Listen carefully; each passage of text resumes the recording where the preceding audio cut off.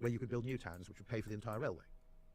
And so High Speed 2 could not only solve the transport problem, it could actually solve the housing crisis in part, because you'd build sort of 30, 40,000 pound communities, which are de facto 20 minutes from Euston. That means they're St Albans, effectively. That's really valuable land. Agricultural land, 3,000 quid. Now with a railway, 20 minutes from Euston, and planning permission, it's worth about £1.5 million an acre, not 2,000 or 3,000 an acre. Consequently, whoop-de-doo, you just pay for your railway. Do that 3 times, you've paid for your railway. I support loads and loads of things. I'd support massive disruption. I'd support land value taxes. But the point is that it is effectively, it's a bubble with a problem. Because if you had a Dutch tulip bubble, you get bubbles in art. You get bubbles in forms of furniture. It doesn't really bother me because those things are substitutable. Okay? If we had another Dutch tulip bubble, I could substitute with lupins or gladioli. Okay, I'm not absolutely dependent on the tulip. Nobody ever said, "Look, son, you really need to take a bit of money and get on the tulip ladder." But with property, it's both. It's everything. It's a Veblen good. It's an investment vehicle. You look at all those apartments on the South Bank near Battersea Power Station. You don't see a fucking light on, do you? It's some bloody overseas person owning it as what they call in New York. It's a safety deposit box in the sky. It's bullshit. We've allowed this to happen. Yeah, and it's a lot of it. We would argue political choice as well. So on the political choice point, I'm an advertising guy, and I support some degree of redistribution of wealth on the simple grounds that if you give money to poor people, they actually spend it on things that benefit the economy.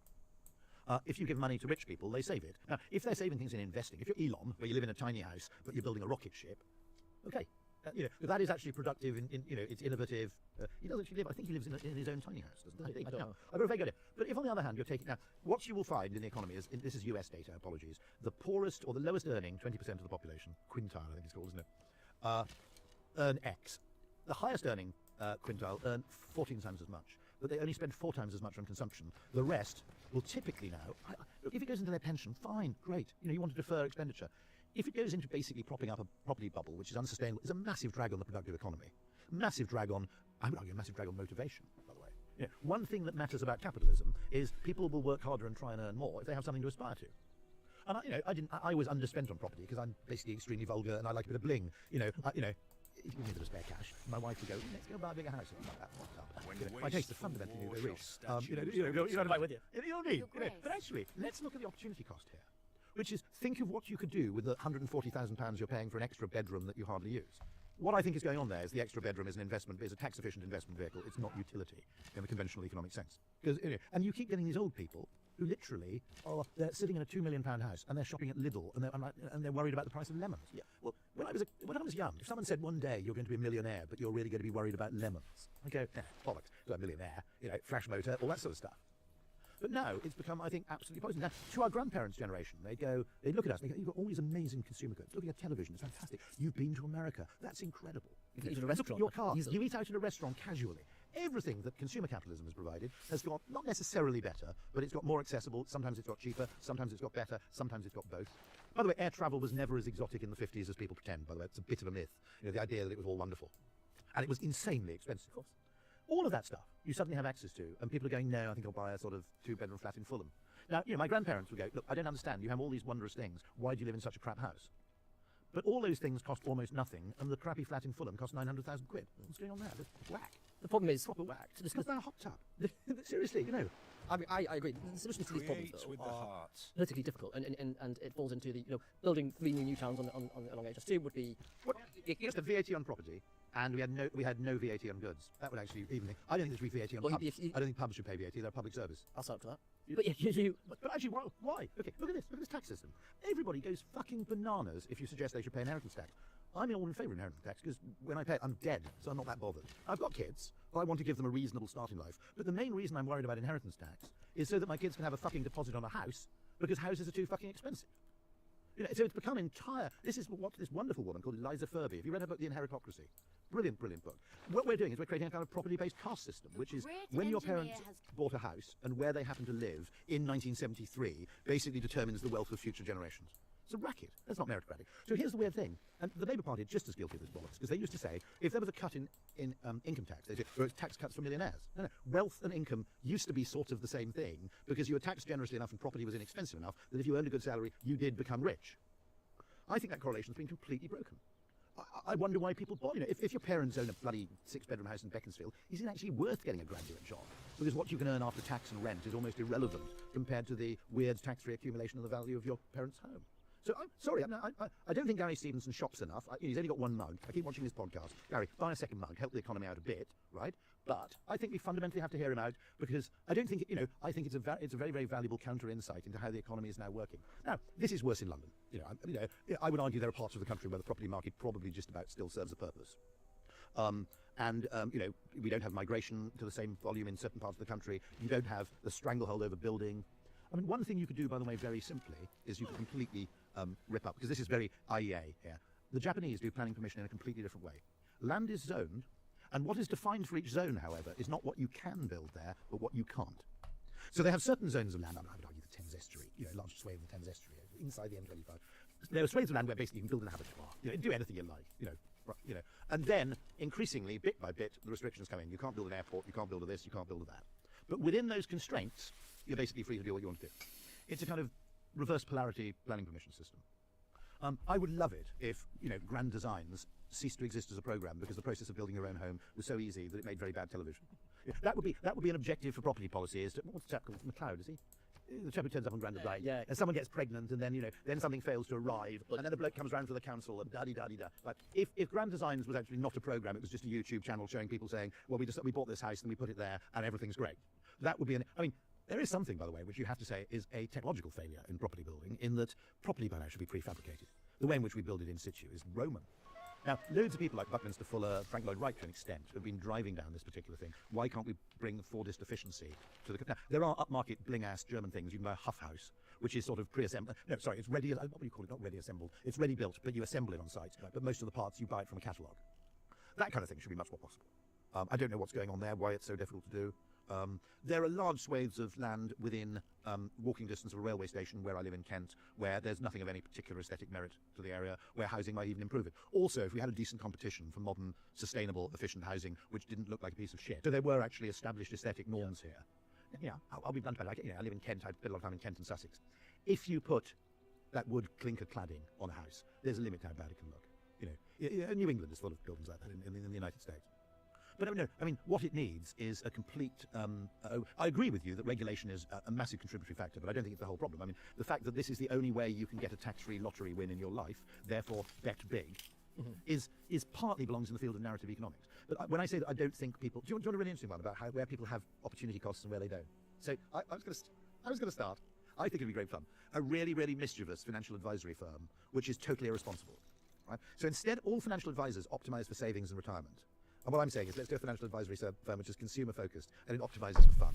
And I was doing a few calculations. I discovered that if you've got a few kids at private school, and of course there's VAT on private school fees now, if you just take the kid you don't like very much and take them out of private school and send them to a state school, you will literally save 50% of the money, and you can lease a brand new Rolls-Royce Spectre electric car with virtually no benefit in kind, because it's an electric zero-emission vehicle. Yeah. So with half of the amount people spend to send their child to a private school, you can have a brand new roller. Now, what's interesting about that is what intrigues me about this, I don't think anybody does that calculation. Do you see what I mean? By sending my kid to private school, what else am I missing out on? Because there are certain things like housing and your kids, and your health, which are absolutist. We don't go, actually quite a good move, because if you drop your kid off at a state school in a brand new Spectre, particularly on the blacked out windows, all the other kids would assume you're a bit of a badass, and they wouldn't give him any grief. But it's very interesting. It always fascinated me, that comparison, because I don't think anybody thought. Are they not absolutist because people have sort of done that assessment very quickly, and they're like, well, we're obviously going to pay for that because it's one of the reasons is there are two forms of consumption if you think about it. There's rivalrous consumption, where if I don't get it, someone else will. And we're highly rivalrous and competitive with our kids. And there's non-rivalrous consumption, which is if I go and buy some personal washing up liquid or whatever, okay, it doesn't significantly diminish your access to it. In other words, your capacity to wash dishes or wash clothes isn't impacted by my purchase of that thing. And then there's what you might call actually negatively rivalrous consumption, which might be like something like a firework display, where actually every participant is contributing towards a better firework display.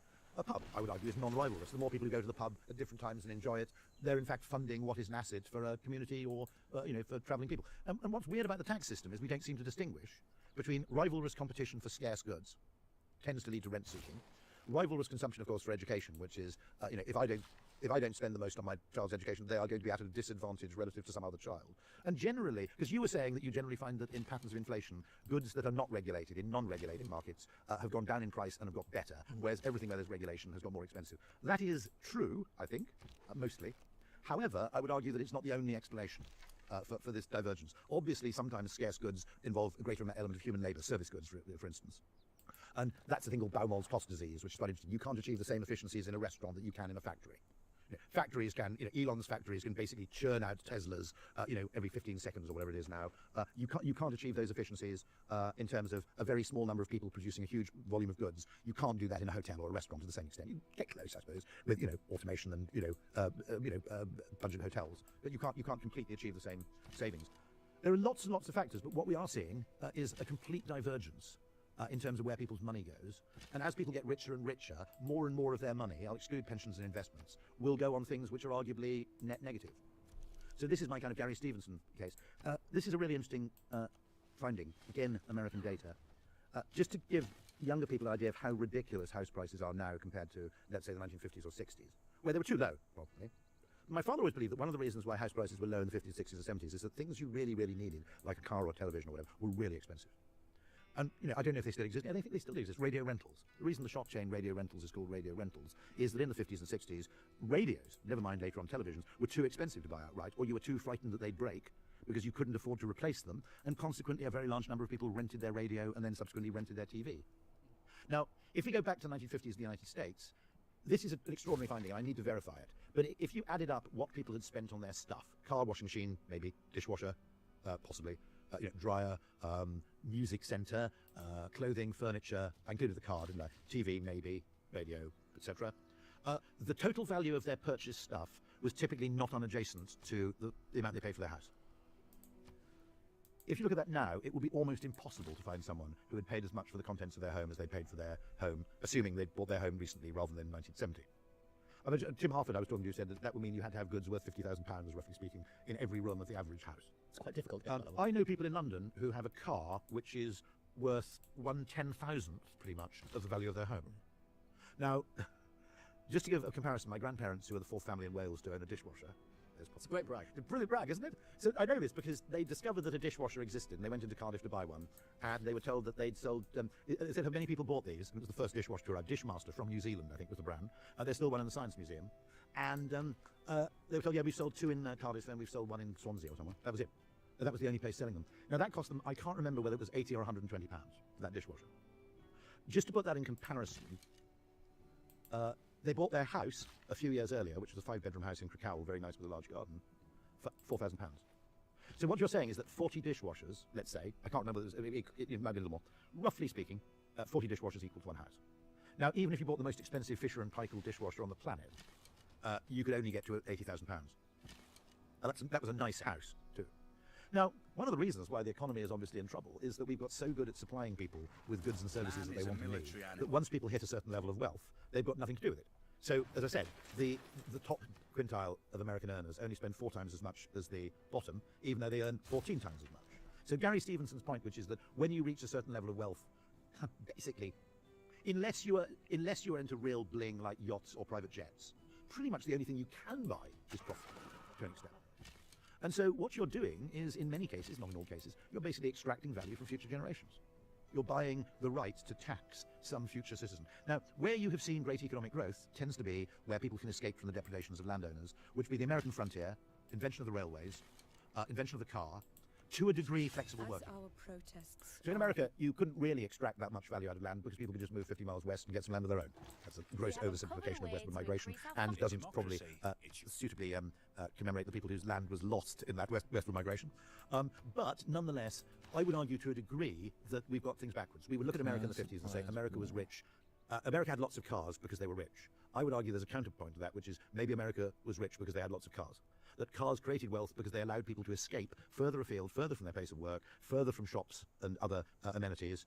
A lot of it was not necessarily desirable suburbanization in the first degree, but my God, were those houses cheap. They were really, really fucking cheap. So you could buy a bling-ass car outside your house, which was practically worth what you paid for your house. And so if you don't have one of those escape from, there's a YouTuber at the moment who lives in a van in London. He's a bit of a hero, a Georgist hero of mine, because he goes, this is the effort you have to go to avoid paying rent. And I really sympathise with him, because if you were pained by paying rent, and you would argue that, yes, I accept the fact that many, many buy-to-let landlords in many, many parts of the country are actually providing a service or an option to people, but that in large parts of the country it's now become entirely extractive. And I remember saying this when people said, we've got to get back into the office because we need to bail out Pret-a-Manger, after COVID. And I said, you're not bailing out Pret-a-Manger, you're bailing out the Duke of Westminster. Tim Harford did a lot of work with a coffee chain called AMT.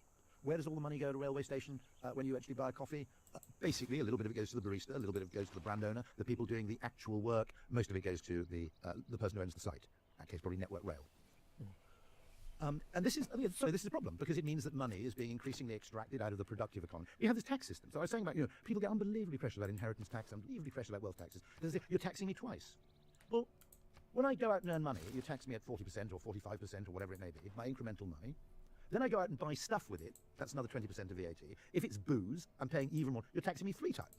So what I would say a decent economy is doing, which is people going out and doing useful work and being remunerated for that useful work so that they can buy goods and services from other people doing useful work and that the whole money can circulate fairly quickly.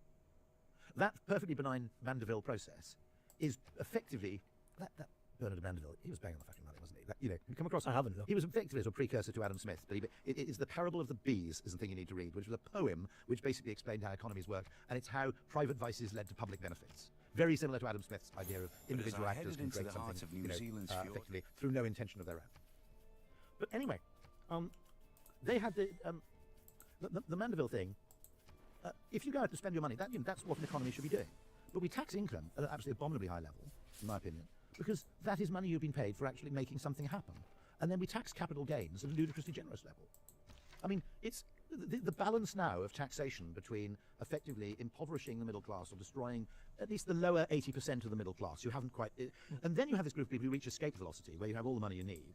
And suddenly, when you reach that level of wealth, suddenly all these weird tax-efficient or tax avoidance mechanisms open up to you. So you have this complete inversion where the richer people get, or the more they, or if you earn money in particular ways which enable you to be a shapeshifter. So it's like hedge funds and people, they can pretend it's a capital gain rather than a salary. Yeah. Right? You can move on. You create this absurd kind of inversion in the tax system where suddenly you reach this escape velocity point where gravity no longer applies. And it doesn't make any sense. Because you don't, just from the point of view of consumption, you want, I'll be absolutely candid, I'm a bit of a shit, I'm a bit greedy, I like to earn in the top decile of the population, but equally, I don't want to be surrounded by people who earn 10 times more than me because the things they buy and the things they fund will be irrelevant and useless to me. So a consumer economy is much more efficient, to a degree, when there's a degree of wealth parity. Because all those complement, people will go to the same pubs, they'll go to the same restaurants. Now, if I'm richer than somebody else, I might go to the restaurant 8 times a year and they may only go twice, but the restaurant's still doing double duty. If you get a complete bifurcation in wealth, where you get people who are basically minted and people who are skint, it's not only a problem of society, it's also a problem of quality of consumption. That in other words, you have a fundamental... you ever been shopping in very rich parts of London? There's nothing there you want to buy. I do want to buy a fucking Louis XIV fucking toilet seat or whatever bullshit these people are buying. And so having a reasonable level of at least gradation is a healthy thing. I want to talk about sort of frontline politics, because a lot of these, I think we agree on much of this, maybe disagreements elsewhere, but in terms of what the solutions are, there are difficulties in delivering them in a democratic system, because the things that you need to do are often very unpopular. On the planning side, on the regulated side, you're concreting over the green belt. The fact that there has never been a case where I can remember where government, well, possibly the poll tax, not a great success story, I admit, where government introduced a new tax but reduced another one. Mm-hmm. The fundamental mistake of economics was conflating land and capital. And to treat two things as if they're the same is utter nonsense. No, Adam Smith didn't do that. Just because Ricardo did it. It was a weird 19th century sort of convenience, mathematical convenience. They're totally different. Now, if you introduced a land value tax, but you got rid of something, and you very symbolically said, now the extreme view of Georgism is you have a land value tax and nothing else. You have to say that that's more or less how Singapore works. And it seems to work fairly well. So that there are some proof points. I think Sun Yat-sen in Taiwan was a kind of Georgist, but he never got to fully implement it in Taiwan. Weirdly, I don't think there's a wonderful book by a guy called Mike Burt called The Land Trap. I really recommend it. He's an economist journalist. It's very, very good.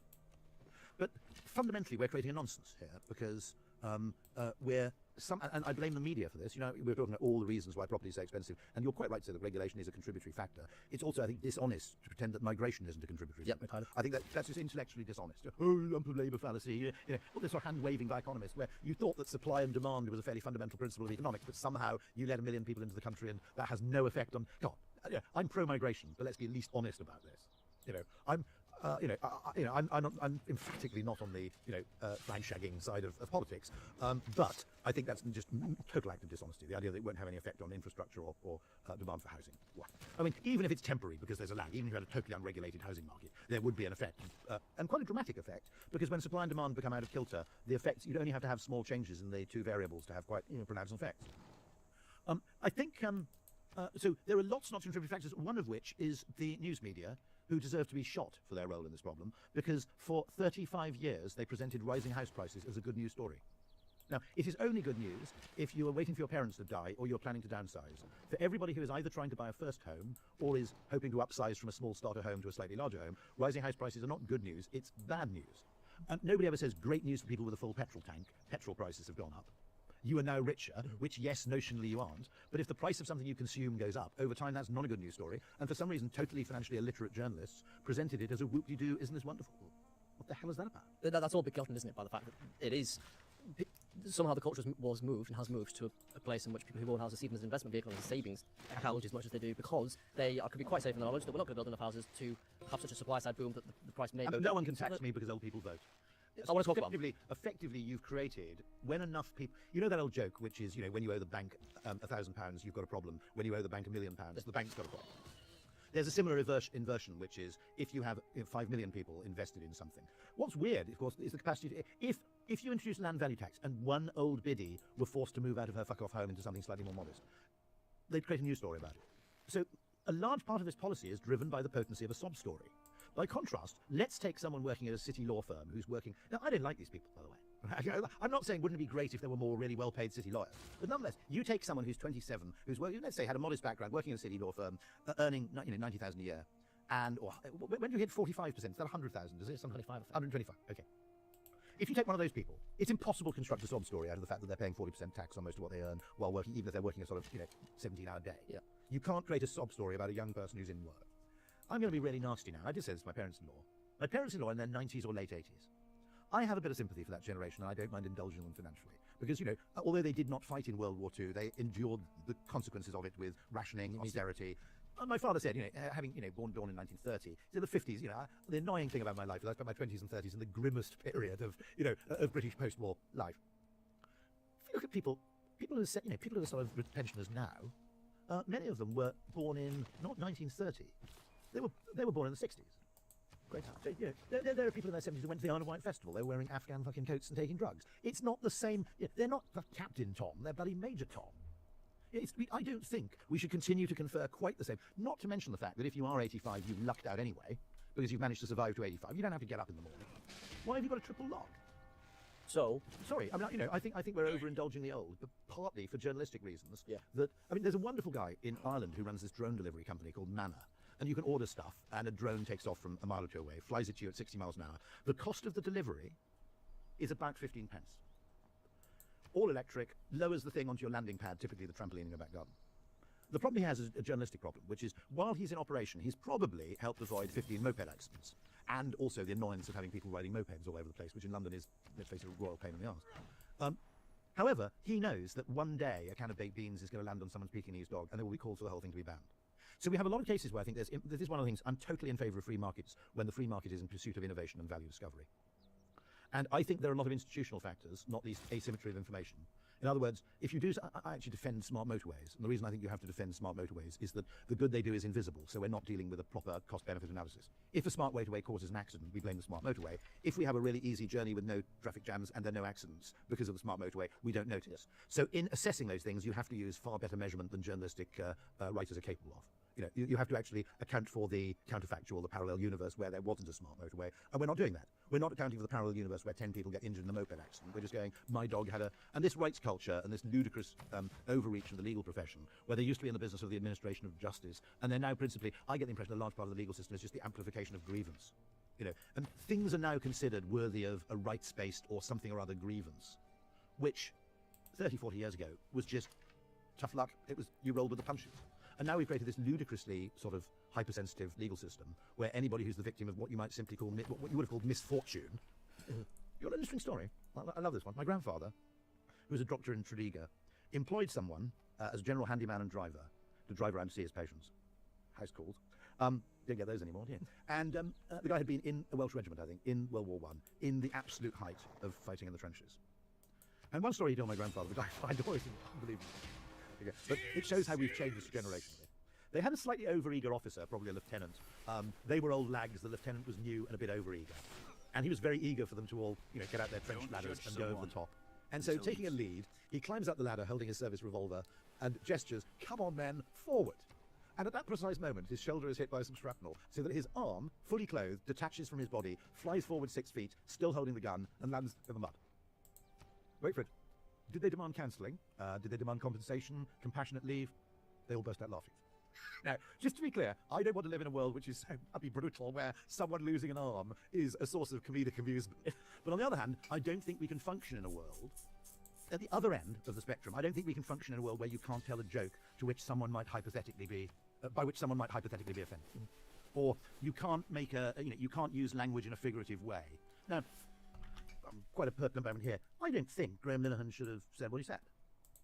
Personally, I don't like exhortation, but I think he's totally entitled to say that. Or certainly, what would have happened in the 1950s and what should have happened then is someone from the local cop shop rings him up and goes, look, Graham, look, we're not going to do anything now, but just be a bit careful when you do this, because we get a lot of people who will demand we take action. His opinion, technically what you've done is actually an incitement. Well, maybe it is, maybe it isn't. Okay, have a word. Right? But we've become so bureaucratic and legalised that he's met by 5 armed police officers. Now, just to be clear, I'm not denigrating Graham's physical fitness, but he's clearly not a cage fighter, okay? And secondly, since he's just come off a plane, it's fairly likely that he's unarmed. That level of heavy-handedness is simply completely disproportionate. And what's happened is we have this weird binary world where you can do nothing, or you can invoke legal authority, but there are all those glorious evolved mechanisms for dispute resolution which humans have, including humour, for instance, or just having a word. There are extraordinary, if you look at normal functioning human societies, there are spectacular, kind of implicit, non-formal modes by which people resolve, not least buying someone a pint. Okay, all of those things, which are glorious anthropological gifts to humanity, are being effectively denied to us because the only mechanisms we're allowed to use in solving a problem are economic and legal. And what has happened is government has been entirely taken over by lawyers and economists. There is no one of any other, there's no creative department in government. There's no marketing department, properly. There are no press people who obsess about what's in the news. There's not a marketing department. In other words, you have this extraordinary kind of regulatory capture by 2 peculiarly aspergic disciplines, which are really all about winning arguments, not solving problems. And one of the most important things, it's all a fake kind of pseudoscience. It's let's pretend things are scientific so that they're absolute and there's a single right answer, which is a totally appropriate mode of engagement in physics or engineering, or but in problem solving, that kind of I know how to win an argument mindset is absolutely the worst person you can have. And I don't care if the idea fails, so long as nobody proves me wrong. Yeah, and this has infiltrated. That may not be the right word, but it's seeped into the private sector as well. You've got a good seeped. You absolutely soaked the private sector to an extent which you wouldn't have believed possible 20 years ago. You would have said generally the private sector is proof against this. However, it is largely driven, not exclusively. There is a large element of HR, procurement, compliance, capture, because those people can lay claim to legality or rules, and a large part of this is driven by ludicrous fear of litigation, which is a product of the UK following in the footsteps of the US, of taking what are personal and private disputes, which could be solved amicably through discussion, and instead turning them into a matter of litigation. And unsurprisingly, lawyers who are paid by the hour are weirdly conniving in this. It's entirely in their interest to pretend that litigation has to be the default mode for dispute resolution. You've effectively built up a class of people, lawyers, and you have an interest in it. It is the entire existence of HR departments, of compliance departments, etc. To elevate their own importance, which they have the free time to do. And so what you have in any modern business is all those entities which were once support functions designed to make the lives easier for the people doing the proper work. Yeah. The person who would have been in 1950 a hospital orderly, making the doctor's life easier, is now like a member of the lanyard class, as Lord Glassman calls it. Yeah. The lanyard class. They're now bossing the doctors around. Now, not all of it's bad. Just let me caveat this, because there were elements in the 1980s and 90s where we made wonderful recourse to anthropological methods in solving problems within companies. In other words, management was much more about anthropology and psychology than it was about process. And sometimes, in fact, not infrequently, the consequences were abominable. I mean, really, really abominable. And extraordinarily unfair, particularly to junior or female employees relative to male employees. I'm not for a second suggesting that I want a reversion. However, what I think we can say is there's been overshoot, which is now, there isn't really a distinction made between what a serious offence is and what someone at a, I can't name individual cases, but someone who goes out to the pub with their colleagues and says something which is slightly dubious, I would argue that has to belong in the private sphere. It should not be a workplace matter. It's none of your fucking business.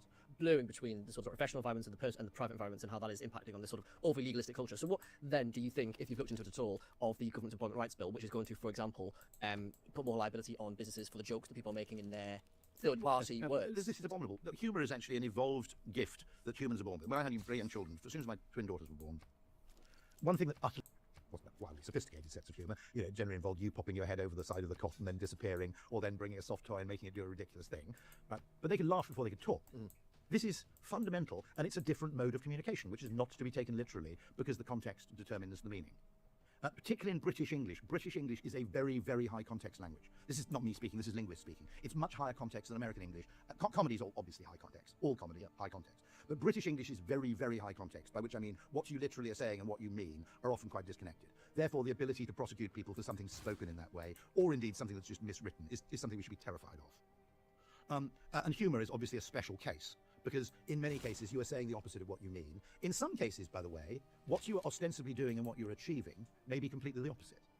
An interesting comedian to look at is a guy called Andrew Schultz in the US, whose content is mild. I mean, you could absolutely put it down on a bit of paper and go, that's racist. And yet his audiences are entirely from the ethnic groups of whom he's making fun. And I would argue that it's working in a peculiar kind of inversion of owning the insult, which is a human characteristic, as you'll notice with, and the phrase Tory was owning the insult. There are quite a lot of names, there are Welsh people at Welsh rugby games who bring along inflatable sheep and wave them in the crowd. That's owning the insult. And it's probably a mechanism for, societal harmony. That if you can reduce a difference to a joke, then are you exacerbating the problem, as a literal academic would assume, or are you, in fact, diminishing the problem? Now, all I can say is, you don't get any fights breaking out in Andrew Schultz's routines. He does an extraordinary thing, going to Abu Dhabi, where he plays a stadium. And he's taking the piss out of the various... I mean, a lot of the details are completely beyond me about the supposed attributes of people from Abu Dhabi versus Dubai and so on. There's a great line, where all the people from Dubai have obviously driven up from Dubai to see him in Abu Dhabi. And he makes the joke, anybody here from Dubai? Real money. Okay, yeah. And all that stuff I see it's not actually discordant, it's harmonious. Now, in order to appreciate that, you need to understand that we've evolved these various mechanisms for communication. And I'm pretty Gervais on this. I think his point about there's a distinction between what you say, what you do. There's also vital questions of what your real intent is. And if you say punch someone in the bollocks, I wouldn't do that. By the way, I don't think he should have done it. I think I think it's inappropriate, and I don't agree with him on most of what he says. But on his right not to be met by 5 cops.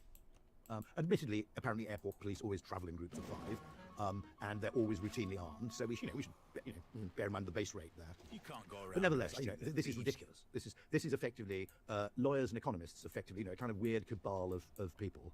I'd also put management consultants in the same frame of people who are effectively trying to reduce every component of life to a kind of process. And by the way, it's probably I'd say it's an unintended consequence of attempts at fairness. That attempts at fairness don't always work very well. Let me explain why. Because in order to be ostensibly fair, you have to treat everybody the same. But by treating everybody the same, you have to be blind to context. Also, by treating everybody the same, think of our education system. Some people are very good at academic shit, and they also make great employees. Some people are great at academic shit and make shit employees, and vice versa. There are people who are appalling academically who make both great and shit employees. There is probably some degree of correlation there, but it is absolutely not exact. Now, what you're doing is you're saying we're going to judge everybody and award starting salaries and jobs to people on the basis of the same criteria because it looks fair. But if those criteria aren't a reliable proxy measure for that person's potential value to society, all you've done is you've been very fair, you've been overly fair to people who happen, like me, who happen to quite like writing essays about the Peloponnesian War, and you're being massively unfair to people much more talented than me who just don't like writing essays about the Peloponnesian War. And it's very interesting working in advertising because it's a weird mixture of kind of chin-stroking Oxbridge types and people who just have some innate talent for doing it. Music instruments. DLC. Go to the very top of the chat. Couldn't read music. I mean, there are brilliant musicians who are also fantastic musicologists, but there are also people like the Beatles who basically couldn't read music and made it up as they went along. Yeah, they happen to do it very well. Now, what you're creating there is process fairness, but outcome inequality. Yeah. Now, there's a great guy, you ought to get him on the podcast, called Joseph Fishkin, who wrote a book called Bottlenecks. And if you apply the same criteria to everybody, you create an artificial bottleneck. He said, society as a whole, he's a legal scholar, UCLA, society as a whole should not be aiming for equality of opportunity, should be aiming for plurality of opportunity. We want to create a world in which lots of people with lots of different talents can bring those talents to bear and all be valuable in lots of different ways and make quite a lot of cash doing it. If you basically demand this business of fairness, fundamentally, one, it will almost be biased towards harm avoidance, I think. To an extent where you will end up harming society to protect the interests of one person. But secondly, this business of process fairness, outcome unfairness. So here's a parallel I always use, sorry if you've heard it before. Let's imagine that we use not academic ability, but chess playing ability as a proxy for intelligence. My argument is it's a one-way proxy. If you're really good at chess, in some respect, you're probably quite clever. You may be utterly useless and everything else, but you are clever, in inverted commas. You can play chess for shit. However, you can't say the opposite, can you? You can't say that someone who's not good at chess is not clever. Now, I would argue that academic measures of ability, and in advertising, we used to get these people who, and actually banking used to have them, people who literally came through the trading floor, they came through the post room. There were people who, actually, in some cases, high school dropouts, who just had a particular facility for doing what it is that banks need to do. And we've created, effectively, this idea that so long as the process is fair, we've got nothing to worry about because the outcomes we don't have to care about. And that is Britain is an empirical, the whole thing that distinguishes the UK is that it's unlike France. It's a highly empirical, practical, common sense country where if it doesn't work in practice, you don't care what the theory says. And if it does work in practice, you don't care if it doesn't work in theory. That's a characteristic of British inventiveness. And yet we've been captured by these people who, it's the whole thing about, I don't care if it works in practice, does it work in theory? And is the process objective? Because we've done this sort of thing, and we've created absolute disasters by applying the same criteria or the same process to conditions or problems which are contextually totally different. There are calls to violence and there are calls to violence. Any person on the street can go, if you say, I'm going to deck you, that can be both figurative or it can be literal as a threat. Yeah. But if you say, no, because I've seen it on the page, an example which happened, which terrified the life out of me. Because my boss at the time was female, and there were a load of people, I think, in Goldman Sachs or somewhere, who had to charter a private plane. And the joke was that the female member of the party should walk down the aisle of the plane going, would you like tea or coffee? Would you like tea or coffee? And it's a pathetic joke, it wasn't very funny. But the reason I said to my female boss that legal case terrified the life out of me was that she and I, who got on very well, and also, it's not from the latest inconceivable news, one of us I have my own Grand Theft Auto 5 roleplay server in but that it Djibouti. could then be used by a third party and misrepresented to, there are cases where people have brought complaints a year and a half after the incident occurred. Now, at the very least, you need to have a statute of limitations on this. Why? Because otherwise, employees can simply build up what you might call a list of potential Right corner, grievances. you can see what my Hold them personal in promo reserve, code keep their powder provides. dry. You can and wait their join, moment to use play, them to get someone sacked or to get but someone don't be demoted or whatever. surprised when you're driving a car and a drone crashes One of the into things you. that these people are, the people who are process obsessed, are unbelievable. I'll say this actually of left-wing people to an extent. I'm not exclusively right-wing. I'm a bit of a Gary fan. I'm also, if you're a Georgist, you're kind of confused anyway. But they're massively blind to the extent that once they have designed a process, two things can happen. Very similar to things like, I think, Goodhart's law. Once a metric becomes a target, it loses its value as a metric. One, the process will have unintended consequences. Two, people will game the system. And there's something really, really weird about certain highly educated people where they think that quality of reasoning translates to quality of outcome. If I can win the argument and the process is well designed, then the outcome will be wonderful. And if we invest a lot of intelligence in the process, we don't have anything to worry about because move on, nothing to see here. Do you think that is Keir Starmer's approach to governing? We certainly got the legal background. If we're being honest, I think the whole thing was fucked up by Jerry Irving and Tony Blair, wasn't it, in 1997, when they fucked the whole judicial system around. That was like the sort of going off the gold standard moment, I think, in terms of like weird judicial overreach, signing up to things with no democratic mandate to do so. You sign up to these legalistic mechanisms. I don't think that those would pass a citizens' assembly or a democratic support at all. Do you think? I mean, did something go seriously fucked in '97? That's always the impression I got, that they came in and they kind of got rid of the law lords and they created the Supreme Court. Since when you seem to have basically lawyers who I always totally admired and venerated seem to have become a bunch of activist wankers who are basically deciding the law, not actually enacting it. Yeah, no, there's lots of examples of sort of post-Blair things being held up as being sort of, there was an argument a few months ago with Robert Jenrick and the Sentencing Council and talking about attacking the independence of the judges because he had said something along the lines of the Sentencing Council have got something wrong, we should abolish the Sentencing Council, and the judges would kick off and say, well, actually, this is judicial independence, sentencing is for the judges, etc., etc. By saying you should abolish the Sentencing Council, you are attacking the independence of the judiciary. The Sentencing Council was set up in 2008, 2009. Right. It's not like we didn't have independent judges before the Sentencing Council existed. Got it. It's that sort of these principles, and freedom. Keir Starmer always falls back on. He always falls back on when asked about freedom of speech in the UK. The UK has always had freedom of speech, and that's not going anywhere anytime soon. But the UK has been a bastion of free speech before maybe 1985, the Offensive Communications Act. Okay, when things started to slide. Just relying on our history is not enough to negate the negative things that have happened yet, but also the things that have happened since 1997 do not, if we... By the way, why don't we get some creative people in and say, how do we solve this problem without actually limiting free speech? And there's a perfectly simple way you can do it, by the way. One of the things I think you need to remove on social media is anonymity. There are no other... that's not quite true. I'll tell you a very interesting story. I imagine in China something similar happened, but we don't know about it. Until the 18th century, where London reached a population of 1 million people, there were no circumstances where you could randomly insult people and not expect to suffer the consequences personally, either reputationally or indeed physically. And the reason was that even if you ran up to call someone a wanker and ran away, in a small town or in a small community, you'd bump into those people again. Now, you suddenly reached two particular situations, and we know this from Boswell's Life of Johnson. which is that Boswell points out that in London, on the riverboats in the 18th century, it was the custom for everybody on the boats to just shout random abuse at the people on the shore. Because the boat wasn't docking for another mile, and the city had a population of 1 million people. They weren't going to dive in and swim to the boat to hit you. And we know this because where all the other people were shouting fatso and wanker, Boswell reports that Dr. Johnson, in fact, recorded, he actually said, "Sir, your wife, under the pretense of running a bawdy house, is a receiver of stolen goods." And particularly Johnsonian kind of, that belongs in Blackadder, actually, doesn't it? Okay, now, what's interesting there is that it's highly unusual in the evolved environment for people to be able to, and now obviously there are things like anonymous letters with the advent of writing. I would argue that if you have the comments under a newspaper article and someone just writes tedious bullshit, the newspaper should just delete that comment because it adds nothing of value. I don't think it's acceptable for people to do this under the cloak of anonymity. I think that if you are to post in a public forum, your identity should be attached. Now, there's not an imposition on free speech. It is an imposition on basically people fucking around with technology in a way that we as humans are not evolutionarily prepared for. I would also, there was another one I said, which I also think in a weird way, which is, so the ancient Greeks had two concepts of free speech. You must get the Australian economist Nicholas Gruen on, by the way, because he's top on this. There's something like Isagoria and something else. There's freedom of speech, which is you can say what you like, but there's also equivalence of your ability to speak. So in other words, now, the problem you have in social media is that most people on social media are perfectly safe, nice, decent people, particularly people under their own names. I've never had an anonymous account, I don't think. Nor would I wish to do so. I regard that as dubious. But there are certain people who just post endlessly on the same topic. Now, in a normal human environment, you couldn't get away with that. If you're the guy who every time you went to the pub, he complained about Brexit. Who's that guy Grayling? If you look at his Twitter feed, it's just literally, don't get me wrong, people who tweet a lot who are opposed to Brexit, but occasionally tweet about kittens, I'm totally happy to continue to follow them and continue to follow what they say. If literally everything you say in that forum, something which would never be allowed to you in any normal physical environment, and you simply go from place to place ranting about one thing. It's really fascinating if you write an article in favour of electric cars in the Telegraph or Times, because there are clearly people, there are only about 10 or 15 of them, who will literally seek out any article that's vaguely... At no point did I mention that they should be subsidised. At no point did I say that gasoline cars should be discouraged. I merely said that electric cars are very, very good, and all the stuff about range anxiety is a load of bollocks, which it is.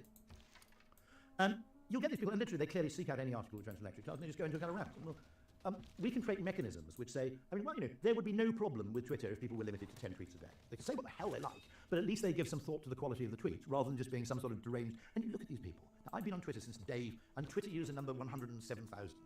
So I was really, really early. I've been there for ages. And I can't remember how many tweets I made. It's probably in the, 10,000, I don't know, maybe it's 5,000, not sure. And then you occasionally come across people who've been on Twitter for like 4 years, and they've made like hundreds... There's a guy who had a real animus against Nassim Taleb, and Nassim added up the Twitter abuse he received from this man, and it would have made a hardback book. It was like 80,000 words of abuse. Literally, he devoted the contents of a hardback book in terms of quantity, not quality, to just abusing something that Nassim had said in one of his books. Now, I think it would be entirely desirable to everybody if the operators of those sites rationed. I don't think you can ration, subject matter. Although my view is, if you do three serious tweets about the need for a land value tax, I think you owe people a dog falling off a skateboard. Just because in pub conversation, that's what you do. Yeah. I mean, otherwise you turn into the pub Marxist, don't you? And that was one of the reasons Marxism never took off in the UK, is it doesn't really mix with pub culture, does it? No. There's nothing in British pub culture. You sit there and go, well, you never guess what happened to me. Oh, that's the violence inherent in the system. Or, what's that lovely phrase I always use? The inexorable rift in the interdependent process of social metabolism. If you're the guy in the pub and you start talking about inexorable rifts in the interdependent process of social metabolism, basically people are going to avoid you. Yeah. And, I think there are ways in which freedom of actual speech can be preserved, while actually avoiding some of the worst attributes of social media. I mean, who are the people? You write an article on the Telegraph, boring shit, right? Well, at no point, there is no reason for the Telegraph not to remove that. If you say, I think this is entirely erroneous and the guy is an idiot because he failed to understand the laws of physics over the conservation of energy or whatever it might be, and totally legitimate. Abuse? Yeah, and just random abuse. Why does the Telegraph leave that in? They don't have to, it's their space. And the only reason you can say is because they're probably optimising for attention rather than optimising for quality. In other words, they're optimising for a short-term stupid metric of let's get these fuckers wound up. I mean, wealth tax is a great one with Telegraph readers. Apoplectic, insane. Inheritance tax. Yeah. Well, Adam Smith was in favour of inheritance tax. I mean, I'm in favour of it to a degree. I mean, in the sense that it should be levied on the recipient, probably not on the actual deceased, which would also encourage people to spread the money around. Before we try and wrap up fairly soon, but I want to talk a little bit about sort of current political policy debate. What's your totally hate this government, by the way, likewise. which is weird because lots of people do, and they haven't engaged in some of the worst left-wing things like anti-Trump grandstanding, which I'm totally mixed about the guy, really. There's a bit of me which goes, actually, anybody who isn't drawn from the standard sort of administrative class that tends to govern us. If you ask for what my politics is, I belong to the garagiste wing of the Conservative Party. The slightly wide, trying to make a bob, kind of, exactly, David Davis, for example, or Norris, Grant Shapps, the wide, slightly nouveau riche division of the Conservative Party who are in favour of wealth creation rather than, I think there's also part of the Conservative Party which is all about wealth retention. Yeah. Yeah, I quite like, interestingly, who is it who comes out in favour of Lucy Letby? It's David Davis, and she was the one who came out as well. She just migrated to Reform. Norris. Yes. And there's a bit of me going, why is it that it should be like distinguished legal minds questioning this verdict? Why does it always fall to these? And the answer is, I think, the entrepreneurial mentality is fundamentally not a pack animal.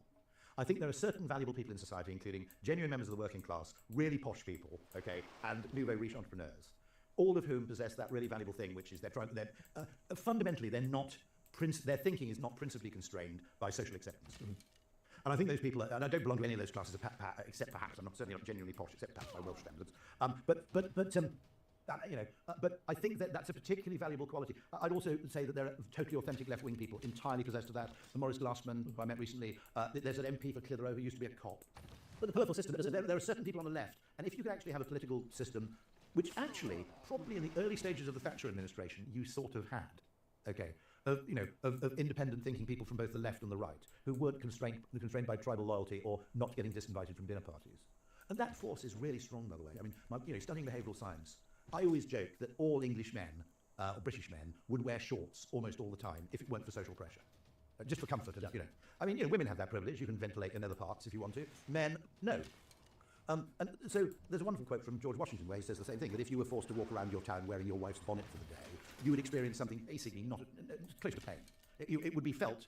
I mean, social opprobrium or ostracism is, I think, experienced, because we're social species, it's genuinely experienced as pain, physical pain. I don't think it's a psychological, mental thing. I think it's absolutely felt.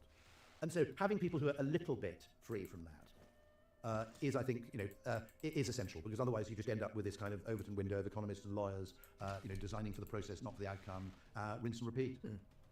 To wrap up, quite specific question, but it's very topical at the moment. What's your take on the tube strikes? Are you standing with the strike? It's a very funny story, which I think is true, by the way, and I would love someone to research it. Back in the 1980s and 90s, because I'm old, the tubes and the buses used to go on strike on the same day, so you have a transport strike. And what I heard was that the tube drivers were very annoyed because when there were no buses on the road, everybody could drive in really easily, and it didn't create that much disruption. So sometime in the early 90s, the tube drivers reached an arrangement with the bus drivers that they wouldn't both strike simultaneously because it made them look bad.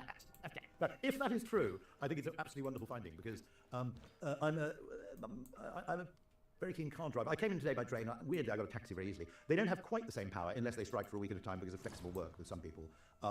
It does place an intolerable burden on essential workers who tend to be, less well paid, who have to be in a particular place. So it's a slightly weird working class movement, which I think disproportionately affects people with proper jobs, not people like me who can, as I did this morning, sit on Zoom all day talking to 400 people on a stream. And it is now. What is the grievance? Is it purely about pay? Is it about working conditions? I haven't investigated it. I had to say it took me by surprise on Sunday, because I only watch YouTube now. I don't generally watch linear television, so I completely failed to hear about this thing at all. And probably because I was watching a 3-hour documentary on traction engines. That sounds great. Which is with the true happiness. It's about pay and specifically hours. They want a 32-hour working week because their shift patterns. There's working conditions more than pay, but it is, I think, both. What does this cost net? Because there are statistics about how well paid tube drivers are. I have got a very mischievous solution, which is, of course, you don't need tube drivers, because everybody who lived in London would be happy to volunteer to take a week's holiday just to drive a tube train for a week, because it would be an absolute blast. Where do I sign up? In Dungeness, there's a steam railway, and there are volunteers who drive the little red trains. I think some of them are paid because it is a scheduled service, but you can pay money to drive the steam train for a day. Well, why on earth? I mean, there may be some safety considerations, but it's all health and safety gone mad, isn't it? Yeah, there may be some safety and training considerations, but most people would pay to drive a tube train for a week. It would be an absolute blast. I love it. Yeah. However, that is a mischievous suggestion, which is not meant to be taken seriously. It's merely a mischievous reframing. I am probably sympathetic to the idea of a reduction in the working week in general. I don't think it's complicated.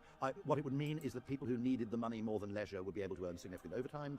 People who prefer... I don't think... You see, you always go, oh, look, we're free, because it's a free market. Okay? No, we're not free, because we're constrained by social norms. And at present, the social norm is that people who work 5 days a week. And if you go to your employer and say, I'd like to work 4 days a week, you immediately put a big sign above your head that says, lazy guy. But I think the ability to actually have, to determine your preference between leisure, labour, capital, money, all those things, fundamentally, you cannot have freedom without inequality, by the way, because people have wildly different preferences and priorities. And if you try and aim for equality of outcome, the only way you can do that is by completely suppressing individualism. I'm actually quite rich and vulgar, and I effectively have the mentality of a Euro-Riche people. But those people who kind of live in the Welsh borders and sell joss sticks, kind of admire them. Yeah, it's in other words, we all have these trade-offs we have to make. It is a monstrous thing to try and impose on people very strong ideas about how you should live your life. And I think there is a significant number of people, including, by the way, I think a lot of people who retire early, who would actually much prefer to go part-time. Yeah. And that's actually a cost to the state in a way, isn't it? Because now there's a particular legal thing which I came across because I now work 2 days a week and do independent stuff. To be honest, the only way to make any money nowadays is to have more than one income source. Because if the only way you can make money now is to have people paying you who don't care how much other people are paying you. As soon as someone is the only person paying you, their natural instinct is to reduce that amount. Tragic discovery, but true. However, what I'd say is that I noticed that when I went down to 2 days a week, now I worked for over 34 years, if they then make me redundant, I'm not saying they're planning to do that, although I'm only one misgendering of someone's dog away from being fired, I guess. If they decide to do that, and that, by the way, is an interesting effect of this intrusion of the legalistic into the workplace, which is no one feels secure anymore. And one of the biggest predictors of performance in the workplace is a sense of security in your team. These people have got my back. So long as we all hang together as a gang, we're all safe here. And that's been completely eroded so that everybody has a sense of precariousness.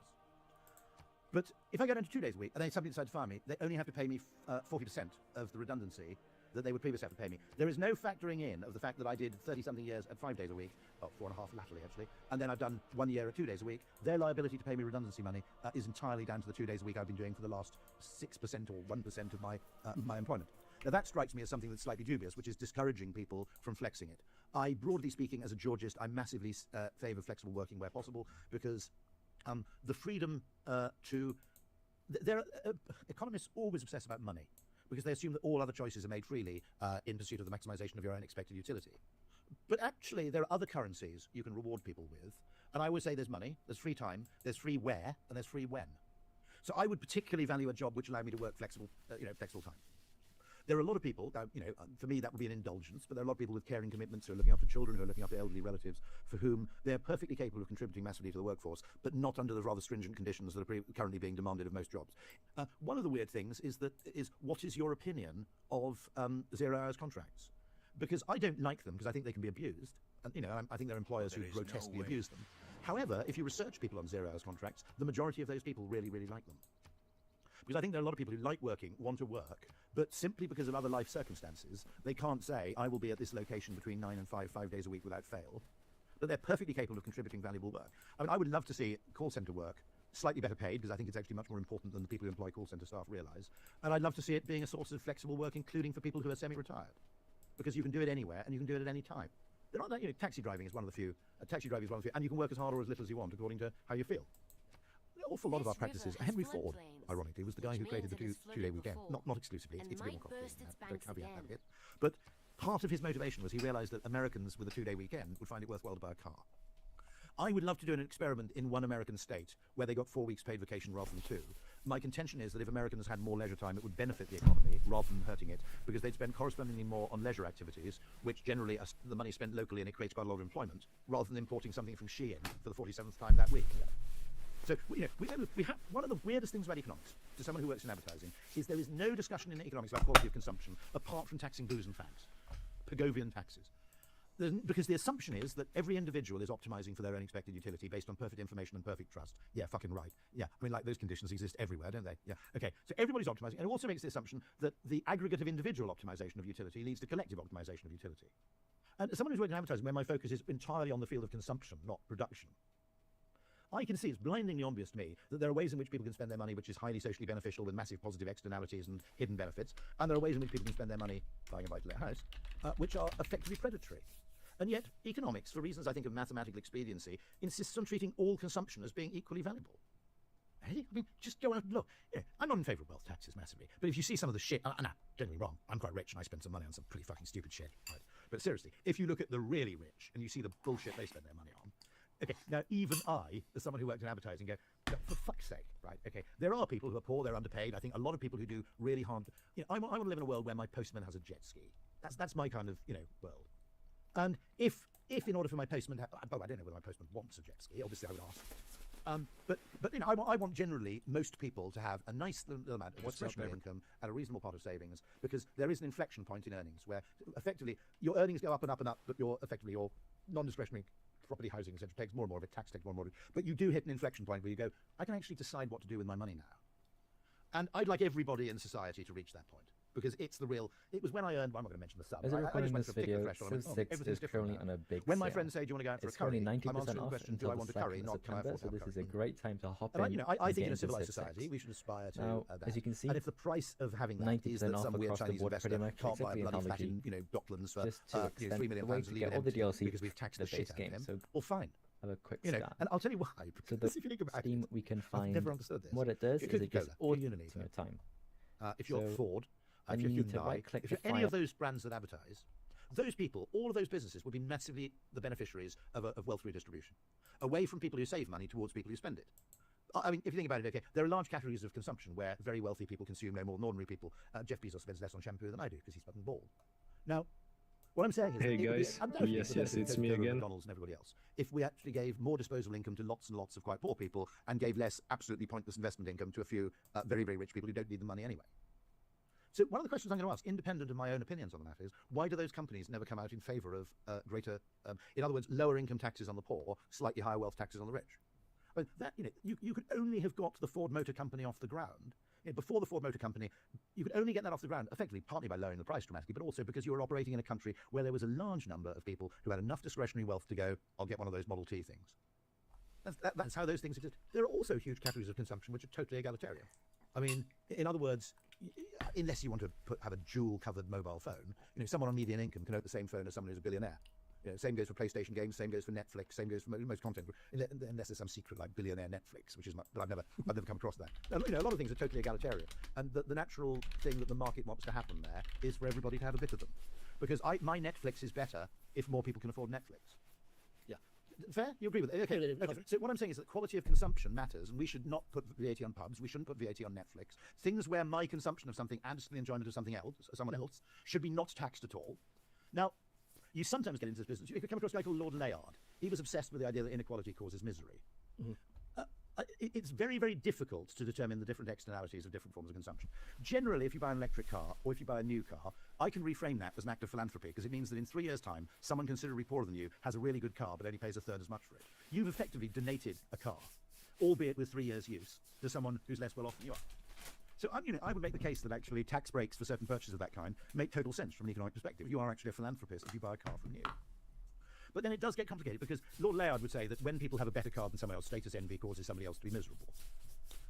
I deduce that Lord Layard isn't really a car guy, because actually, I don't know. You're Londoners. You probably get around with some 9 bike or something, do you? Not particularly. I do have a car, but I'm not a car guy. If you're a car person, you're actually delighted if your neighbour gets a Ferrari, because you can go out and talk shit about torque vectoring and active air suspension or whatever it is. So it's not as common. Layard's idea of what we envy and what we don't envy, and the sort of invidious comparison, I think is partly accurate and partly fair. I think we get areas where expectations, like of how beautiful the interiors of people's homes are, have become oppressive. You know what I mean? Yeah. That actually the norm in terms of how neat and beautiful and well decorated your home has to be, I think, is oppressive to people who just aren't that bothered by that shit. Yeah, the Pinterest phenomenon. Yeah, and actually the Airbnb, I think, has contributed to as well. I mean, when I was a kid, you'd rent a house, and basically there'd be a broken armchair and stuff like that. And my father always loved that stuff because he felt I didn't have to worry about the goddamn house. I can just make myself at home. And now there's got to be like a 9-foot diameter clock on the kitchen wall for no readily apparent reason, and a stupid sign saying "Live, Laugh, Love." And then you've got to pay Farrow and Ball to paint the walls a particularly weird colour. Yeah. And those are the things that bother me, not cars. Mm-hmm. Just to because we are over time now, but just the last question, and it's a relatively quick fire one, and I'm going to impose the restriction. You can't answer land value tax to this, because I'm pretty sure that would be your first answer. Well, let me just say the default answer to all these questions is land value tax, yes. Henry George, progress and poverty. But what I'm giving you in the future is the second best answer to the question. Yeah, sure. So what if you were Keir Starmer or Rachel Reeves? What would be top of your policy wish list that you would deliver? Very simple, actually. After the land value. By the way, I'm not that fanatic. Some form of experimentations with citizens' assemblies, local democracy, localisation. We're far too centralised because context, in any decision, context matters. That's quite Hayekian. And absolutely. And therefore, I believe in the Hayekian sense of devolving decision-making to the people who experience its consequences. And I would ban speed cameras, and I'd rebrand the Conservative Party from the Conservative and Unionist Party to the Conservative and Motorist Party. Think about this. Right? Most Londoners, most politicians who get around on some, the expense of the state, have no clue how the ordinary populace actually get around. Most people identify as motorists. And this would be an unbelievable brand grab, because you just say, we're going to get rid of speed cameras, we're going to get rid of potholes. By the way, you would also be incredibly generous with your provision to cyclists, but you'd spend a load of money on building roads. And the reason you spend a load of money on building roads is that when you build a road, you can build a house next to it without being a NIMBY. If you won't build roads, you have to build houses next to other fucking houses. And then people go, oh, I don't want a house next to my house. If you build a road, you can create a community. And by the way, the value of the land... Oh, sorry, no. I think I've got to do land value capture. Whoop, okay. It's just a minute, isn't it? You've got to speak for 60 seconds without interruption, hesitation, and without mentioning the land value tax. But we need to introduce Gary Stevenson to that, but that's nothing. You can pay for the road with the value captured by basically granting planning permission. And I would do this at the local authority level as a way of local authorities raising money. But I think that democracy has fundamentally failed, partly because it's too centralised. If you look at local politics, now I may be wrong here, but I have friends who work in local government, it's not very politically polarised. They're just not very ideological. They're not trying to win an argument, they're trying to solve a problem. You know, and actually the thing that always upsets me is I'd like to live in a world where being in local government was more prestigious than being in national government. Because, to be honest, will I ever do this? Could I sit through a Sevenoaks Council meeting for... From the No, first I do watch them on stirrings of YouTube life occasionally. beneath water, There was too much, in my opinion, there was a bit too much about great Swanley Leisure beast Centre, not of enough the about the real Stone issues like Age. why doesn't Sevenoaks have a To Taco man Bell? taking But anyway, his I'll ignore that first for the moment. upright We really steps, need. you Seriously, have like, come inexpensive far. food, reasonably healthy. What's the Now problem? begins your greatest quest. But I think, you know, From I genuinely feel if I this went into early national cradle government, of I'd be civilization be thwarted by a load of on lawyers. towards And the actually, if I went into stars. local government, I could make a difference. And by the way, the first thing I would do as the, you know, I don't want to be world king. I want to be Kent king. Right. There has to be a better way of repairing potholes. You know, just as I said, there has to be a better way of building houses. It's 2025.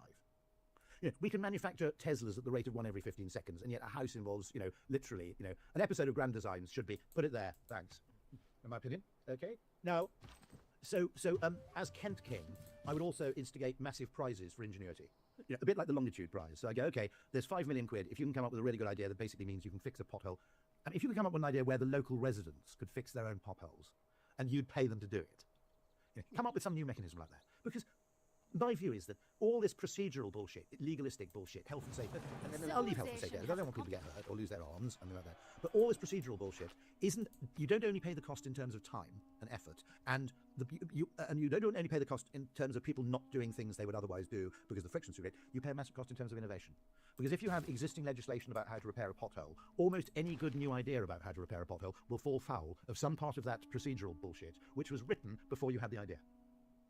It's rather like the Civil Aviation Authority and drones. You know, I'd be pretty keen on getting a good drone economy going. That feels like the perfect place to end it. Well, no, you have 2 more questions where I have to avoid mentioning land value. No, That's it. Okay. That's it. Yeah, that's it. So I think we will end it there. Thank you for your time. We'll have to get Gary Stevenson on to introduce him to land value tax and planning reform. Roy, thank you very much. Absolute joy. Thank you very much indeed. Thank you too for watching. Subscribe to us wherever you get your podcasts on YouTube and on Substack at insider.ia.org.uk. Thanks so much for taking the time. Then But until weave next the time. web of the see you. mist.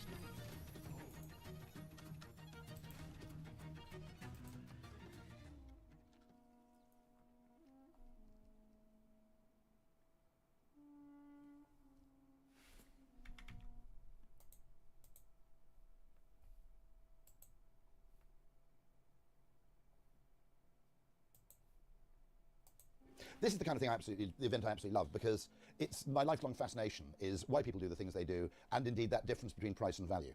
I flew over here on a Embraer 190 from London City Airport, and I imagine I don't know what the planes cost, they're about £55 million.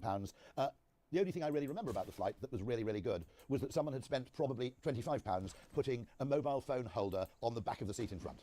Okay? And so one of the first things, I think this is why marketers are often unpopular within organisations, which is marketers have no sense of proportion. But the point is, consumers have no sense of proportion either. We can be hugely impressed by utterly trivial details, and we can ignore things that millions of pounds have been spent on. You know, I certainly don't know who made the plane's engines, for example. And yet I imagine if you're working at British Airways, if you're the person responsible for seat back fitments, you fall fairly far down the food chain. So anyway, here we go. I think there's a fundamental problem in the way in which people try to understand business, consumers, economics and everything else, which is that most people are trying to win an argument rather than solving a problem. And the mental mechanisms, the processes you adopt are actually quite different from the two. But of course, in any large organisation, you can only do anything by first winning an argument. And so what you have to do is basically start with a reasonable assumption, make 3 or 4 logical deductions from that first assumption, and then get to a point which you claim is absolutely right, the single right answer. And if you think about it, our education system encourages people to do this. We probably hire people for their ability to do this. We promote them on their ability to do this. But actually, problem solving is very different. I mean, one of the nasty presumptuous things, this is a book called Voltaire's Bastards by the Canadian philosopher John Ralston Saul, and he makes the argument that of all the human mental faculties we've evolved, including things like intuition, creativity, and even humour, we've put rationality in far too high a seating place on the table. that we regard it as basically superior to all the other modes of kind of human mental processes. And he thinks this is just a fundamental mistake. He thinks that there are moments when you should absolutely use rationality and be absolutely adherent to it, but a lot of the time you should give it a back seat. Now, if you win a rational argument, there are often problems. Quite often, for example, and funny enough, this is also true in physics, in very advanced physics, but it's certainly true in psychology, that the opposite of a good idea can be another good idea. In rational world, you know, in high school maths world, the opposite of a good idea is wrong. But in the real world, the opposite of a good idea can be another good idea. Or sometimes the best solution is to do two things which appear completely contradictory. I met somebody not that long ago who was the UK's walking czar. And I said, well, what do you do? They said, well, our job is to encourage people to walk more. So what do you do to encourage them to walk more? They said, well, we campaign for more footpaths, you know, better pedestrian access to things. We campaign for pedestrianisation. Now, it so happened I just had a bout of sciatica. And I don't know if you've ever had sciatica, it's back pain. It's a bit like a premonition of what it's like to be 20 years older than you actually are. And I said, what about seating? And the guy looked at me as if I was nuts. I said, look, okay, very fit people need more footpaths. But frankly, Britain hasn't got a shortage of horizontal surfaces. You know, there are plenty of places you can walk if you want to. The problem with the elderly, or people who are marginally disabled, or the people who need to walk more than they do, is if they do start walking, there's nowhere to sit down. And so sometimes the solution to getting people to walk more might be twofold. Yes, you campaign for more footpaths, but you also campaign for more benches. If you go to a seafront where, for complicated reasons, there are always far too many benches, memorial benches typically, what you will see is a lot of people who don't normally walk a lot, walking a hell of a lot, partly because they confidently know they'll always be able to sit down. And so, you know, one of the things I would say, with pricing, one of the reasons I got interested in this category is I overheard some people at a KFC conference saying the product's not selling very well, so we're going to drop the price. And I just read a Nassim Taleb book, and I said, well, before you do that, try putting the price up.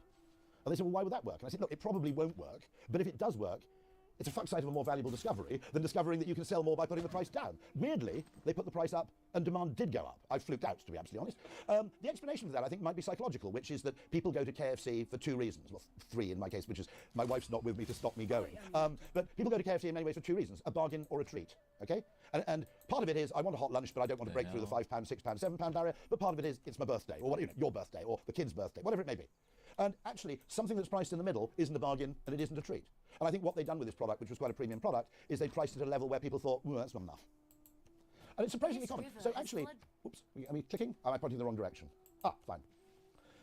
Fundamentally, one of the problems we have is that most humans, we're not a rational species, we're a rationalizing species.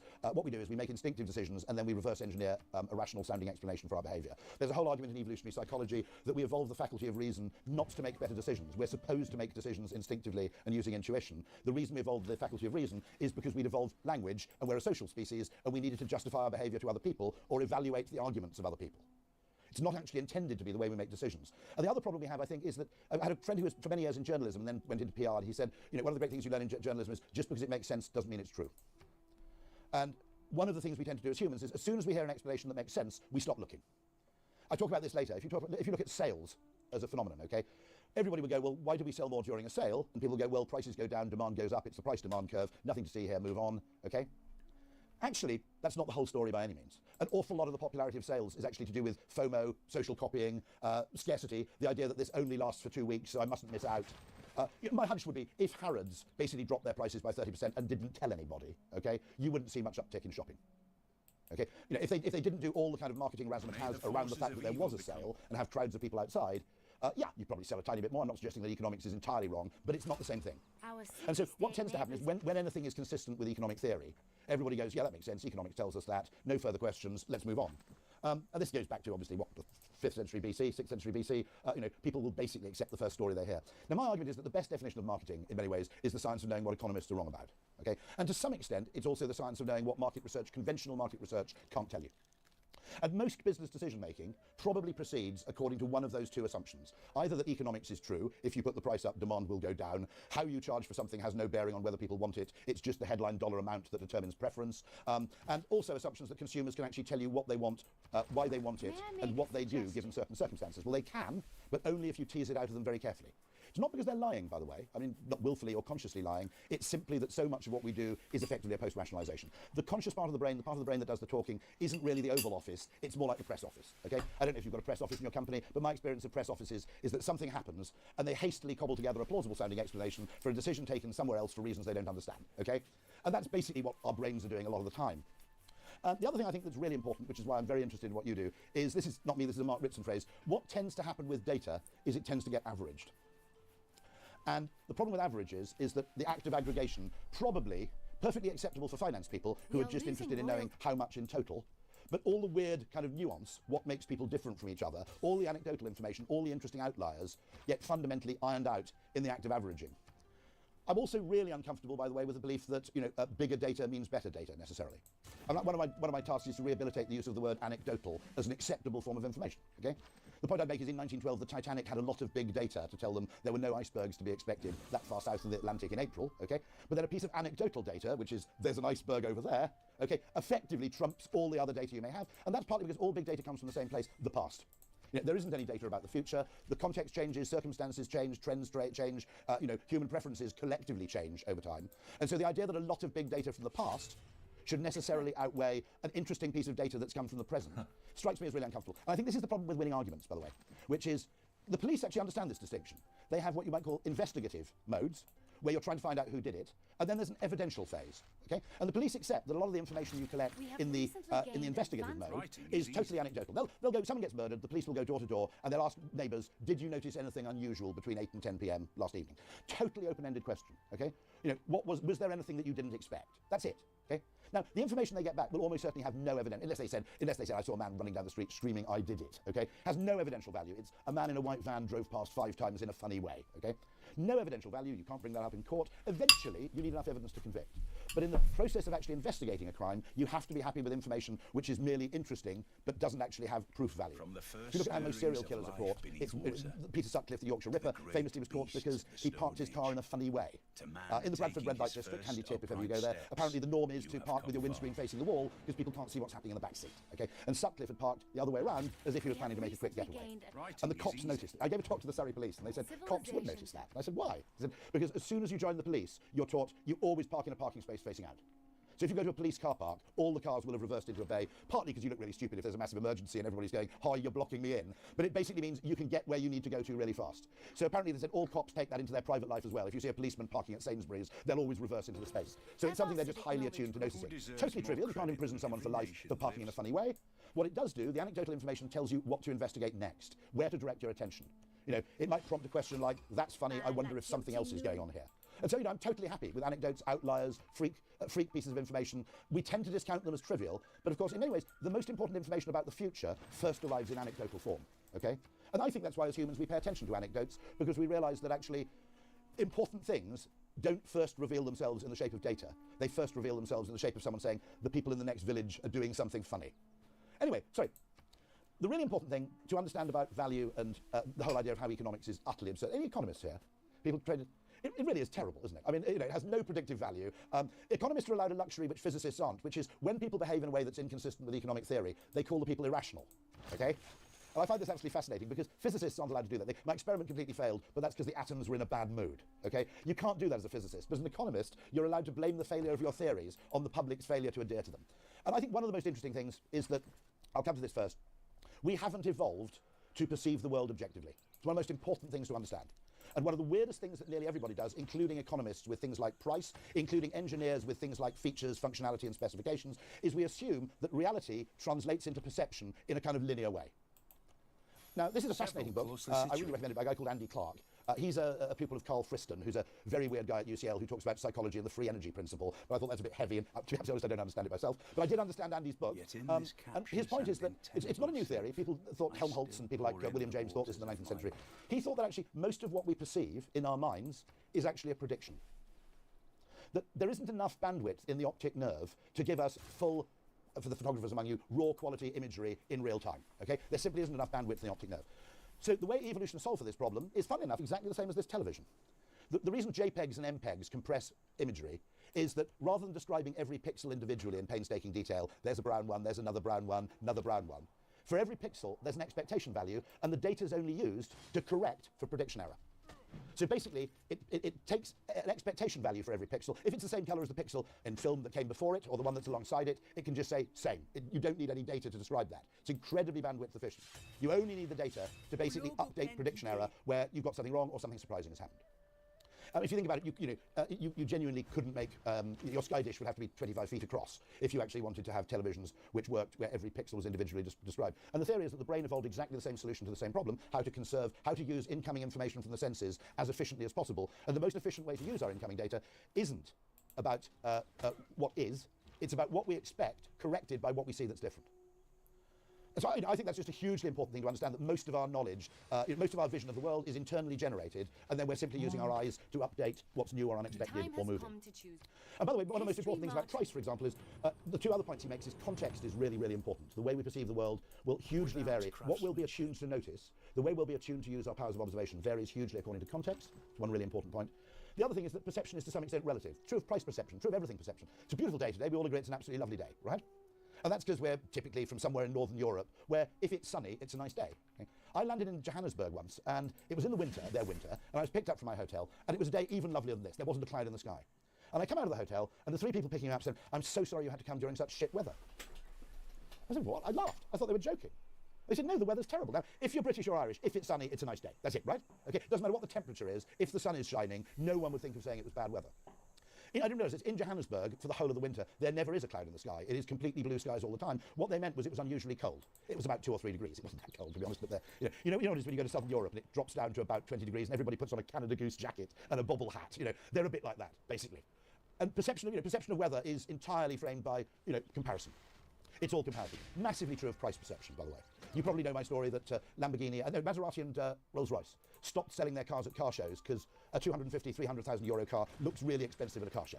They just started selling them at yacht and aircraft shows instead. Because if you're looking at a Learjet or a Sunseeker 45-foot yacht for 8 million quid, a 250,000 euro car is basically, it's an impulse buy. It's like putting the chocolate bar, I didn't buy a yacht today, so I'll have a couple of those. Okay. I remember talking to Danone about this, which is there was a huge debate about whether a drinking yoghurt went next in the milk section of a supermarket or in the yoghurt section, and you get much more footfall, obviously, in the milk section, except in France, for the French when I was studying next. I was trying to ask why the French need so many variants of yoghurt. I'm still trying to find that out. But you get massive footfall, okay? But the problem is that people's price frame is much lower in the milk aisle than it is in the yoghurt aisle. So although you got more footfall in the milk aisle, you couldn't charge very much for the drinking yoghurt there because people wouldn't eat it. So it even works at the aisle by aisle level. Another thing, this is just an idea of mine, which I think might be useful to marketers anywhere. This is a great book. Jeremy Bullmore has said the best books about advertising aren't about advertising. This is a book by a restaurateur who took a restaurant called 11 Madison Park in New York from number 50 in the world to number 1 in the world. And in the course of reading the book, I know him a bit. I'm actually meeting him in September, I think, in New York. He told a story which I thought was really fascinating, and I thought it had a great bearing for all of you here. So he's number 50 in the world. He takes his top team, mixture of people from the kitchen, people from front of house. He takes them to the best restaurant in the world. There's some annual restaurant awards where they give you the top 50 ranking. And unsurprisingly, the best restaurant in the world was very, very good. Okay, and all his companions were sitting there going, "Cool, they do that really well. We should do that. We should fold our napkins so they look like a swan," or whatever it is they were doing. Oh, we should copy that. Oh, look, I like the way they do this. And just at the end of the meal, Will Gadara said, "I'm not interested in many of the things they do well, because if we do those things well as well, nobody will notice, right? Because it's just like the best restaurant in the world, and you're the 50th best restaurant in the world doing the same thing. No one really notices. It's exactly that point about Andy Clark makes about, you must know this, you go and stay in hotels, and they go, we've had a recent upgrade refurbishment program where we've spent $400,000 per room, to make it look like every other hotel room I've ever stayed in, okay? It's the weird stuff we notice. It's the things we didn't expect that really chime with us. So this guy clearly spotted this, and he said, "I'm not interested in any of the things they did well," he said. "What I want to know is, what do they do badly? What was a bit disappointing?" And it came down to two things. The coffee was just meh. You can have ordinary coffee or decaf. It might have been a French press, it might have been an espresso, but nobody talked about the beans or gave you any kind of feeling that any love had been put into the coffee. And the other thing was that 3 or 4 of the party were beer drinkers. And if anybody else here drinks beer in restaurants, I do a lot, okay? You get treated as a second-class citizen to the wine drinkers, don't you, right? They're farting around over the wine drinkers and refilling their glasses and bringing them a new bottle and talking about the fucking terroir, right? And they go, "Yeah, we got Carlsberg." And then you try and get a refill as a beer drinker, and frankly, they sneer at you. So this guy immediately goes back to his restaurant and says, "I'm not interested in all the things they did well. We're already quite good at those things." He appointed one guy from the, one waiter who was a coffee nut. He made him the coffee sommelier and said, "Your job is to have the best coffee experience." And the guy in the kitchens who was obsessed with craft ales, he said, "You're the beer sommelier." So if people said, "What have you got in the way of beers?" they were expecting him to say, "We've got this on draft." And instead, the guy would come with a beer list and talk about food pairings. If you're having fish, why not try this citrus IPA? Now, what's brilliant about that is beer people are just used. They're just acclimatized to being treated like shit in high-end restaurants, okay? And if somebody finally respects them and takes them seriously, it's an absolute mental breakthrough. And so I think there's a really interesting idea which we ought to practice much more. I call this reverse benchmarking. You go and look at your competitors and stop trying to benchmark yourself against them. In many cases, your own customers don't even use your own competitors, so comparison doesn't really work. Instead, go and ask what other people do really, really badly, and try and just do 2 or 3 things extraordinarily well. Just take one freakish thing and just do it disproportionately well. I'm not saying you can be shit at everything else, I just want to make that point. I'm not using this to say you can be crap at everything if you're brilliant at one thing. But fundamentally, if the thing monopolizes, this is actually an important thing to understand, I think, in conjoint analysis, that conjoint analysis will tell you what's currently important to them, but you can use advertising and communication to increase the attention given to one aspect or another. You know, quite often, advertising is the act of directing people's attention to something you're good at, to distract them from something you're not so good at. And by the act of actually garnering their attention, you make the thing they're paying attention to feel more important. So it's always worth asking the question in any analysis of this kind, this is how it stands at the moment, where could we move it? Could we make something where we have a comparative strength which is underappreciated? Could we highlight it more, for example? But anyway, I made the point here, optimize for perception, not reality. And nearly everybody, when you have a new product design, it's given to engineers, and engineers will always want to impress other engineers. And they'll always prefer that their product is superior to the other product on engineering dimensions. And the problem with that is that, basically, we don't perceive information, reality, remotely objectively. Evolution has taught us not to look at things objectively.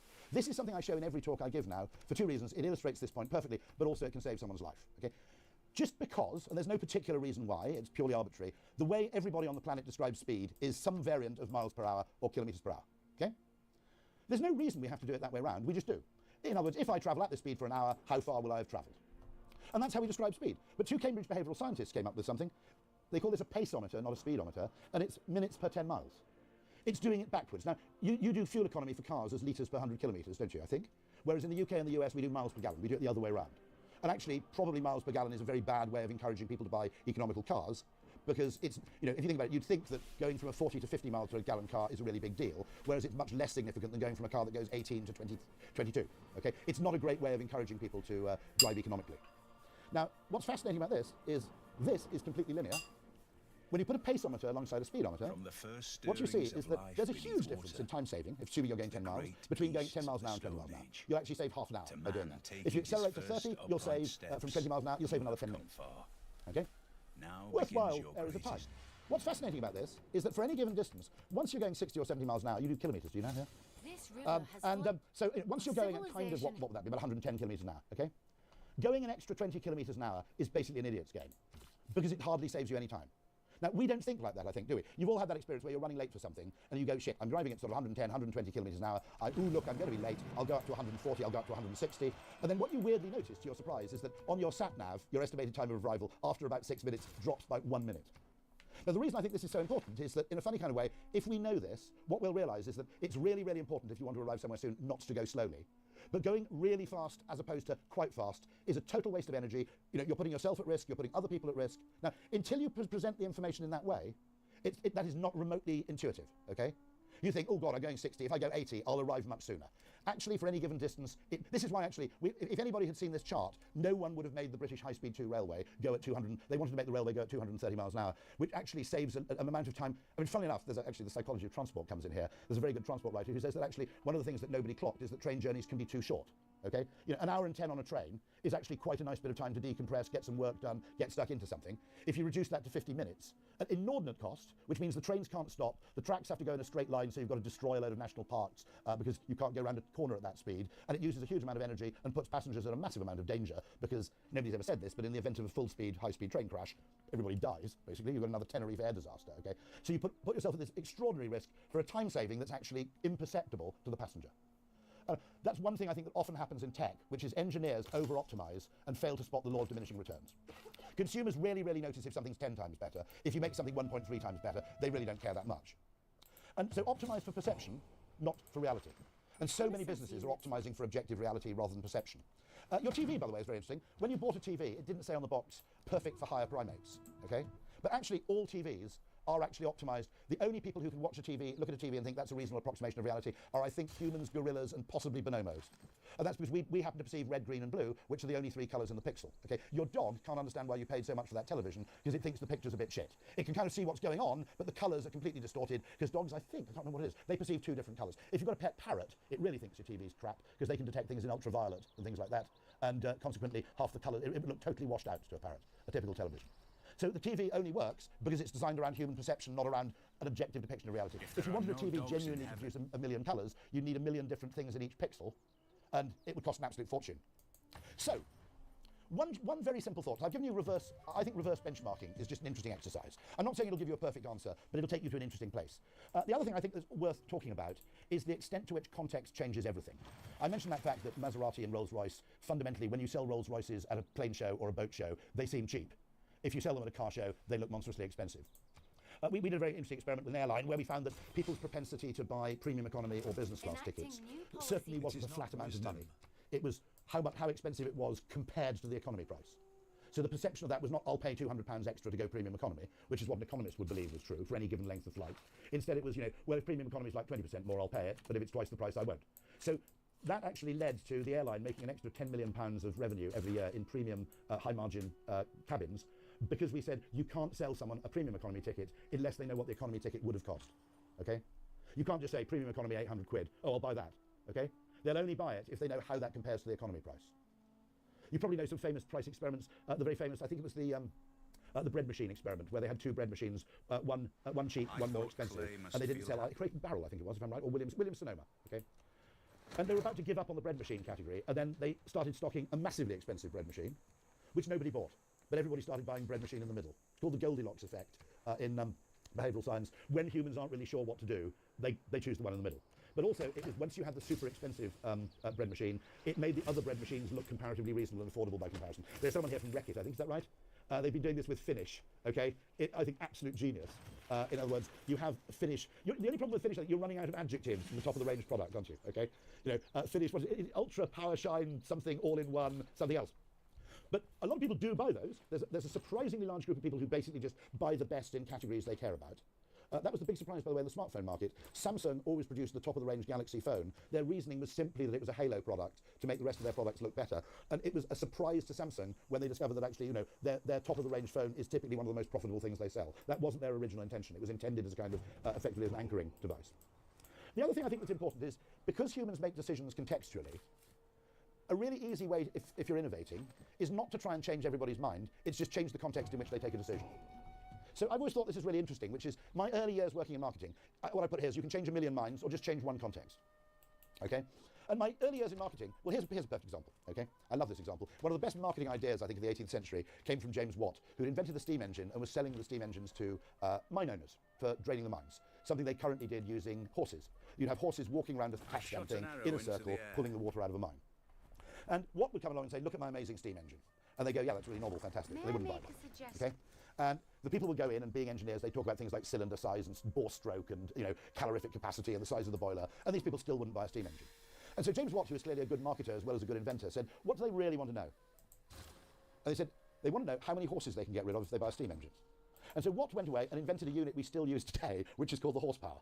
So the horsepower, which we still use for cars, we still use for, weirdly, for ships, etc., was invented as a marketing device. And suddenly you turn up and they go, well, yeah, well, okay, I'm interested in this thing, but, what are the economics? And they basically go, well, if you buy a 25 horsepower steam engine, you can get rid of 25 horses. And if you buy a 50 horsepower steam engine, you can get rid of 50 horses. It was actually triple because the horses worked in shifts, whereas the steam engine could just keep going. So technically, a 25 horsepower engine would, I think, do the work of 25 horses, but it meant the mine owner could actually get rid of 75 horses, or something like that.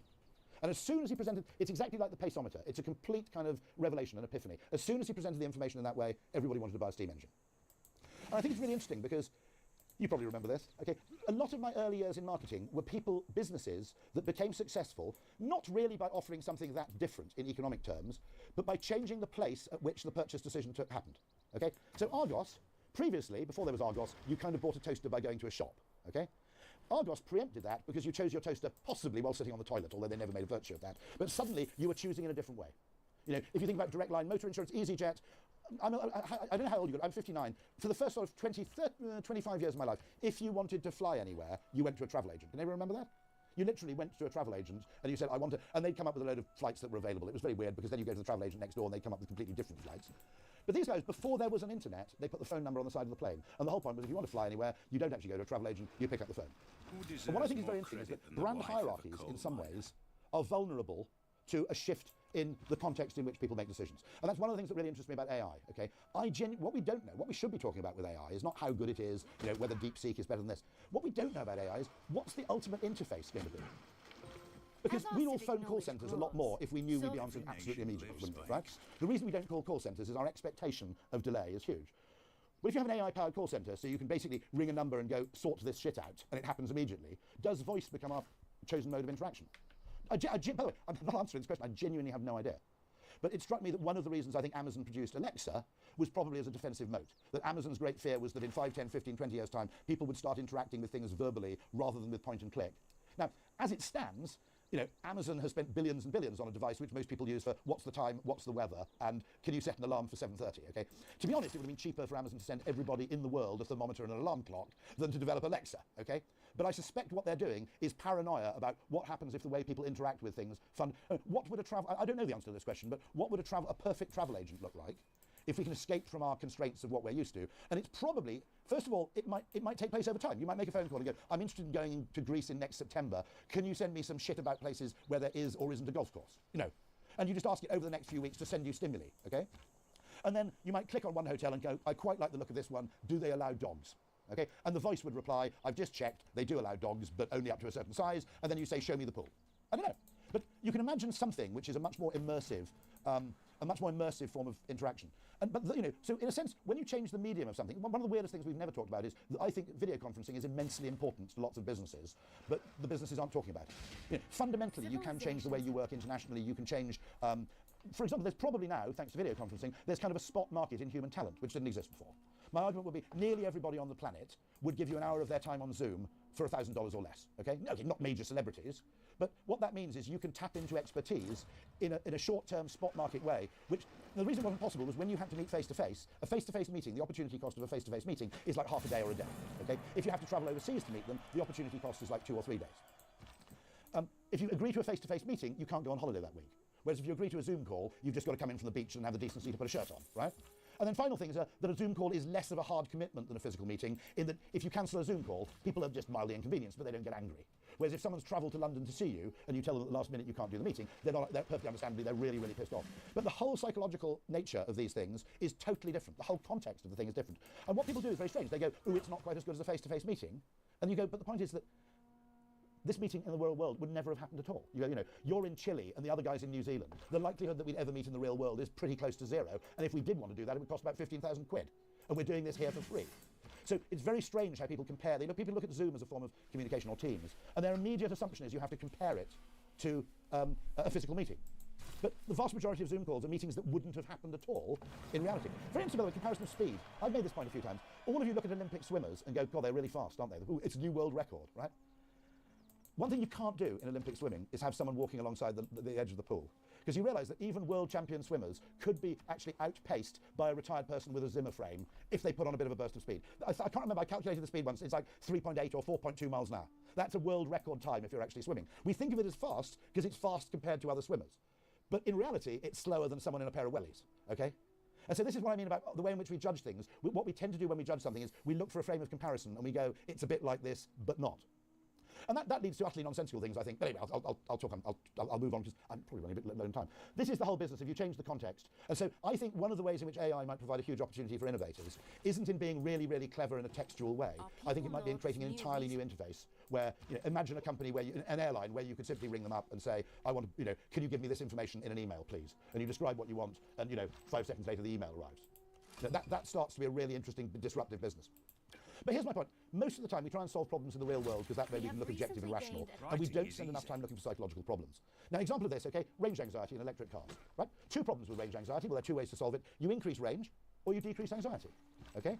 Now, I suppose one solution, I never thought of this before, one solution to range anxiety would of course be pharmaceutical, which is you just give people free drugs with their electric car and they go around not really caring that they're at 7%. But actually, the point is that billions are being spent trying to increase range by increasing the energy density of batteries. But I don't know of anybody, there's a small group of us who have just started doing this in the UK, saying, why don't we spend a bit of time reducing anxiety? And there are 2 really big reasons, well, 3 ways you could reduce anxiety pretty much off the bat. Anybody got an electric car here? How many people? Here, yeah.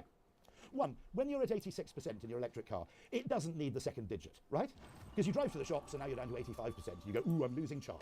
Okay, when you're at 11% or 7% or 14%, you need that level of granularity in your battery charge. Over 60%, it should just say 60% plus, 70% plus, 80% plus. Okay? You know, there's no reason, you know, your petrol gauge never did that, did it? You know, it never said, oh, your petrol tank's 37% full. Basically, it was half full, quarter full, and eighth full. Oh shit, the lights come on. That was how your petrol gauge worked. Okay? And so, secondly, one of the reasons people are anxious is simply because electric car chargers aren't very visible, right? Petrol stations all grew up in the era before GPS, so if you weren't really, really ostentatious, nobody bought any petrol there because they couldn't see you. Okay? Nobody's ever said, I went for a walk in the country and came across a charming little petrol station nestling among the trees. You had to be on a big, busy road, or better still, a junction, and you had to be visible from 400 yards away. When they installed these high-powered electric chargers, they put them around the back of an industrial estate in an obscure kind of... in fact, my local Sainsbury's had 6 high-speed chargers I didn't know for 4 months. Okay? So one thing is just go and bribe Google and Apple for Apple CarPlay and Android Auto and say, if you've got an electric car, can we just have a small amount of screen real estate saying your nearest available charger is X miles away? Okay? That's all you need. Because it's not really range anxiety, it's infrastructure anxiety. Now, because we're trying to solve the range problem, electric cars are heavier than they need to be, more expensive than they need to be. A lot of them, to be honest, are using up a lot of battery capacity which they don't need, okay? It's much, much cheaper to reduce anxiety. Now, don't get me wrong, by the way, in America, we were saying this last night, in America or Australia or somewhere, range anxiety is a reasonable, rational thing because people live 600 miles away from their mum who lives 100 miles west of Boise, Idaho, okay? You don't want to be stuck, stranded in the middle of some wasteland. But in Ireland or the UK or the Netherlands or Belgium or something, it's a completely academic problem. Densely populated small countries, I mean, once you've got about 150 miles of range, 90% of people, 99% of the time, are going to be absolutely fine. I mentioned this with trains, okay? Instead of making trains faster, just make the time on the train more enjoyable. If we'd given the brief for High Speed 2 to Disney, instead of giving it to a load of engineers and McKinseyites and nonsensical people like that, okay? The first thing Disney would have done is they'd say, look, you've asked us for a train that goes at this speed, carries this number of people, blah, blah, blah. They'd basically go, wrong question. The question you should have asked is, how do we make the rail journey between London and Manchester so enjoyable, people feel stupid going by car? It's a psychological question that should have been asked. If you're trying to solve for a behavioural problem, you should be defining the brief in behavioural and psychological terms, instead of assuming that speed somehow maps neatly onto consumer preference. There's a fundamental misalignment between what engineers are generally trying to do. I mean, actually, you see that. I've never met him, but I've always wanted to tease him about this, which is, I'm absolutely sure that James Dyson thinks that everybody buys Dyson vacuum cleaners because of their superior engineering, when in reality, I think it's because they look cool, if I'm being absolutely honest with you. All credit to him, though, he was the one guy who wanted to make them transparent. Now, my hunch would be, if Dyson had done everything else identically, but had made the Dyson vacuum cleaners opaque, I don't think anybody would have bought them. I'll be absolutely honest with you. I think that was the actual decisive thing in their success. And the argument is that the argument was nobody wants to see the dirt. Okay? And Dyson's argument was that the act of vacuuming is more satisfying if you can see the stuff as it comes out of the carpet, because there's a kind of feedback mechanism. So he got, in fairness, he got that absolutely right. How long have I got? I've got a bit of time, have I? Okay. Sorry, I'm just trying to click on the... Ah, there we go. My favourite psychological hack of all time, if you've got a load of data on passenger satisfaction and taxi use, what it would have told you is people don't like waiting for taxis, and the longer people have to wait for a taxi, the less happy they are. So the logical person would immediately say, rather like those walking stars who go, we're here to promote walking, so we need more footpaths, the logical person would go, well, let's do a predictive algorithm to see if we can reduce taxi waiting time, okay? Uber did something much, much easier. They just realised psychologically that it isn't the duration people mind, it's the uncertainty. And once you can see your taxi on a map, basically, it doesn't change the quantity of time you spend waiting for the taxi, but the quality of your wait time is literally 10 times better. So instead of going, oh, maybe it's outside, where do I go? Oh, God, it's raining. Maybe they lied, maybe the taxi's not on its way. I better go outside because, I need to check they're there. Instead, you go, oh, look, it's over there. I've got 8 minutes. I'll have another pint, okay? And actually, probably in my entire working life, I think one of the most valuable things I've ever said to any client ever was simply saying to British Airways, if you've got a delayed flight, the first thing you do before you repair the plane, find an estimate of the delay and put it on the departure board. Because if you've got delayed 67 minutes, I'm not saying you can say delayed 3 days, right? I'm not saying that time is irrelevant. But basically, delayed 67 minutes, no one cares, right? The effect it has on people's happiness. Because unless you're Swiss or anally retentive, you've built an hour's buffer into your day anyway, haven't you, right? Okay? So fundamentally, don't try and change the objective reality of something, change how it's experienced. And you said that exactly. People buy experiences, they don't buy goods. They don't pay prices. My point at the end of this is that to economists, price is a number, but to consumers, price is a feeling. So I'll go on a bit further. Here we go. This is a bit of video, and I consider this the greatest recontextualization in political history. Not many of you can remember this. Reagan, second term, he's 78 years old, rather like the last American election. There's some accusations that he's too old and that he's not up to the job, and he starts messing up a few of the debates and fumbling his words. And his advisors are all saying, you've got to address the age issue, you've got to tackle it head on. Reagan does something far more brilliant. He reframes it. And if you watch this, it's only 2 or 3 minutes, but it's worth rewatching.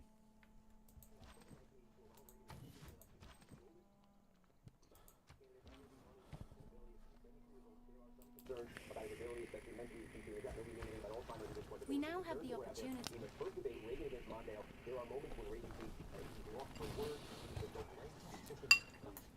Here we go.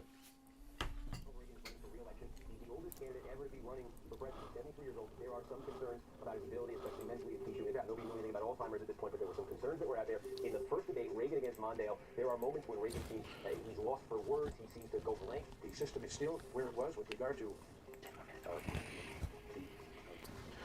the progressivity, as I've said. Walter Mondale said, looking back, he said that was the one moment he believed he really could win that election. Today we have a brand new race.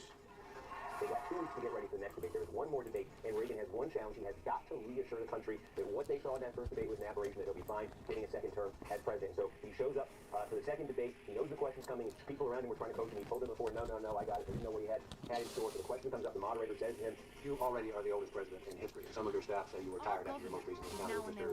Mondale. I recall yet that President Kennedy had to go for days on end with very little sleep during the Cuba Missile Crisis. Is there any doubt in your mind that you would be able to function in such circumstances? Not at all. Mr. Truitt, and I want you to know that also I will not make age an issue of this campaign. I am not going to exploit, for political purposes, my opponent's youth and inexperience.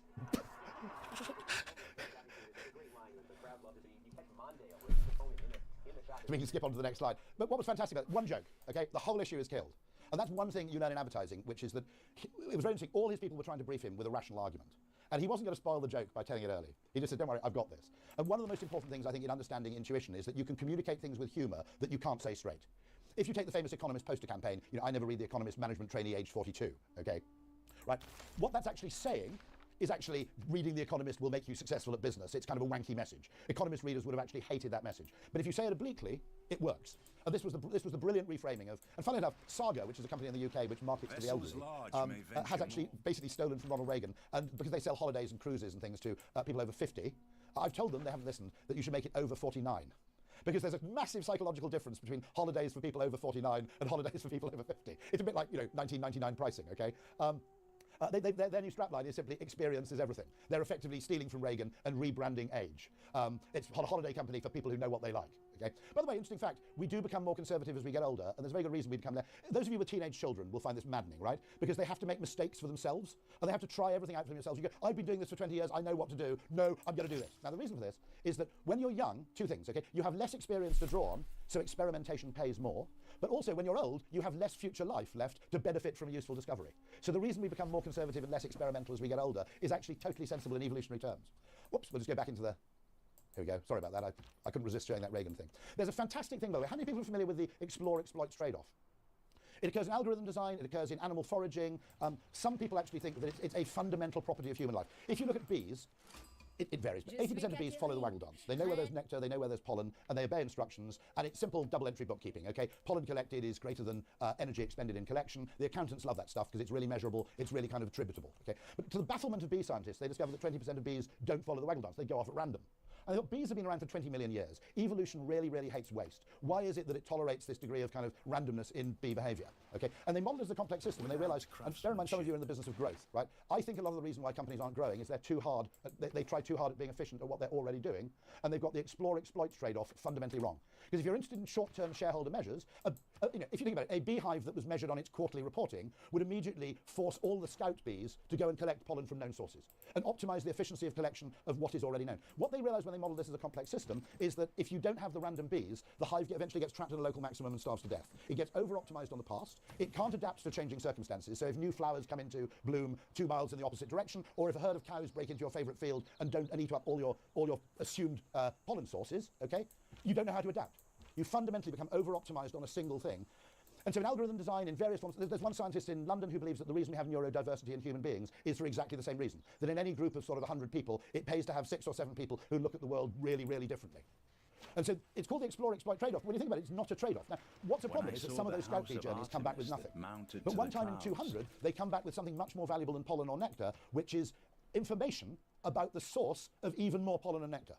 And if you optimize a business around efficiency, okay, you fundamentally, your first reaction is to get rid of the scout bees and to stop investing in discovery and spend all your resources on exploit. It's a bit like that famous phrase that if you have a company run by engineers, it never makes any money, but if you have a company run by finance people, it never makes anything at all. But these are other brilliant reframings. And I think one of the things we need to do, very simply, is whenever we have a problem of any kind, which in some shape or form involves human beings or perception, we simply have to make 2 or 3 days time free to go, is there a psychological solution to this? Are we actually trying to optimize something that consumers don't care about? And we talk about quite a lot as marketers, you know, unmet needs, but it's also worth talking as marketers about met unneeds. That a lot of businesses will spend a lot of time, you know, train companies, for example, will obsess about whether a train is 2 minutes late or 0 minutes late, and they get fined on that basis. Not a single passenger on the train gives a shit if their train's 3 minutes late. You can't lead your life to that level of kind of anal precision. Reframing psychological solutions. This costs £200 million. The Elizabeth line in London cost £20 billion. This carries as many people. How? The reason was it always existed. It was a series of railway lines around London that always existed, but they never appeared on the tube map. And Londoners think the tube map is a map of London. They got this from a totally unused network of railway lines to something that carries, I think it's 20 million people a week, if I've got that right. Certainly a month, might be a week. As many people as the Elizabeth line. Now, in fairness, they tarted it up a bit. They improved the rolling stock, they improved the lighting. But they did a brilliant reframe. They just took a railway line and pretended it was a tube line. That's all they did. On the first day this appeared on the tube map, usage went up by a factor of 4 on day 1. And suddenly it completely changed where people would go and live in London. Because everybody who looks for a place in London goes, is it close to the tube? Okay? And when this wasn't on the map, you suddenly got people saying really weird things like, I want to live in Peckham because it's handy for Shoreditch. Okay?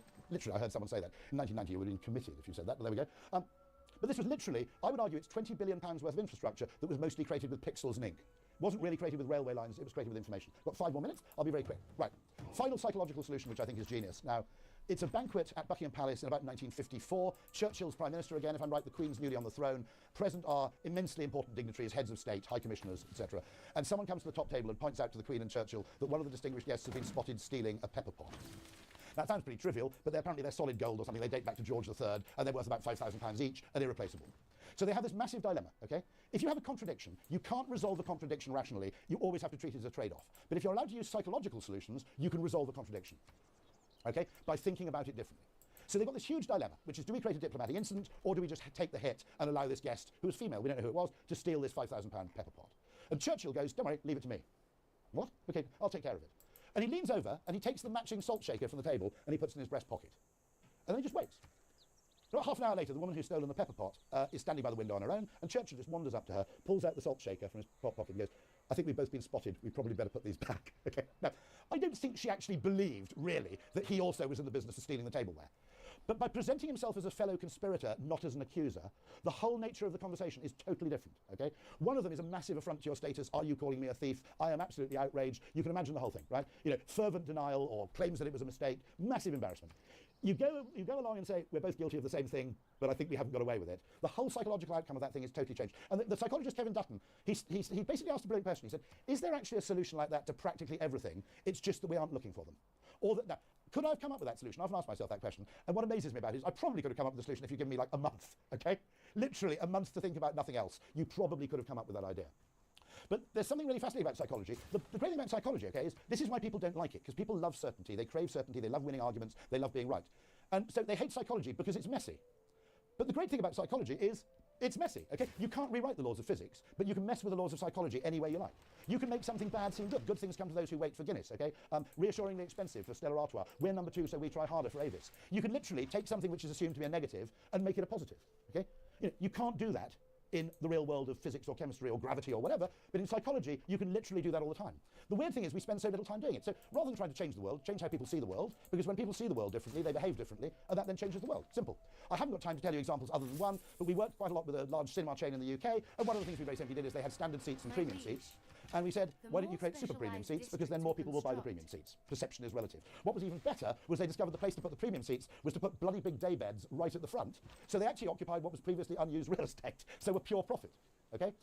Using other techniques with Odeon, the number of people who've pre-booked food, which admittedly from a low base, I'll be honest here statistically, by changing the context in which we offered them the chance of pre-booking food, the number of people now pre-booking food went up by, wait for it, a factor of 27. Okay? Once again, we have the number of people who actually joined the loyalty program by tweaking the context. And this is what I mean. Advertising always wants to try and change minds. But my argument is, before we try and change everybody's mind one at a time, if you just change the context or the frame of reference within which they make a decision, they'll make a different decision. And you only have to do that once. So anyway, I'll be very quick now. I've got 5 more minutes. I'm just going to give very quick examples of weirdness with relation to price. Because the single area of marketing, the single P that's most woefully neglected, and which has the greatest potential, I think, to increase profit, is price. And in nearly every case, when something's mispriced, it's priced too low, I would argue. Okay? Also, it's quite easy to correct if you price too high, whereas if you price too low, you're kind of doomed. Okay? It's very difficult to get back up off the floor. Wine, speaking to the expert, Joe Fattorini, the main reason people spend a lot of money on wine is not for better wine. Okay? It's to mark an occasion. Similar thing probably happens in women's fashion, okay? There is a commensurate amount of money which is appropriate to your best friend's wedding versus going down the shops. Now, you could, unless your best friend's Anna Winter, you could probably get away with going to your best friend's wedding in something from ASOS or Zara, and nobody would actually know, but you'd know. And a large part of wine expenditure is basically to say, this is a special occasion. It's a birthday, you want to show generosity, you want to show hospitality, you want to mark someone's anniversary, you want to say, this time it's different. And a very large amount of spending a large amount of money on certain categories is simply driven by that anthropological urge to say, this is special, this time is different, the usual rules don't apply, okay? Next thing, whoops, sorry. I've already mentioned this, the genius of the halo effect. The other brilliant thing, of course, is, by the way, I'm total dishwasher obsessive, and I occasionally pay full price for this shit, I mean, seriously, okay? But the other point is that sometimes it's sold at 50% off. And then it's totally irresistible, right? Okay, go, shit, it's half price. And even if I've got 2 packets of this bloody stuff under the sink already, I go, I better stock up while I can, and they still make money. By the way, who's from Reckitt here? You are. Their behavioural science or pricing team are total geniuses. I mean, the only other interesting thing, here's another one, Klarna. Now, a standard economist would go 3 months interest-free. I was joining a club the other day. It wasn't that expensive. It was about £200 a year. It's the RSA in London. And they had 3 price points. You'd either pay monthly, annually, or quarterly. Okay? Now, there was no interest, so what you paid was basically the same. It was just, I had a massive preference for paying quarterly, which I can't explain, okay? Now, I would argue that when you offer something in 3 equal interest-free payments, you're not just offering a bit of a break for their credit card. I think it makes it a fundamentally different product. Okay, I think a product that's a Dyson fan or something that's £580 versus one that's 3 payments of 100 whatever it is, 80 or something. Okay, right? I think they're different products. I really mean that. Okay, I think the way we react to price is so emotional and so visceral that you can't just say it's a different way of paying. And so experimentation with different ways to pay strikes me as really, really fundamental. Because to an economist, they all look the same, okay? Oh, well, I suppose an economist would go, it's perfectly rational people using Klarna because they're getting 3 months interest free, okay? You know, an economist would assume that you were using those 3 months to put the money in a high interest bearing account or something tragically sad like that. I hate saving personally, it's just consumerism needlessly postponed. But I think understanding the cycle, this is one of the things we've done which nobody nicked. Dishoom, very good Indian restaurant in London, if you belong to the loyalty program, we give you a dice, okay? And the only time that Dishoom actually has spare tables is before 6 p.m, Monday to Thursday. If you're a member of the loyalty program, you have this little die that they give you. Every time you pay your bill before 6, Monday to Thursday, you throw the die, and if you throw a 6, you get your meal for free. Now, logically, to an economist, that's a 16.6% discount, okay? I'm then on a phone call about 2 years later, so this was our idea for Dishoom. It's hugely cultish, okay? And then these guys in Chicago, they don't know we've worked with Dishoom. They go, oh, you're from London. Every time we go to London, we have to go to Dishoom. We go before 6 o'clock because one of my colleagues has got a dice, right? And we bring a guy along from the London office because we think he's got a hot hand, right? Now, what was weird about this, okay? All these people worked for William Blair Associates, which is like a miniature Goldman Sachs, privately owned Goldman Sachs, right? Half the people on the call could have bought the fucking restaurant, okay? These people wouldn't have crossed the road for a 16.6% discount. You know, in fact, it would have put them off, to be honest. Now, I've never understood. I always think the Dunnes Stores promotion is utterly brilliant because it basically gives you, if you like, it gives you basket size, it gives you frequency, it gives you loyalty. It's a brilliantly simple idea. Not many people copy it. Not many people copy Amazon Prime. It's a brilliantly simple idea. And the point about Amazon Prime is that I think however rich you are, right, 10 people don't mind paying for delivery once a month, but 1 person really resents paying for delivery 10 times a month. And I think the point about Amazon Prime is if you want to have frequent customers rather than just a lot of customers, you've got to have some sort of mechanism like that. I don't know why more people haven't nicked this, because one of the advantages is, right, if there's a 1 in 6 chance of getting a meal for free, you spend more, don't you, right? Okay, because you'd feel a bit of a dick if you skimped on everything and then ended up winning the meal. Okay? And it weirdly seems to attract these weird high-rolling people who just find the whole thing. No retailer, as far as I know, has ever experimented with that.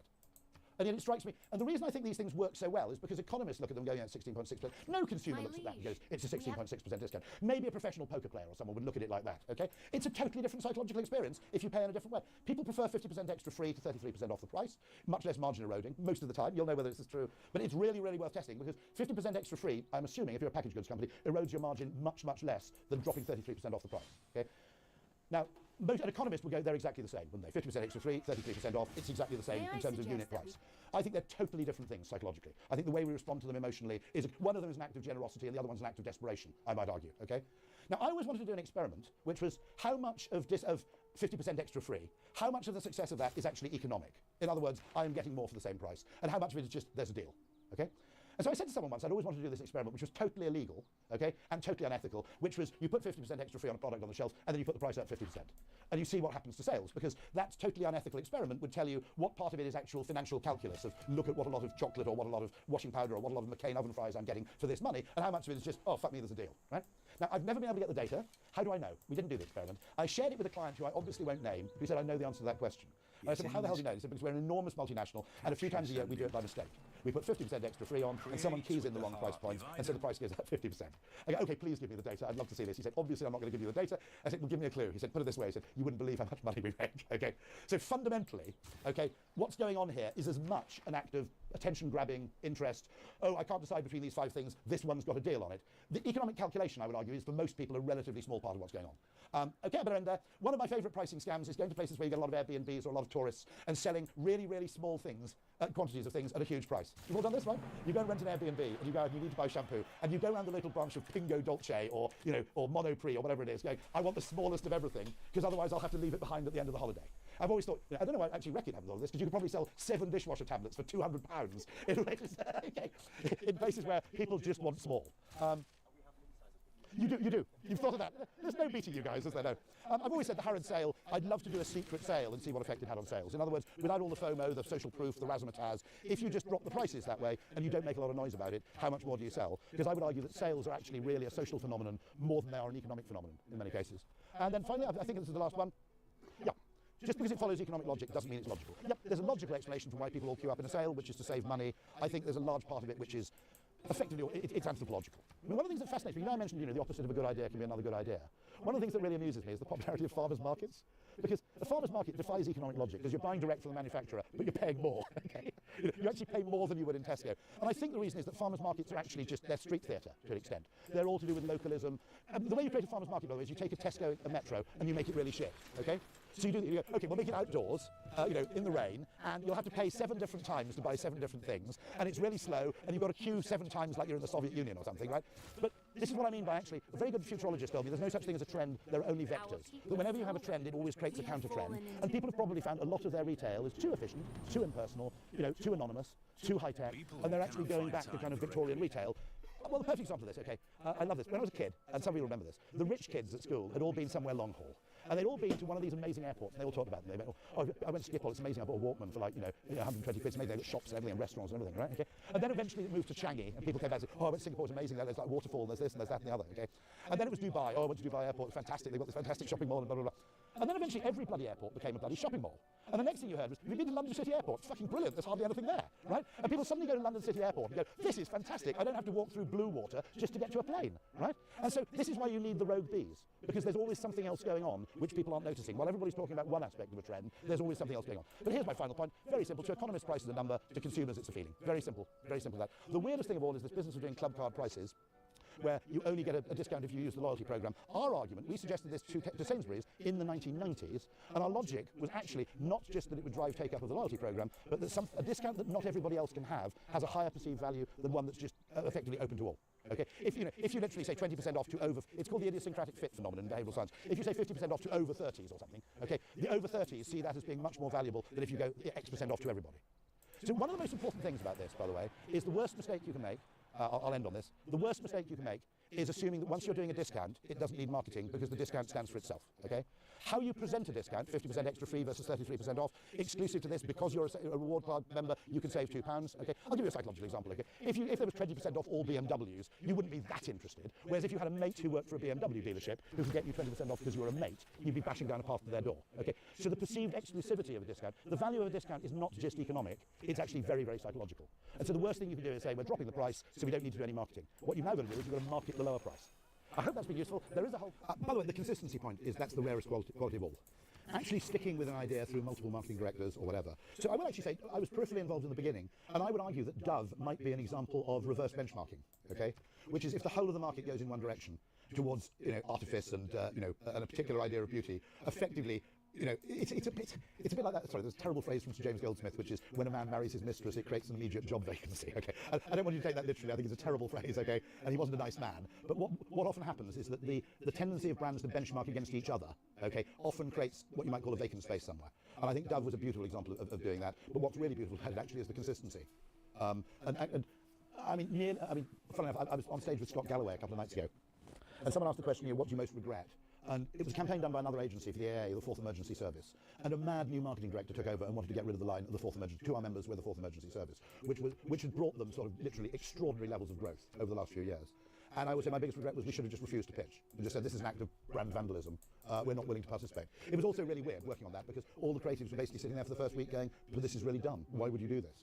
And so actually one of the great things is that consistency, which used to be, in my childhood, brand consistency was pretty commonplace. It really, really marks you out now.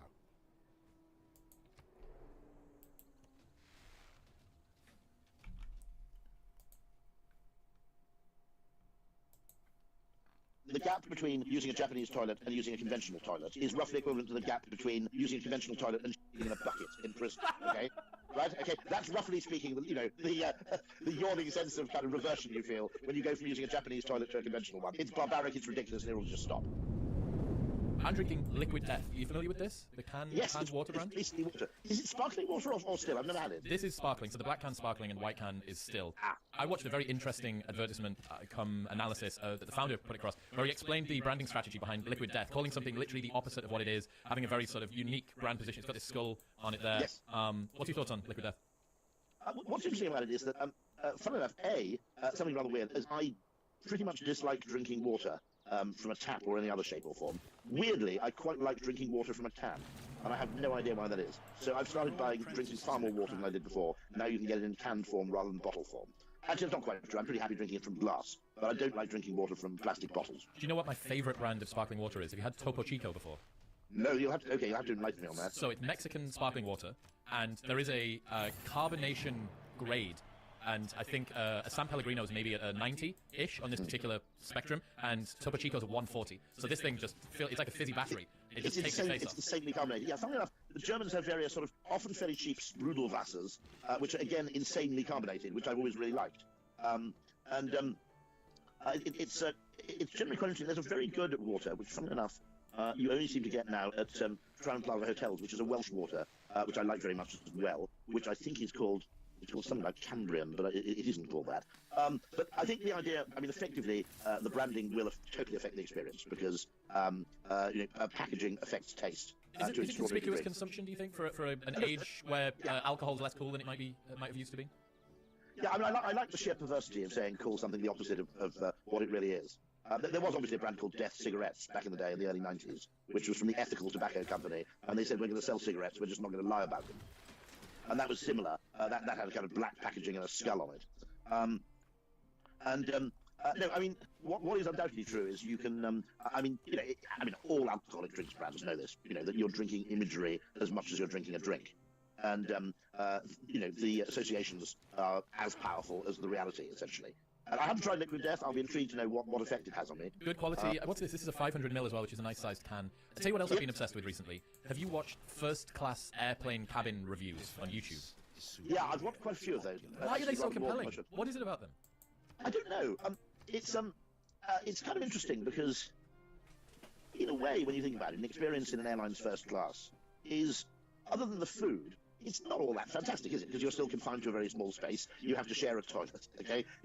You've got one seat to sit in. You can't actually, I mean, some of the more elaborate cabins now, you have your own desk and a swivel chair and goodness knows what else, admittedly. But it is surprisingly and weirdly interesting. I quite like the idea they have in Emirates, which is if you have a cabin in the middle, you have these windows, which appear to be the windows of a plane, but are in fact a video reproduction of what you would see if you were looking out of a window. No way. I haven't seen that yet. That has interesting implications for, airline design, ultimately. It's a question, it must be presumably cheaper and safer to build aircraft without windows, but you have to have windows to stop passengers going nuts. I did see once the most extraordinary thing, which was it was obviously a design project rather than a serious proposal, but it was effectively an airliner where, more or less half the inside of the fuselage was video screens, with effectively showing a picture of the exterior, so you almost felt you were travelling in a transparent plane. Wow. Which would be almost magically weird, I suspect.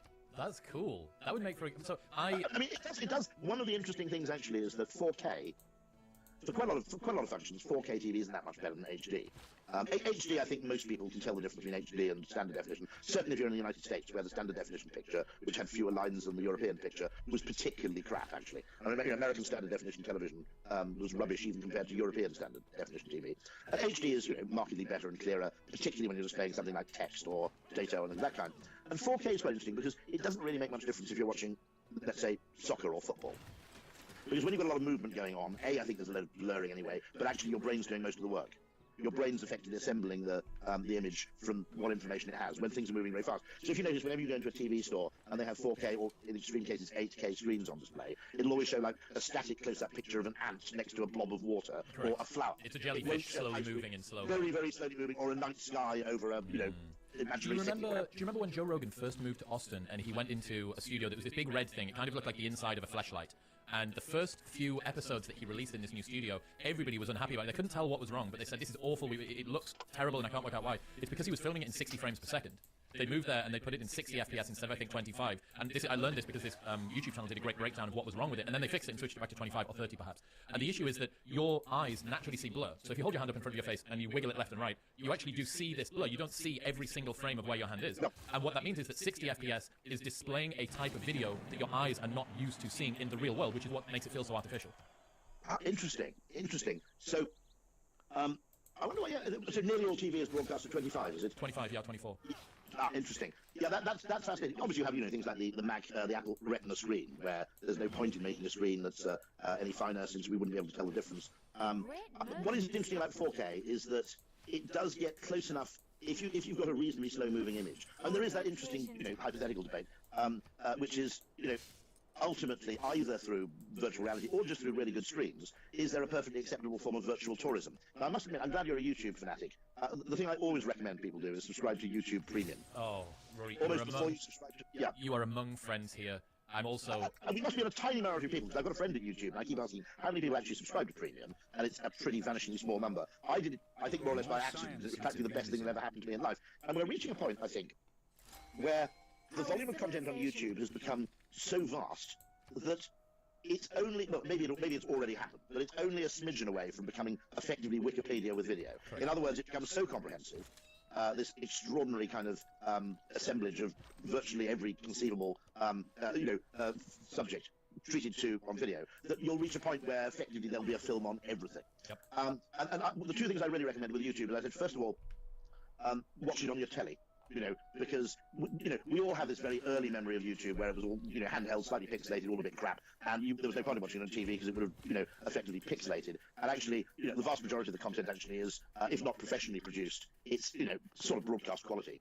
And I do spend occasionally, one of the things I really love is really, really slow TV. So you get these 4K walking tours of Cebu in the Philippines, for example. That was one of them. And it's just someone with a 4K camera wandering around Cebu for an hour and a half. And it's surprisingly worthwhile, in fact. Obviously, there's one of my favourite ones is Virtual Rail Fan, which is basically an American YouTube channel, often live webcams for train spotters.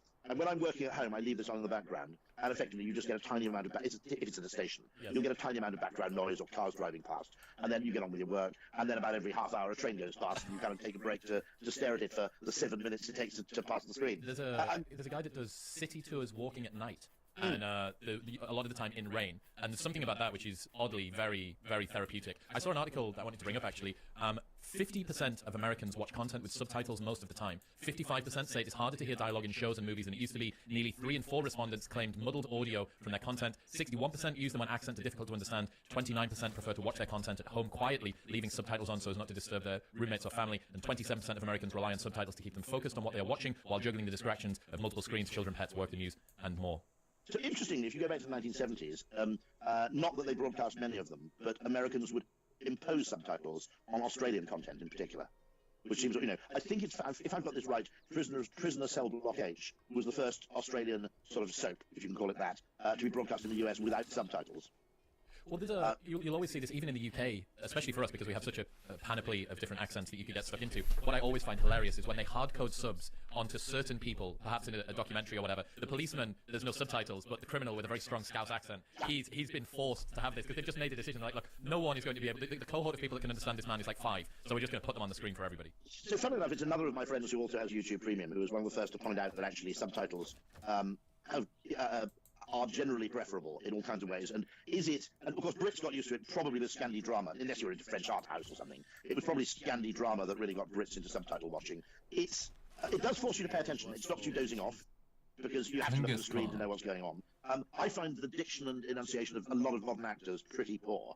One thing you say what you like about Cary Grant, but he didn't exactly mumble. You know what I mean? It was a bizarre hybrid of a Bristolian English and American accent. We can probably all accept that. By the way, one thing that Brits are very talented at as linguists, and it's through necessity, is being able to understand English spoken in a very wide range of accents. So we're always said to be very bad at languages. Well, yes and no. One thing we're pretty good at is being able to understand more or less anybody speaking English. And it's partly because our own regional accents give us practice. Yeah. The one you'll love, if you're from the Northeast, is that the elder Stephenson, inventor of the steam locomotive, had such a strong Geordie accent that when he presented the locomotive in London, he was accompanied by an interpreter.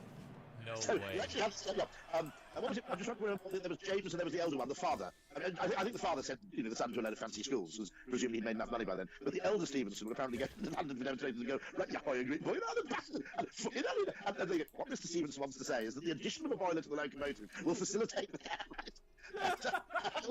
I was thinking it's just utterly fantastic. Wow. Very interesting, actually, when you think about it, I was making a joke suggestion for the electric car the other day, which is to say that actually the internal combustion engine is unnatural and evil because it's the only form of motive power not invented in the UK. Yes. So both diesel and the petrol engine are basically continental inventions. Pretty much everything else, electric motor, probably Faraday, Stirling engine, steam engine, Watt, etc. And what's quite interesting is actually that, and so many of these things were kind of invented. Watt being one obvious case, Faraday himself to a degree, although he became an assistant to Humphrey Davy. But they're actually uneducated people, which is kind of interesting. They were tinkerers and fiddlers and they had access to the right tinkering equipment. Have you read Winston Churchill's Ministry of Ungentlemanly Warfare?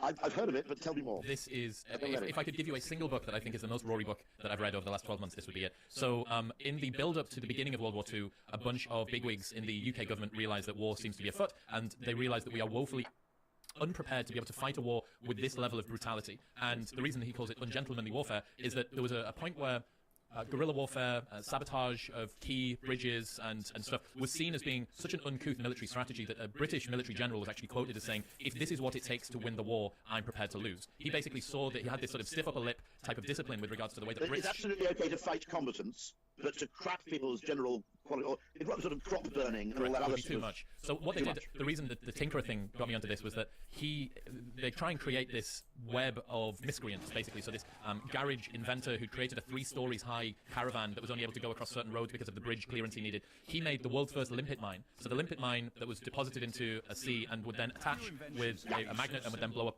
U-boats and stuff. And the way that they did it was so cottage industry. This is why you love it. So for instance, they needed to find a primer that would dissolve at the exact right rate. And the solution that they came up to, having gone through everything, was aniseed sea balls. So the aniseed sweets that you would have. And the reason they needed that, they needed something to separate out the 2 electrical contacts so it wouldn't fly too quickly, it wouldn't fly too slowly. And they tried everything. They also tried... And the aniseed ball was perfect, was it? Because in salt water it would be, what, sort of a number of minutes? Yep, 30 minutes exactly, let's say, for this particular type. So, and then they wrapped the entire thing to make sure that this aniseed ball didn't start to dissolve too quickly in condoms. And I can't remember where it was that they were doing this. It was maybe in, let's say it was in, like, Sussex or something like that, some little village in Sussex. And the guy that wrote the book says it's unclear whether or not there was an increase in the number of children born 9 months later after this. The town of Sussex noticed that every single condom was being bought out. Yeah, because they were trying to do it subversively. They needed to go into little village stores and buy. But yeah, that's fantastic, and the tinkering thing makes a lot of sense as well. But the gentleman warfare thing is interesting because one of my sort of favourite characters, I'm fairly sure it was Admiral Cockburn, who almost started the War of 1812 in the United States. And he was part of the group which, along with a bunch of Canadians as well, who burned the White House down, which is why it's the White House to cover the smoke damage and so on. Wait, wasn't the White House before?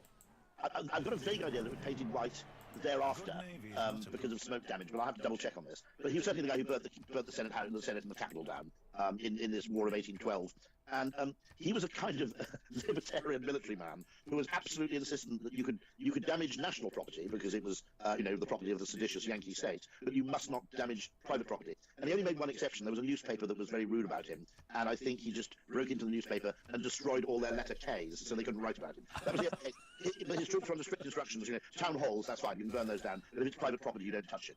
Which is kind of quite interesting. Why do you think? You mentioned earlier on about VR. Why do you think that VR's not necessarily taken off mainstream adoption the way that some people might have predicted? Well, there's also a strange one, which is why we don't use computers wearing goggles as well. I mean, just regardless of any 3D-ness, even in 2D, you could presumably have a fantastic and enormous screen as an interface. An interface which possibly had, but I mean, okay, we need to see the keyboard, I guess. Would touch typists be better off? But it always strikes me as strange that just watching a film with using goggles, which of course you can do on Oculus device or Meta devices now, isn't more popular because it's a very cheap way of getting a huge screen in a way. And okay, some of it seems to be sort of slight feelings of vertigo or sickness, and I'm not sure they've actually cracked that. There are certainly a large number of cases where I wouldn't use it, so I'd probably feel pretty comfortable using VR goggles on a plane, but not on a train. Because on a train, I'd be convinced that either someone was going to nick my briefcase, or that I might be stabbed from behind. That you'd actually just, if you think about it, I mean, the whole thing is very interesting on the headphones question. Because I bought before Christmas as a pure experiment these bone-conducting headphones, which you don't wear over your ear at all. I can't wear in-ear headphones. I genuinely, whether it's the shape of my ears, just age, habit, it just strikes me as completely bizarre, And I've struggled with in-ear headphones, and I've bought them, and I've tried different sizes of the sort of butt plug device and so on, right? But I can't make them work. And also, on a plane, for example, I'm terrified they'll just fall out, get trapped in the seat mechanism, and, the whole thing will be a disaster. And so I'm always a big fan of over-the-ear headphones and noise-cancelling headphones, which work for me very well, as you can see. But these bone-conducting things are interesting because they don't actually cover your ears at all. And so your ability to hear things in the outer world is, well, it's not completely unimpeded because obviously you have a lot of noise coming from something else. But they're intended for joggers, but actually they're also brilliant for old people with hearing loss because the sound goes effectively straight into your cheekbones. And so if your ears have become generally damaged through, what you might call the subtle what is it, the anvil and the stirrup and so forth, if they become a bit clogged up and less flexible, it bypasses that part of your ear which has been damaged and kind of goes straight into sensation. And my experience with bone conducting headphones, and I think Which Magazine's review kind of bears this out, is that for music it's a bit shit still. I mean, I have to say, it's not brilliant. The fidelity's just not there? It's I suppose the sort of warmth, the timbre, it's just not there. It's missing something. I mean, you can hear all the lyrics, you can enjoy it to an extent, but it doesn't really do it. But for spoken content, particularly podcasts, I have to say it's actually brilliant. I find it because one of the things is you can walk around wearing these things for ages because they just hook over your ears, okay, and then there's a little thing which makes very mild pressure against your cheek. So. And for answering phone calls, having a phone call, you can forget you're wearing these things. Now, that's not true of over-the-ear headphones, where your ears will overheat, and you also have that mild sense of disorientation. I do see young people walking around with noise-cancelling headphones, or as I call them to the fury of my wife, cancelling headphones. Fury, but I see people walking around. I couldn't do it myself, I think, because I'd feel some sort of almost a loss of balance. In other words, they're too immersive in that sense. So these bone conducting things are definitely part of the solution. If you wanted to just wander around London listening to a podcast without getting hit by a van, I have to say they're a pretty good idea. And actually, what's a bit tragic is, of course, because of that whole thing of traffic and awareness, they're being marketed to young joggers, when I would say that 50% of the market is actually people over 50. Whose hearing just isn't quite so good. Am I making this up, or about 20 years ago, was there a brand of lollipop that was released for kids that came attached to something that looked a lot like the base of a electric toothbrush, and it would play a song while you sucked on the lollipop by going through the lollipop in terms of vibration?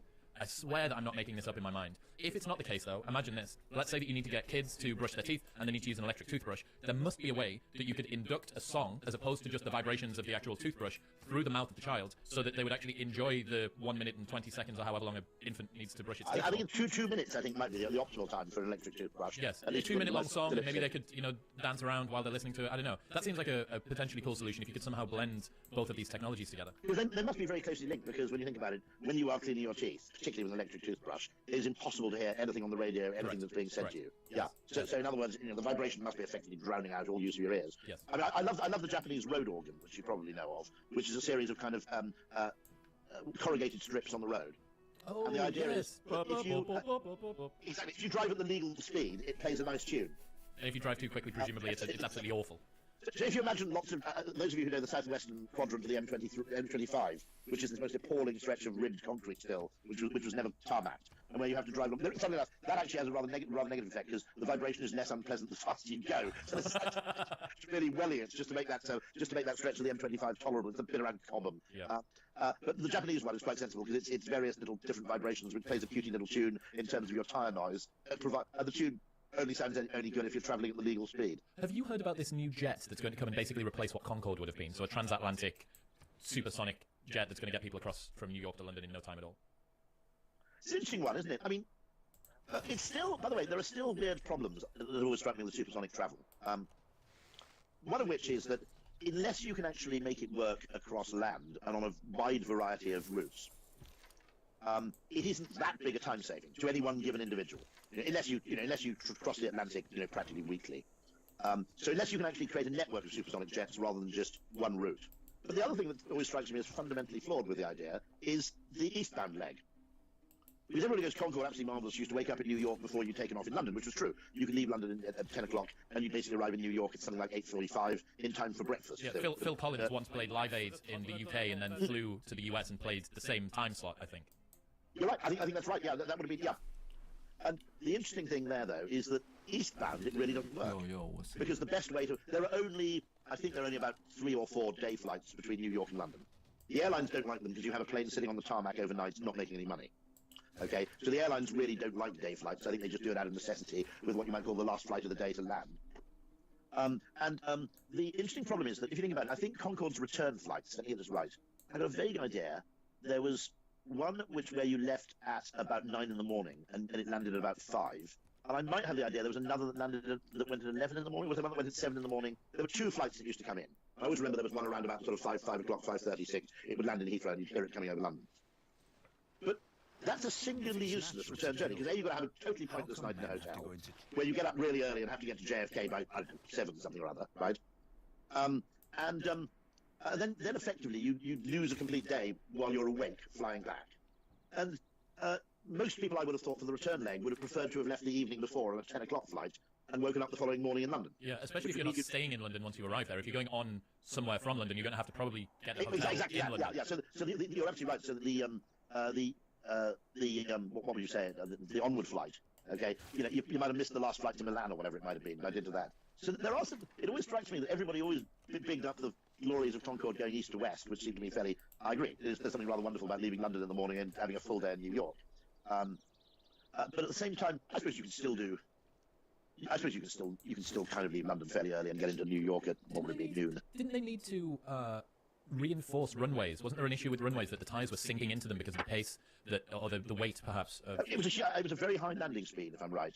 I'm fairly sure that it landed at a much faster speed than most other planes did. Yeah, I was talking to a friend who was he was doing civil engineering at uni, and he was telling me about the project was remapping Newcastle's international airport. And one of the things that they needed to do is you need to your planes that are allowed to land are limited by width, length, density of the tarmac and concrete underneath. There's a whole bunch of things that actually restrict the type of planes that are able to land. So I imagine that somewhere at Heathrow there must still be a Concorde compatible but slightly aged runway, perhaps. I think the main runway at Heathrow would probably be reinforced to that level, given the volume of traffic it takes. Yes. I know that the space shuttle had obviously a number of emergency runways around the world where it could land, and you also get this slightly weird thing where you get freakishly long runways where you don't expect them. In places like I think St Morgan, which is Newquay Airport, has an incredibly long runway because it was originally a military airport. Oh. I've got to think near here, Manston in Kent, the runway is incredibly long.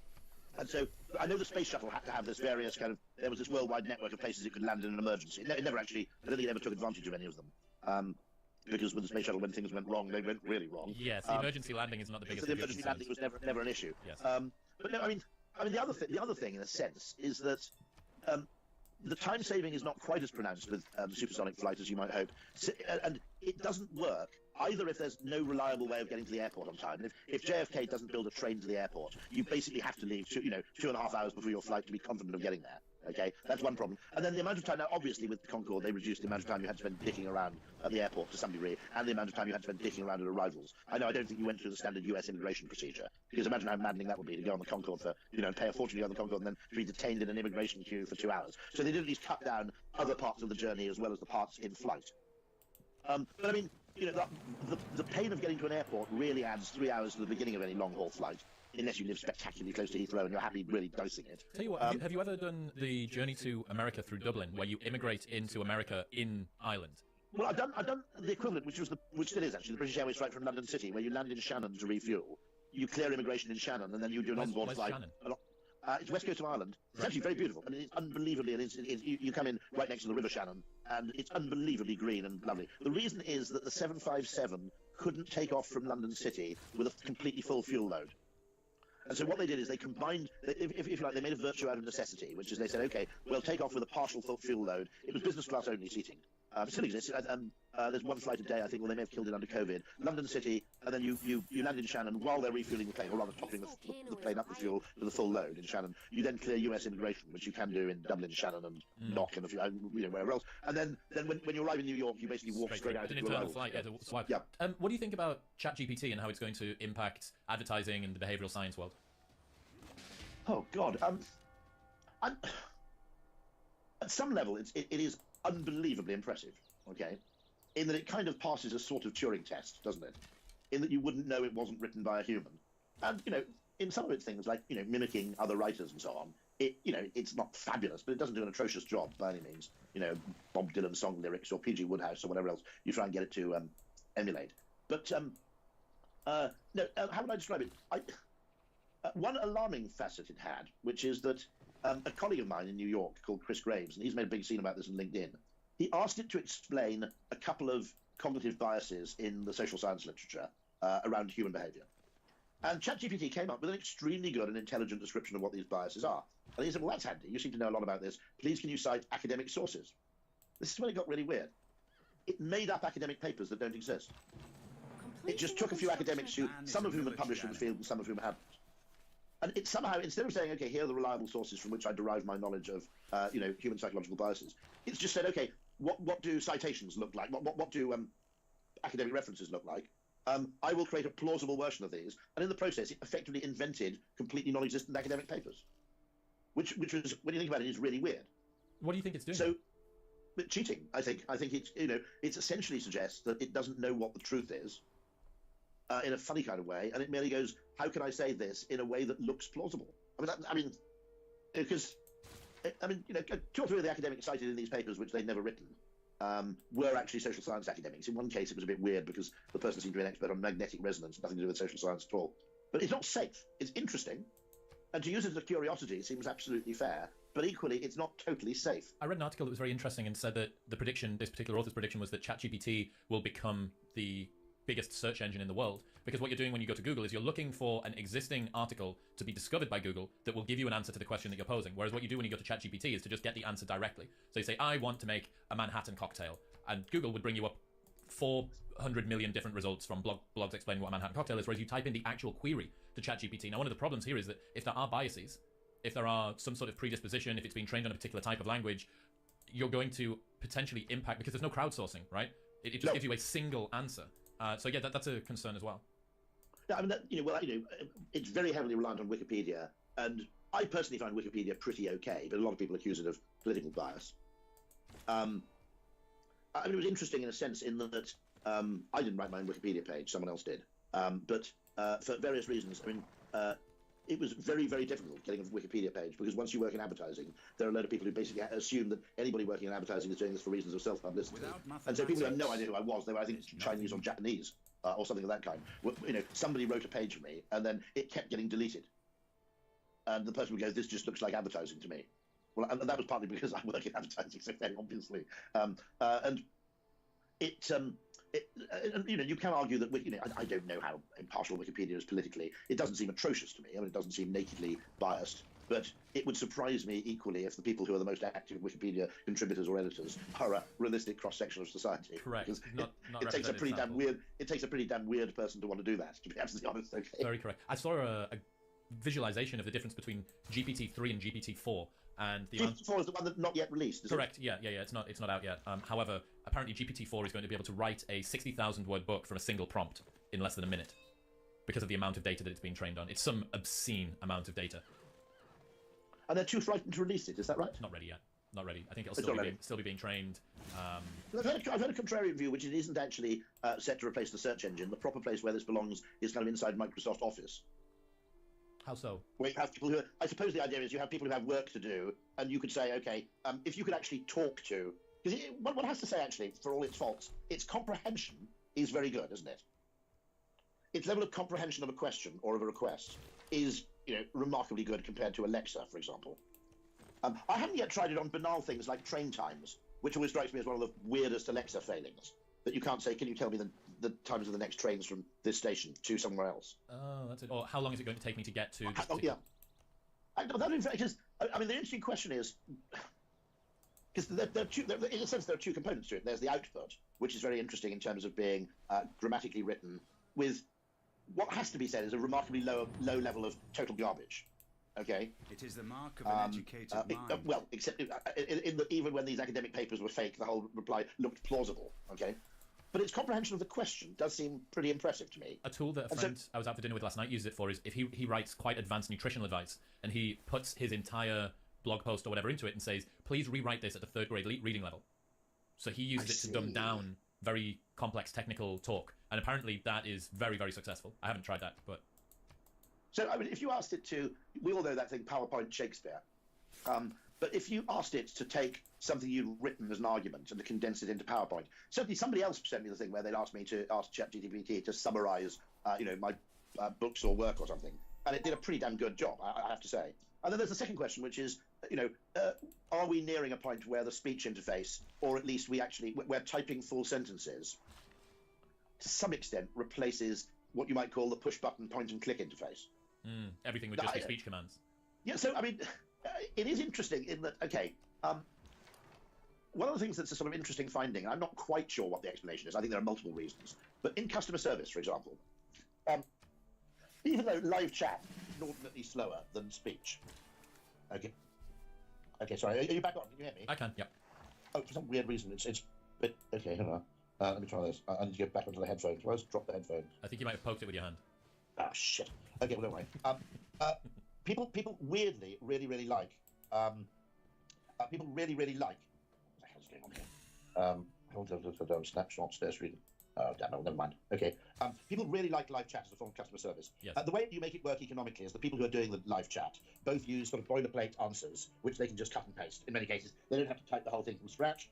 And they're also handling 3 customers simultaneously, which is how you make it work economically. But it's much, much slower than a spoken phone call. And yet the levels of customer satisfaction, even though it's slower, are much, much higher. Is that because you can do something else whilst you're chatting to them? Yeah, I think there are probably multiple reasons. I suppose if they have to pass you on to somebody else, the transcript can get passed on to the next person, so you don't have that infuriating thing of having to repeat yourself. That must be part of it. There is an interesting question, which is, are people actually happier with, we obviously defaulted to this point-and-click interface for a time when it was much, much faster and pleasanter and gave us an illusion of control, whereas one of the things that makes voice interfaces absolutely hopeless is when, Alexa is by no means, for example, local train times in voice. My local station, from which I nearly was travelling to London, is called Otford, which is spelled Otford. Well, forget about asking about trains from Oxford, because 9 times out of 10 you'll get a list of trains going to Didcot from Oxford.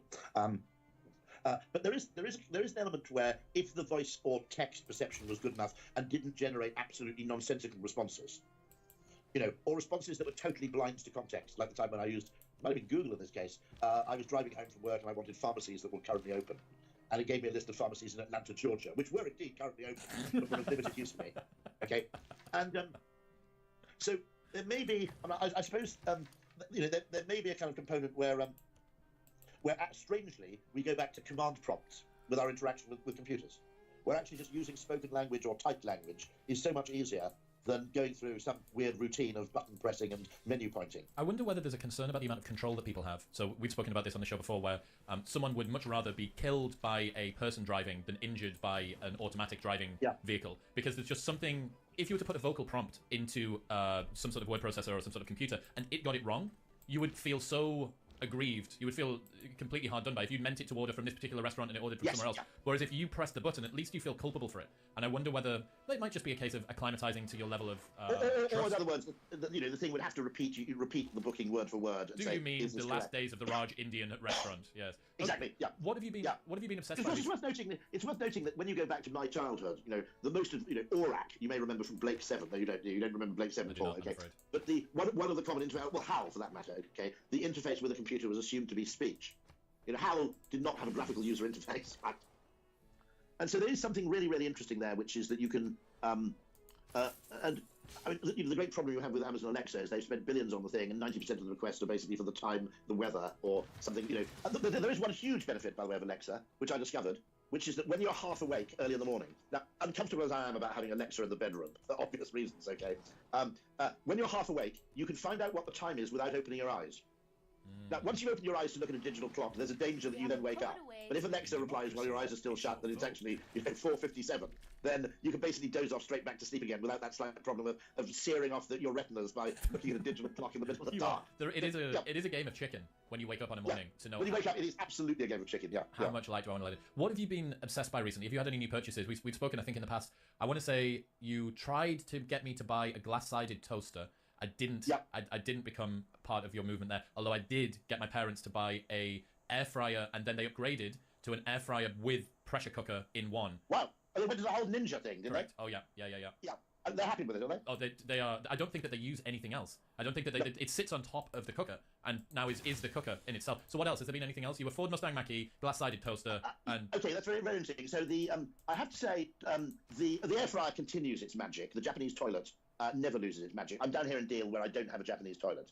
And the gap between using a Japanese toilet and using a conventional toilet is roughly equivalent to the gap between using a conventional toilet and shitting in a bucket in prison. Okay, right? Okay, that's roughly speaking, the yawning sense of kind of reversion you feel when you go from using a Japanese toilet to a conventional one. It's barbaric, it's ridiculous, and it will just stop. The air fryer maintains its magic. I mentioned these bone-conducting headphones, which I think for A, joggers, B, the elderly, and C, people who don't want to become disoriented by, walking around with no knowledge of what's going on around them, okay?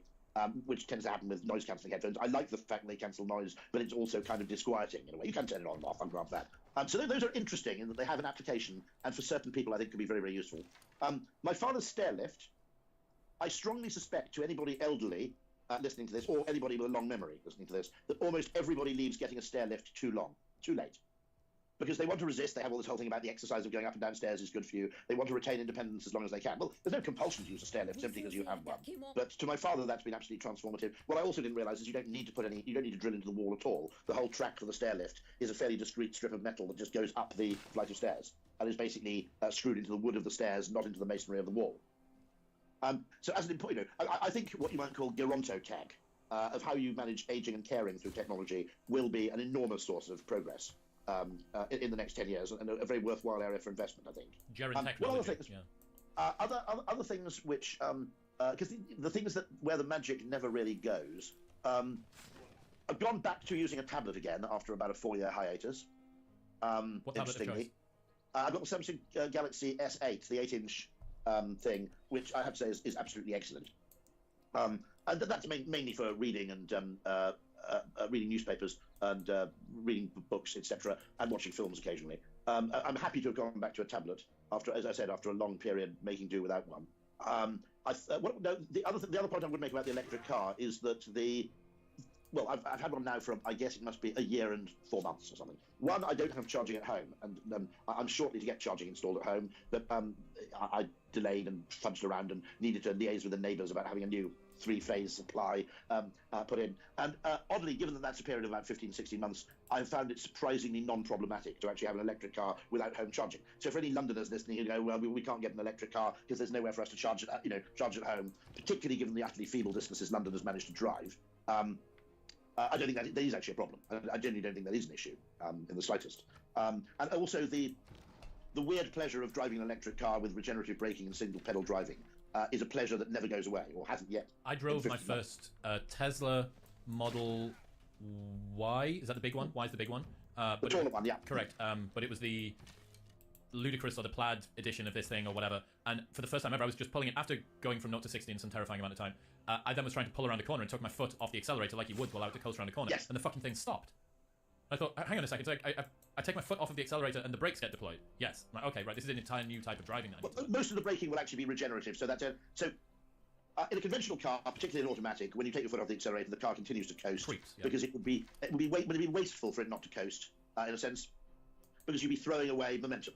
Okay. Whereas in an electric car, because the momentum actually gets recaptured by the battery, there's no particular reason why you shouldn't just decelerate with the accelerator with no particular need. I mean, I go for miles at a time without using the brakes in any shape or form. You just anticipate by throttling off, the car slows down. The brake lights come on even if the brakes aren't deployed sometimes to notify cars behind you that you're going to be accelerating at a faster pace than they might typically expect. But it's actually, it's a lovely way to drive, partly because you don't have a feeling of resentment when you lose speed. What makes cyclists wankers, okay? I tried an electric bike. That strikes me as quite an interesting technology for 2 reasons, which is that the dirty secret of bikes, as I said, is that when you cycle uphill, it's no faster than walking. Secondly, there is only a limited range of demographies and levels of physical fitness who can really cycle.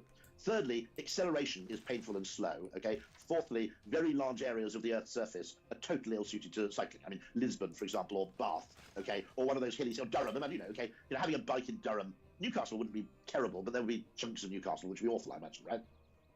And so, when you factor that in, the electric bike, which basically means that uphill and accelerating, and for people who are less than, Lance Armstrong fit, okay, it actually becomes a viable mode of transport, assuming the weather's good enough, or assuming that you design a completely different kind of bike, which actually has some sort of protection from the elements, which I suppose is another consideration. Because the great advantage there is, A, you'll be able to make bikes slightly inefficient, fatter tyres for comfort, wider seats, also possibly some sort of rain shielding.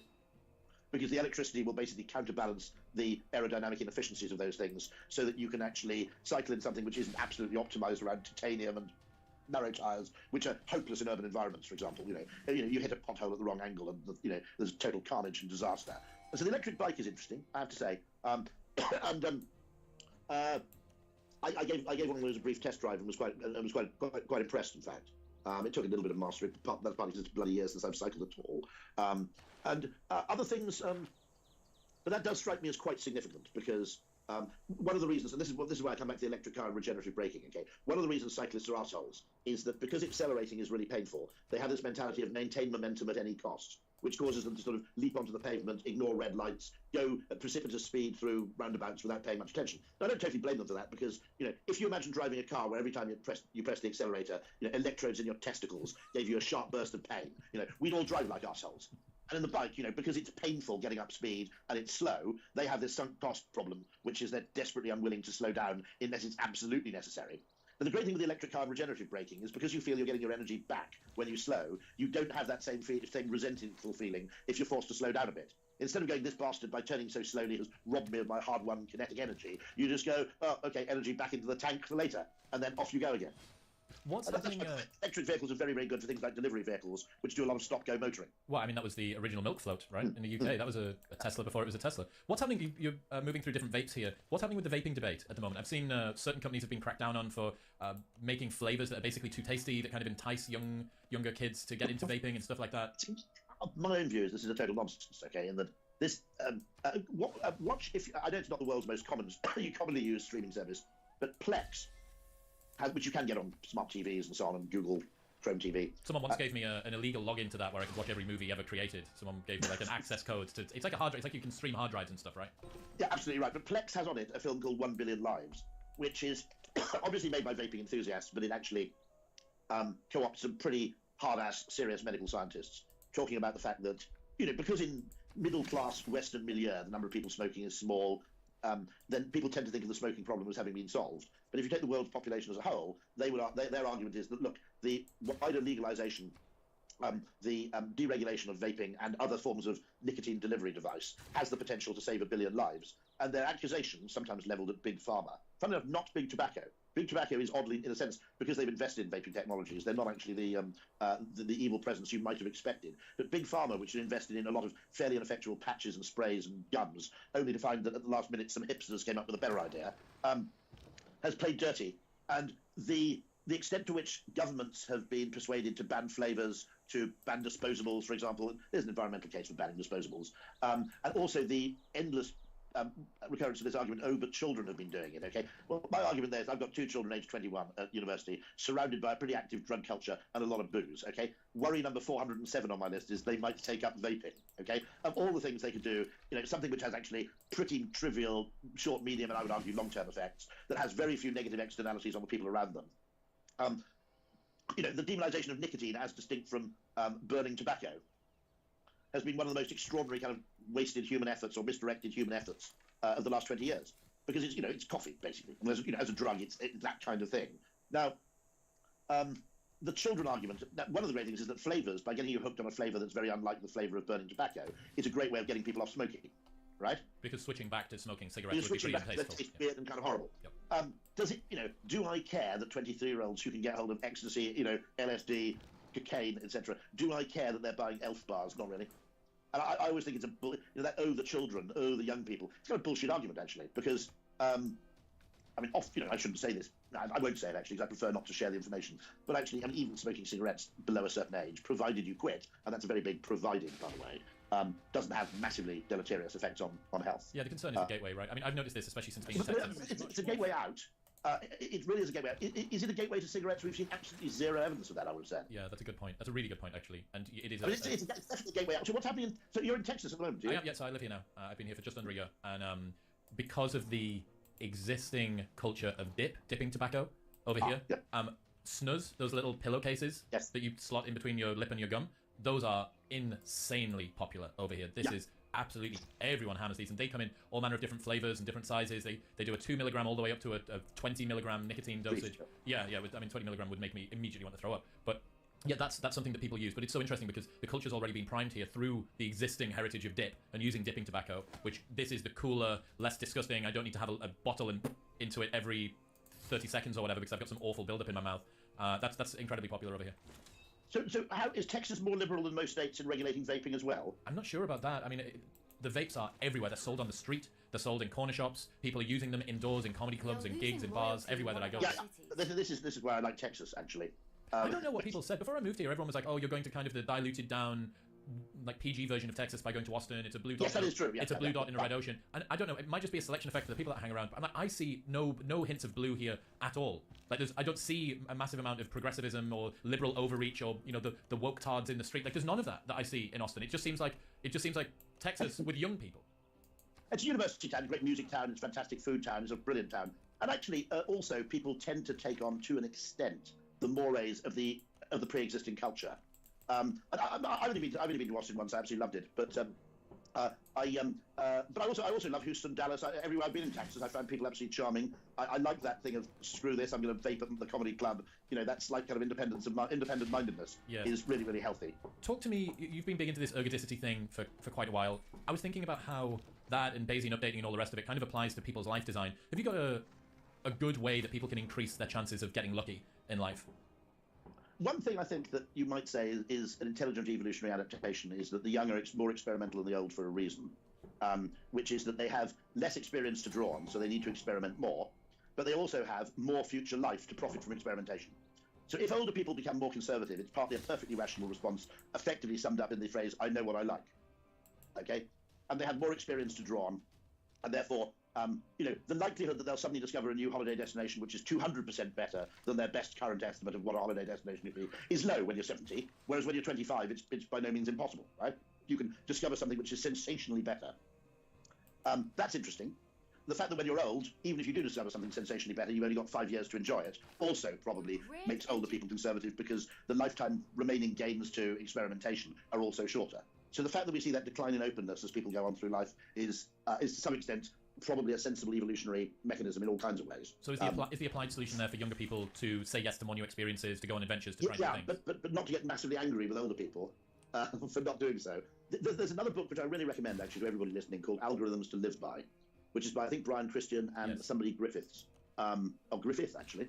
And one of the most interesting things, which if you're old, was one of the best things I've read in terms of generally uplifting information.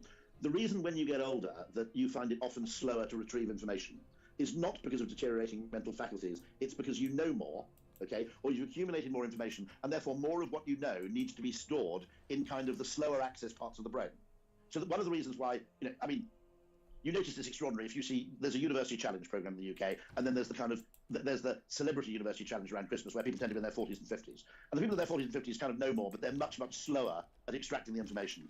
And the reason is that the amount that can be stored on kind of RAM is finite, and therefore more of what you know as an old person actually takes time to retrieve. So much wisdom that you've got to dig through. And actually, if you told old, you know, because a lot of people when they hit their 40s and 50s are convinced that this phenomenon is a sign of mental deterioration.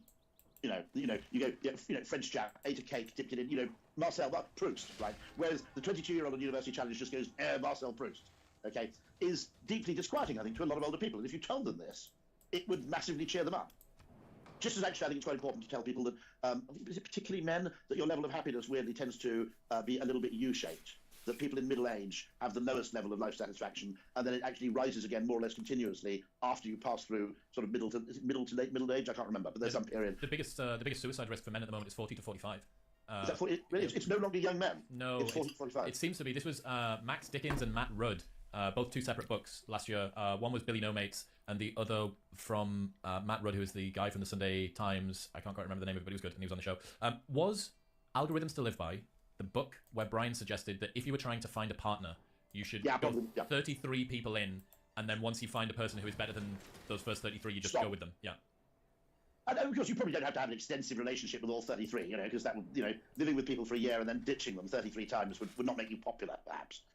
But it's known for, in a very sexist way, as the secretary problem, because it was first posed as you can only interview secretaries one at a time. Once you've rejected someone, you have no chance of following up. So it's a slightly artificial depiction of the problem. And the question is, how many should you interview before you reach this point where you go, okay, the next one who comes along? And it's partly the explore-exploit trade-off, and it's partly the trade-off between having too little information to benchmark what a good secretary might be like versus having too few secretaries left that you're in danger of running out. And so I think it is, if you have 100 secretaries lined up, I think the optimal strategy is something. Is it 60-something? I think it was 30. I thought it was in the 30s. It'll probably 30, yeah. I think it might be in the 30s. So you interview the first 30, and then you set your peak, the best of the 30 you've seen, and then as soon as one comes along who's better than or as good as that, you choose that. Away you go. One of the things that I've been noticing online, especially in the post-Trump world, this allure of black and white thinking, which has been quite reductionist. People seem to be ever more seduced by low nuance. Yes, and actually... So, for example, it even expresses itself with being unwilling to accept that something might be acceptable in a comedy club, which is unacceptable in a business meeting or a church meeting or whatever it may be. Yes. So the unwillingness to acknowledge the fact that the rules change according to context, and therefore demanding that you can... and the thing about it is, I think, it is characteristic of people in their late teens and perhaps early 20s. I think there's something kind of slightly sophomoric about it, in that most older people, once they've been, particularly if they've spent any time working in an office, know that the answer to a hell of a lot of questions is, it depends, okay? And there's something fundamentally wrong with our education system if it isn't effectively showing people that a very large number of questions should be answered with, I don't know, I need more information. And this need to be able to make an absolute pronouncement on almost anything, regardless of context, is fundamentally a bit weird. So if you take the transgender question, you know, well, here's an example, okay? In every single social situation I can imagine, okay, you would treat a transgender person as a member of their preferred gender in accordance with their identity. But as a doctor, it would be completely wrong to treat a transgender person as though they were female, okay? Because obviously you have to make an acknowledgement for special circumstances. And therefore it doesn't seem to be impossible that you can say, well, maybe in prisons or women as refugees, we need to actually rethink this general principle. In other words, you have a principle which is true to the extent that it is possible to make it true, but where you may have to actually make concessions according to certain particular situations. In the same, it's a very simple thing, which is, I'll give you the classic example of this, which is something which divides a completely different group of people, i.e. not, TERFs or militantly active feminists, which is in the UK, apologies to Americans because the general patterns of behaviour are totally different in the US, okay? Is it okay to drive in the middle lane of the motorway? Okay? And the answer to that is actually, and people will take an incredibly strong view.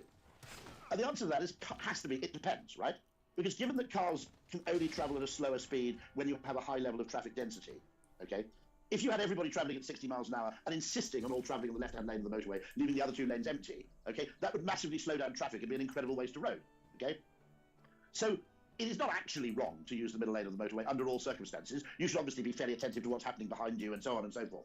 But what people want to do is they don't accept this fact that in a complex system, you occasionally need to take account of more than one or two or three factors in making a decision. What's this allure towards black and white thinking, or the displeasure that people have with more subtle or complex or nuanced opinions? Where does that come from, do you think? You get a lot of people... well, you could argue that a lot of people found that clarity in religion 100 years ago. The people who wanted that, I need to be told, a series of good heuristics by which to live life without having to work everything out from first principles, which isn't a totally ridiculous requirement. Okay, they would have found a religion to accommodate that, or something of that kind. Whereas the one thing that does worry me is, does it come from our education system, which is leading people to believe that there must be a right answer? There is, in other words, one of the interesting things when you get curious about decision science is not everything's an optimization problem. There are an awful lot of human behaviors which make no sense to people who are, inverted commas, rationalists, because they assume that what the person is trying to do is to optimize, when actually what they're trying to do is to decatastrophize. Nassim Taleb and I, the observation that people in Milan railway station are eating at McDonald's, okay? They're not trying to get the best meal they can find in Milan, okay? What they're doing is basically, there will be search costs and everything else attributed to that, granted, but what they're trying to do is to get something to eat which has a very, very low chance of making the meal or being disappointing or a rip-off. And McDonald's is absolutely brilliant at not being crap. And so, it's very, very dangerous to declare people irrational unless you know deep down, both consciously and unconsciously, what they're really trying to do. Brand preference, I always give the argument that a large part of brand preference is not, I want Samsung TVs because they're better, but it's, I'll happily pay $100 more for a Samsung TV because I'm fairly confident it's not going to be shit. And when you think about it, the reputational mechanism works, because if you've invested billions in your brand as a massive sunk cost, you have much more to lose in terms of future revenue and profit through selling a shit television than someone who nobody's ever heard of. When you go on Amazon and search for TV and you get all those kind of Scrabble-racked brands called Wujagu or whatever, right? Well, why should they care? Why should they invest in quality control? Because they don't really have a reputation at stake in the first place. I heard that Sky Glass, which was Sky's attempt, was... I saw a bunch of reviews as it was coming out, and then once it came out from tech people, and it just got smashed. It got completely annihilated as the protein pancake problem, which is what I've referred to. When you try and blend two products that previously were very well optimized on their own into one product which is shitter than either of them were and worse than they both would be separately. So protein powders have been pretty well optimized. They're quite tasty. They're pretty much a Nesquik that's got 30 grams of protein in. Pancakes for almost all the time have been fantastic. If you try and make good protein pancakes, they usually end up being a clumpy, horrible mess. And what Sky's tried to do is integrate your Sky membership into a television so that it is a one-stop shop, but the TV underperforms. The Sky system that interacts with it is bad, and it's trying to beat a Kindle Fire Stick, which is absolutely blazing fast, and already people's existing fantastic Samsung TV, which they know and the interface is optimized as well. It's very interesting, isn't it? Because, one of the things I talk about with television, by the way, which is fascinating, is that there is an amount of money, and nobody knows what it is, I imagine you could get it to a Freedom of Information request, that the BBC has to pay Samsung to put iPlayer in a prominent position in the Samsung Smart Hub.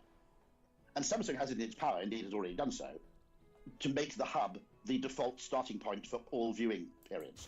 when I first got a Samsung TV years ago, you could activate the hub, but it was by pressing a very weird button which was one of about 47 buttons on the remote control. And as we all know, you never press the weird buttons on your remote control because they can make your TV go weird irrecoverably for the next half hour. The aspect ratio's off, or all of the blacks have gone white. Or the screen number 2, by which I mean literally a number 2, appears in the top left of the screen, and you can't make it go away, that kind of thing. And the modern Samsung TV comes with 2 remote controls, one of which is blissfully simple, and that's the one you use all the time. And every time you're not sure what to do, you press a button with a house on it, which is something we feel incredibly comfortable doing. You either press back or house, and surprise, surprise, that takes you to the Samsung Smart Hub. Previously, we turned on a TV, and probably it was broadcast TV by default, then it was Sky by default, and now it's whatever Samsung wants it to be. And the power they enjoy in that is absolutely spectacular. Yes, so there will be at some point later this year, I haven't signed a contract yet, but this podcast is going to be featured on a number of airlines, and it's going to be able to be used in in-flight entertainment. And as the discussion has gone on, I asked this particular guy that is handling the acquisition of the content on the library what he intends on doing with it, and he said some insane percentage of what gets viewed on in-flight entertainment is based on the first screen's tiles of what shows up. So if you want everybody to watch Bullet Train with Brad Pitt, and that's tile number 3 of 6, it's going to get... It's the same as being above the fold on Google, right? It's like you're on the first page of Google, or basically you're not on Google, because everybody's going to click on something on the first page, usually the first result. So it's a power law distribution that 100%. The thing that appears first gets 50%, the thing that appears, 100%. Going back to the thing that you said about young people, I learned a concept that I gave a term to from a friend, Gwynder Bogle, and he said, you can gauge someone's ignorance by the number of phenomena they explain with the same answer. Those who blame many different issues, like war, poverty, or pollution, on just one cause, like capitalism, are recycling explanations because the demand for answers outstrips their supply. And I referred to that as monothinking. Yeah, funny enough, a friend of mine calls it, who's Indian, interestingly, calls it monotheism. And we're not far off. And as a Hindu, he always jokes that people in the West have a particular propensity to monotheism because they need one god to be behind everything. Whereas he says, as a Hindu, they're completely happy with ambiguity. Very good. And they're polytheistic. I mean, one of the interesting ones is that, all social ills are down to social media. Always strikes me as a bit too fucking easy. I've always said one of my mischievous ones is that some part of what might be more obnoxious behaviour in people may be down to the decline in smoking. Now, if you think about it, if you have a society where, which 20, 30 years ago, 50 to 60% of people regularly took what was a kind of relaxing drug, okay? And now that's down to 10%. You would expect, and of course the effect could be magnified through social network effects, you would expect some change, just as if you put everybody on, opiates, okay? You notice a change in general behaviour. Surely mass withdrawal from drugs is going to have some visible effect, and yet it has been assumed that effect can't be there. Well, why not? I mean, one of the weirder theories is that, there's an equal body of belief which suggests a very eccentric opinion that, tobacco, tea, coffee were major contributors to the Enlightenment. And so, it is going to be, I have to say, but you're right, the need to go, yes, because capitalism. Or, there's a wonderful sketch about this that dates back to, where you recite something bad that had happened and go, Thatcher, okay, right? Now, it is slightly amusing to me, which is that to people born long after, actually, Thatcher left office, okay, it's seen as this absolutely pivotal changing point in British history, where beforehand everything was supposedly absolutely lovely. It was like the Beatles and flower power and free love, okay? Completely forgetting the 1970s altogether, okay? And then you had Thatcher, and it all got nasty and greedy and self-interested.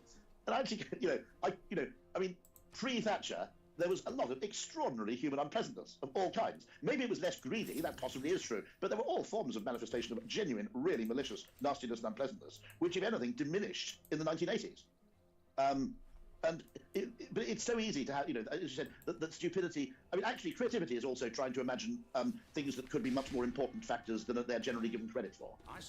Is this because, and actually, it's a classic case of wanting the rules of a simple system also to apply to a complex system. And I've been talking to doctors recently about obesity, and it looks as though there may be a group of people who are fat, very largely simply because their biome, the microbiota in their gut, are just very good at extracting energy from food.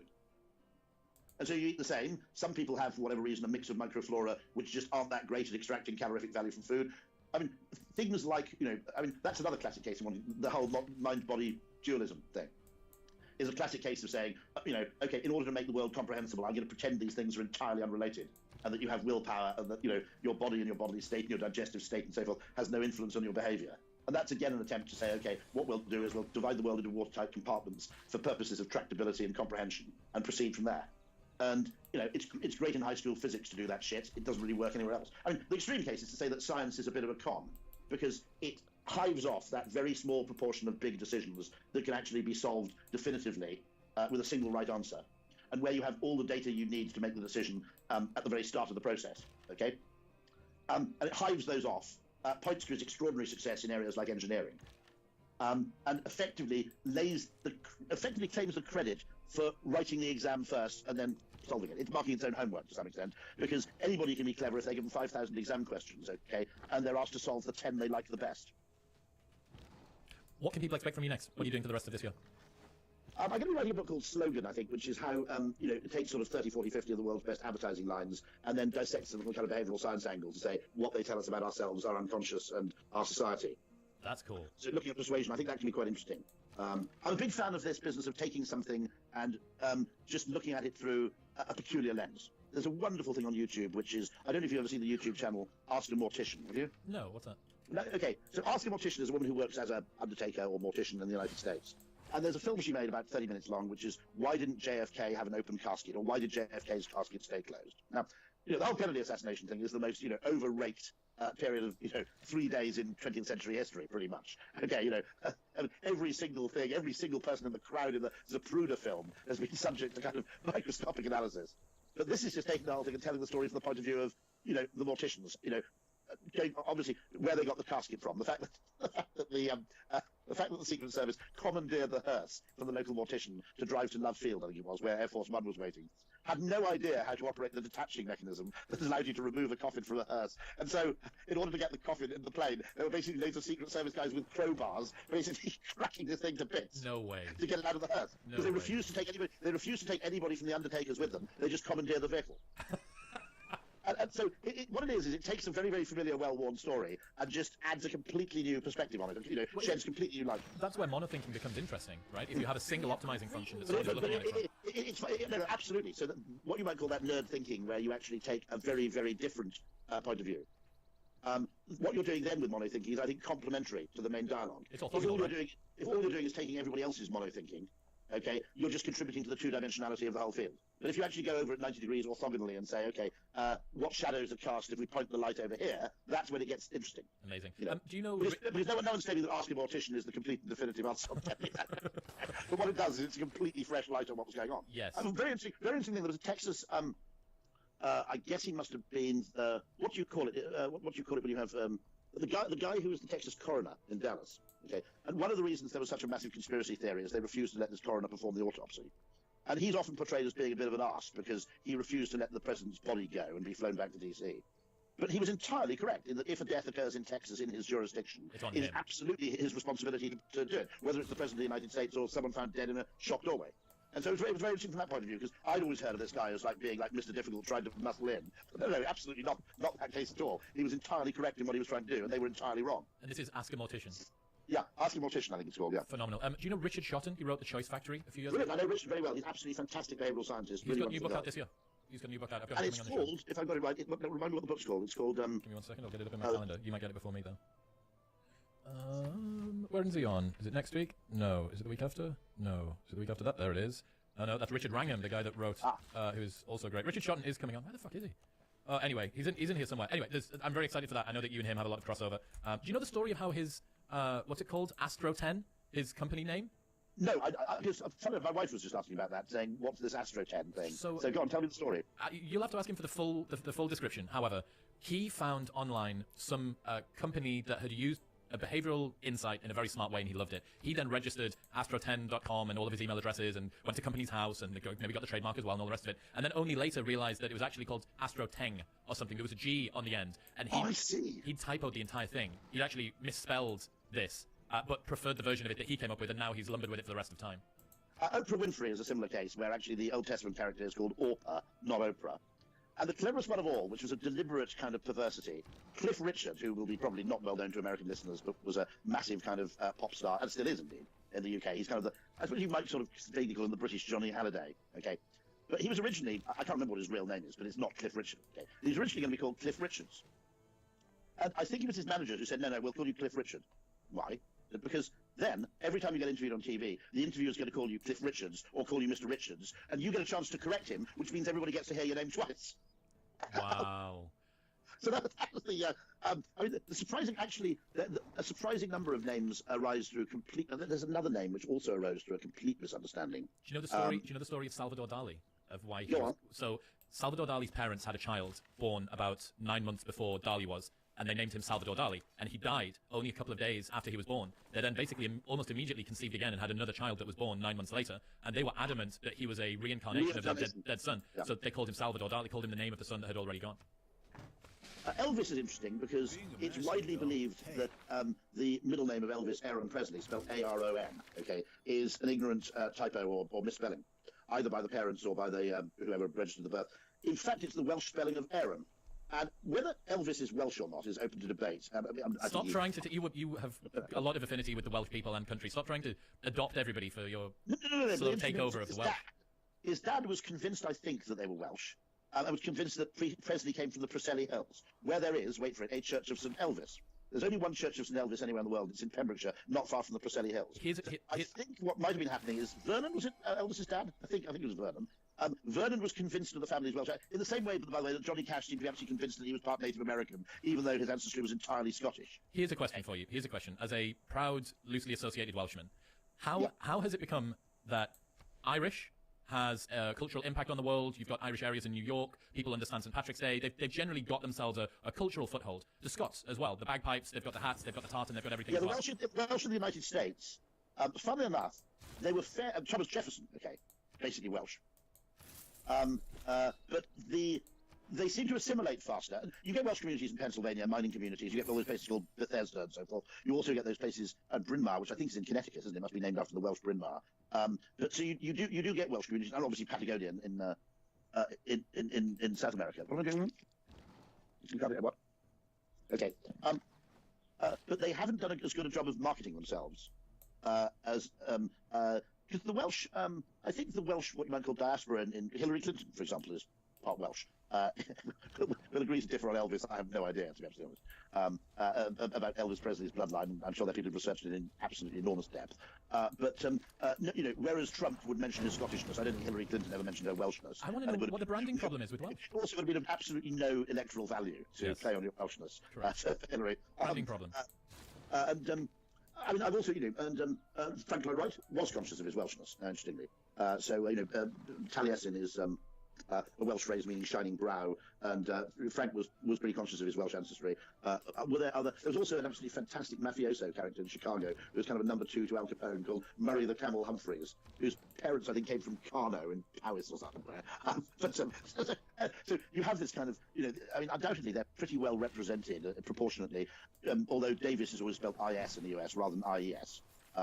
Jefferson Davis, I guess, is actually, he's actually Welsh origin. But the interest in promulgating or promoting it versus the Irish or the Scots seems to be much, much lower, I have to say. Maybe you can try and appeal to the Welsh government and speak to them and say if you could do a rebrand, perhaps, for Wales. Yeah.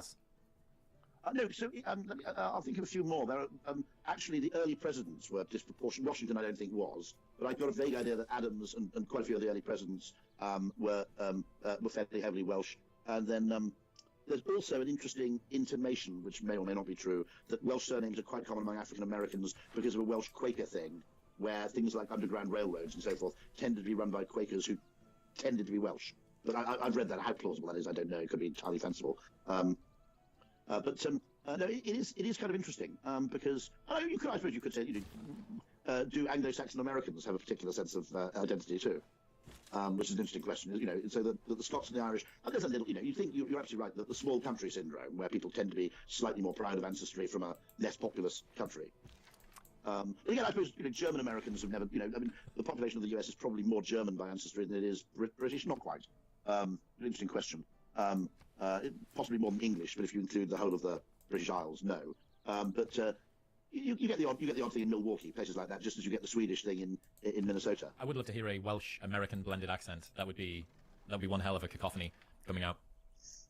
Yeah, I mean, one theory I did hear is that the Welsh, being fairly sort of easygoing, would within one generation basically completely blend in. Oh, they just allow themselves to dilute down into the local culture. Just dilute down. There's a very funny comedian who I think you'll enjoy called Andrew. Is it Schultz? Have you come across him? He's been on the show. Oh, he's been on the show. Yeah. I thought what was absolutely hysterical is I was watching him on YouTube doing a show in Hawaii, taking the piss out of people who moved to Hawaii. Because he said his mother's Scottish, okay, was born in Scotland, and she's lived in New York for almost all her adult life. But she is still completely Scottish in her speech and her behaviour and mannerisms. She said, you don't get my mother going, fuck you, etc. Right? Said, but people move to Hawaii, and 3 weeks later, they're all there going, aloha, and using Hawaiian phrases. He was kind of calling out bullshit. Calling everyone a howlie. That's what they call the people that are from out of town. Look, Rory, let's bring this one home. I always love speaking to you, mate. I'm going to be back in London at some point this year, so I'll definitely give you a nudge. Love to catch up. You're absolutely splendid. Yeah. Thank you, mate. Catch you later on. All the best. What's happening, people? Thank you very much for tuning in. If you enjoyed that episode, then press here for a selection of the best clips from the podcast over the last few weeks. And don't forget to subscribe. Peace.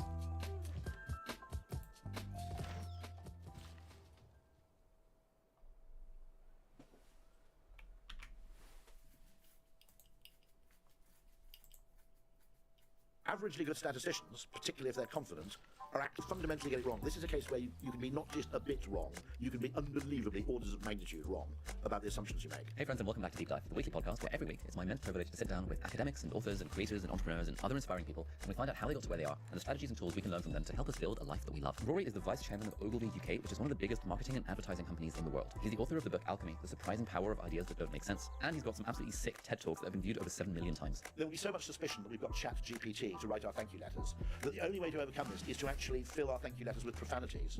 So thanks very much for the fucking dinner party. It was totally boss. Viva il duce. All our personal correspondence will have to become kind of, absolutely profane in order for it to seem sincere. We talk about the psychological value of products and how to create value from thin air, and the power of surprising ideas in the world of marketing and advertising. If you can imagine a stand-up comedian doing a routine about your product, then you're onto something. The urge to appear serious is in many ways, I think, a disaster in marketing. And Rory's just an incredibly interesting and inspirational person with so much life experience and so many stories. So I hope you enjoyed this conversation as much as I did. At the moment, according to the YouTube analytics, 81% of you who are watching this on YouTube have not yet hit the subscribe button. And so if you're, for example, in the now 81% of people who are watching this on YouTube but who are not subscribed to the channel, I would love it if you could do so. And it would be awesome to get that number down to 50%. And it would be cool to get like 50-50 sub, non-sub ratio, just for fun. Rory, so you studied classics at Christ College, if your Wikipedia page is to be believed. I was just down the road at Emmanuel, and I wonder, why classics, and what did you learn doing classics? It seems a bit rogue to go from classics to advertising. Well, it was a bit more rogue than that, because I made the short-term mistake and long-term success, I think, by choosing as A-levels maths, further maths, Latin and Greek. And it was a total mistake at the time, because the people doing physics, chemistry, maths were effectively, doing interconnectedly the same thing, whereas I had to have this slightly schizoid thing where you had to go from sort of translating Homer to doing some advanced statistical modelling or something, and it was difficult. And at the time I think it was a mistake. In the longer term I think it was a great decision, because one of the things is you only have to have fairly good statistical understanding for it to be a superpower in the workplace. So bizarrely, my brother's an astrophysicist. I'm still very interested in science, particularly both the potential and the ills of quantification. Big book recommendation to start with, Algorithms to Live By and the Alignment Problem, both by Brian Christian. I really highly recommend. So I read a lot of science. I read an awful lot of evolutionary biology as well, because it's a new way to think. But the classic side was, to be honest, what classics is it's modern languages for nerds. Okay, so there's quite a high correlation between people who are fascinated by classics and people who are fascinated by, say, sci-fi, because it is, if you like, an alternate civilization. And also the fact that you don't actually have to speak to it because everybody involved is dead probably appeals to people who are slightly on the spectrum. So if you're one of those people who are undecided between science and the arts, classics is actually bizarrely a kind of weird kind of compromise. What were you doing at Emmanuel? I studied medicine. You did medicine? Yeah, so kind of 6 years of medicine, 2 years of working, and then switched into this kind of YouTuber podcaster career. What's interesting is that they limit the number of people who can study medicine in the UK. And I think that's the BMA, which pretends to be a scientific organisation, but is really a trade union for doctors. Oh yeah, I mean, they're going to be striking in the next few weeks. Exactly. Now, interestingly, there seems to be a premise then. I accept that it's very expensive getting a medical qualification, because you actually need corpses and stuff, which you don't need for classics, by and large. But there seems to be an axiomatic assumption there that you only need to train in medicine that number of people you need to be doctors. Now, it strikes me that that's a fundamentally wrong-headed idea, that actually having surplus people with medical qualifications would actually be, despite the cost of training, would actually be valuable. It might be valuable to the pharmaceutical industry, it might be valuable to overseas, for example, but actually having a surplus of trained doctors would actually be valuable in all kinds of unanticipated knock-on ways. Just as actually, you don't have to, and obviously I didn't become a classics teacher, I nearly did, but I didn't in the end. What happened, I actually trained as a teacher after I finished, and then I had a kind of panic attack, because I realised if I went straight into teaching, my entire life would be school, university, school. And I thought spending your entire life in educational establishments was just a bit too limiting. And then I started applying to ad agencies, and whereas the conversation in the staff room was kind of Noggis Minor has been smoking behind the bike sheds, the conversation in the ad agency was, I think I was waiting for my interview at Ogilvy, and someone came in and said, no, it wasn't that great because I had to change planes in Addis Ababa or something. I remember thinking, you don't get that in the staff room, this sounds a bit interesting.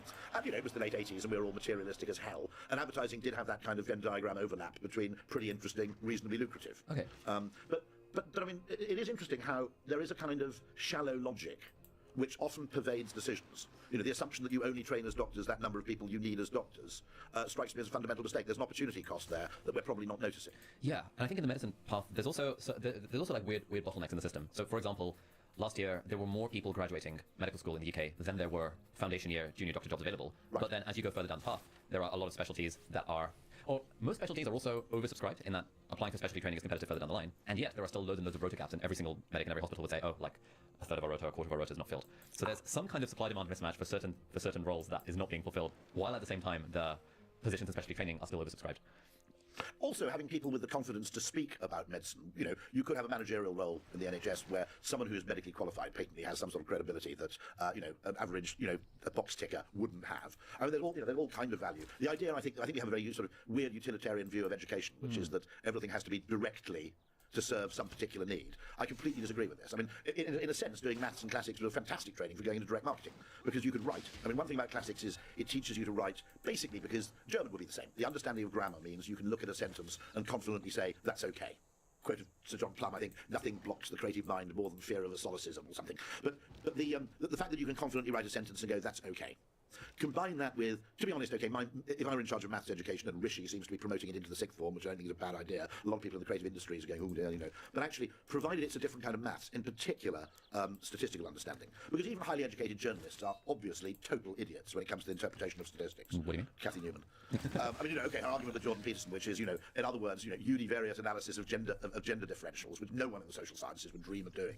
Okay, I mean, you know, a lot of journalists are obviously statistically completely illiterate. If you look at something like the Meadows case, what's that? Okay, it was a case where a fairly eminent medic posited that the chance of 2 cot deaths in a single household could be determined by multiplying the odds together, as though there were no external factors, either genetic or environmental, failing to actually accept the fact that both deaths were male, which also increases the probability of cot death, but also failing to do the elementary thing of comparing the probability of a double cot death with the probability of a double infanticide, which is what you actually have to do, which changes the odds from something like overwhelmingly guilty with a wrong statistical model to most likely innocent, literally, I mean, more than 50% chance of innocence, once you compare the two probabilities, not effectively, essentially saying, well, if it isn't accident, it's murder. Right, it's completely imbalanced. But people with Oxbridge degrees who are eminent in the medical fraternity made that mistake. Barristers, judges made that mistake. So if this extra maths is largely around statistics, I mean, I've never needed in my entire life to work out the surface area of a cone, and if I needed to do that, I think it is a third pi. What would it be? It'd be a third height times pi r squared of the radius of the base. I'm guessing something bullshit like that. Okay, I've never needed to do that. And if I did, I'd Google it or I'd ring up somebody who knew. Yeah. Okay. On the other hand, basic appreciation of statistics. I use pretty much every day to a point where it's a kind of superpower. And so, just having done what you might call, you know, statistics to A-level standard, and having a basic grasp of yes, but actually, is unbelievably valuable in business or in virtually any other context. How so? Like, what do you mean that statistics is a superpower? Well, it stops you being stupid, is one of the things. It also makes you understand really important concepts like the trade-off between, well, the explore-exploit trade-off is a really interesting concept which appears in AI, but it also appears in things like the studies of animal foraging. Okay. So there's a trade-off, effectively, if you're a foraging animal, or for that matter, you're an algorithm, there's a trade-off between exploration and exploitation, which is, obviously you're a total idiot if you don't exploit what you already know, okay, if you make no use of pre-existing knowledge. But you're equally foolish, albeit in the slightly longer term, if you don't keep exploring, but simply exploit what you know on the assumption that it will never change and your knowledge is utterly complete and incapable of improvement, or enhancement, or adaptation. And so understanding a few basic mathematical concepts, I think, I'd make algorithms to live by, one of the set texts for sixth form maths, is really, really useful. I don't buy the... Actually, the other thing I don't buy is a few creative people in advertising got really annoyed at more people being forced to do maths because they say, I would have left school earlier, I can't stand maths. Depends on the maths, because it's worth noting that solving mathematical problems by effectively rewriting the question or redefining the problem, okay, which is what an awful lot of advanced maths is actually a highly creative act. And you could actually make maths teaching actually almost a form of creative teaching if you got it right. You mentioned that you wouldn't be surprised if marketing became mostly female in the future. Why is that? Partly just plotting the direction of travel, okay? Partly that generally, as of now, I'm not suggesting it's innate, women seem to manifest a preference for working in people businesses slightly more. not suggesting it's innate, it could be culturally inculcated, but it doesn't really matter, because that seems to be happening. At that point, I don't go all Jordan Peterson on that, but the weird thing that when you actually make employment, more and more a matter of choice, weirdly, in some cases, gender differences actually increase rather than reducing. Also, I mean, for example, I think there'll be a very, very substantial Indian contingent in marketing and advertising. Because in India, it's very high status. You have these extraordinary kind of universities, extraordinary high level of education around marketing, not only in universities, but places like Unilever, Hindustan Lever, which are kind of almost universities in themselves. And you can simply see the extraordinary talent, the extraordinary marketing talent that's been produced. I mean, what we have, the head of Ford North America, Indian, MasterCard, both I think the CEO and the marketing director. You go on and on and on. And it's absolutely clear cut that there's okay. Let's not neglect the base rate. Okay, there are 1.5 billion people. Okay, which kind of helps. Okay. Yeah, but I just find it interesting because I think what often happens if you're bad at statistics, you're not wrong to be angry about these things, but either you get angry about the wrong thing or you have the wrong idea about how to solve the problem. Okay, because some degree of disparity will emerge from preference, because preference emerges from circumstance. Okay, and therefore, if different groups actually grow up in different circumstances, you would expect their preferences to differ. And so, if you don't account for that, and you suggest that every single disparity is the role of either active or unconscious prejudice, I'm not saying you're wrong to discuss prejudice. I'm merely saying that you're miscalibrating it. In that there are other factors going on that we need to take into account. And it worries me a bit because a lot of this is kind of HR dominated, and HR isn't necessarily the epicenter of sophisticated statistical understanding, if we're being blunt about it. And so, as with the Sally Clark case, the cop death case, getting statistics wrong is really goddamn dangerous. And actually, I was watching. I'll just give you an interesting point here, which is that it's worth noting that if the data you collect is unrepresentative, then the conclusions you will draw will be similarly biased. Okay. And first of all, which is a kind of quote of mine which gets adopted by other people, all big data comes from the same place, the past. Okay? And it's only reliable, even if it's representative of what you truly need to know, which is a big if. It's only reliable if you can actually confidently say that the future is going to be very similar to the past. Okay? Which in the short term may be a safe assumption. Over a decade, not so much. Okay? I was talking to someone last night who had worked for a big dairy company which delivered milk.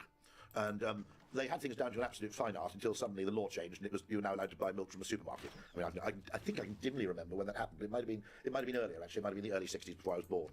Now, at that point, everything you think you know, is no longer reliable as an assumption. And the point I'm making there is that if you don't actually understand the limitations of your data or the biases of your data, obviously quantification bias, it's much easier to get data on things which happen to be numerical or measurable in terms of SI-derived units. Okay.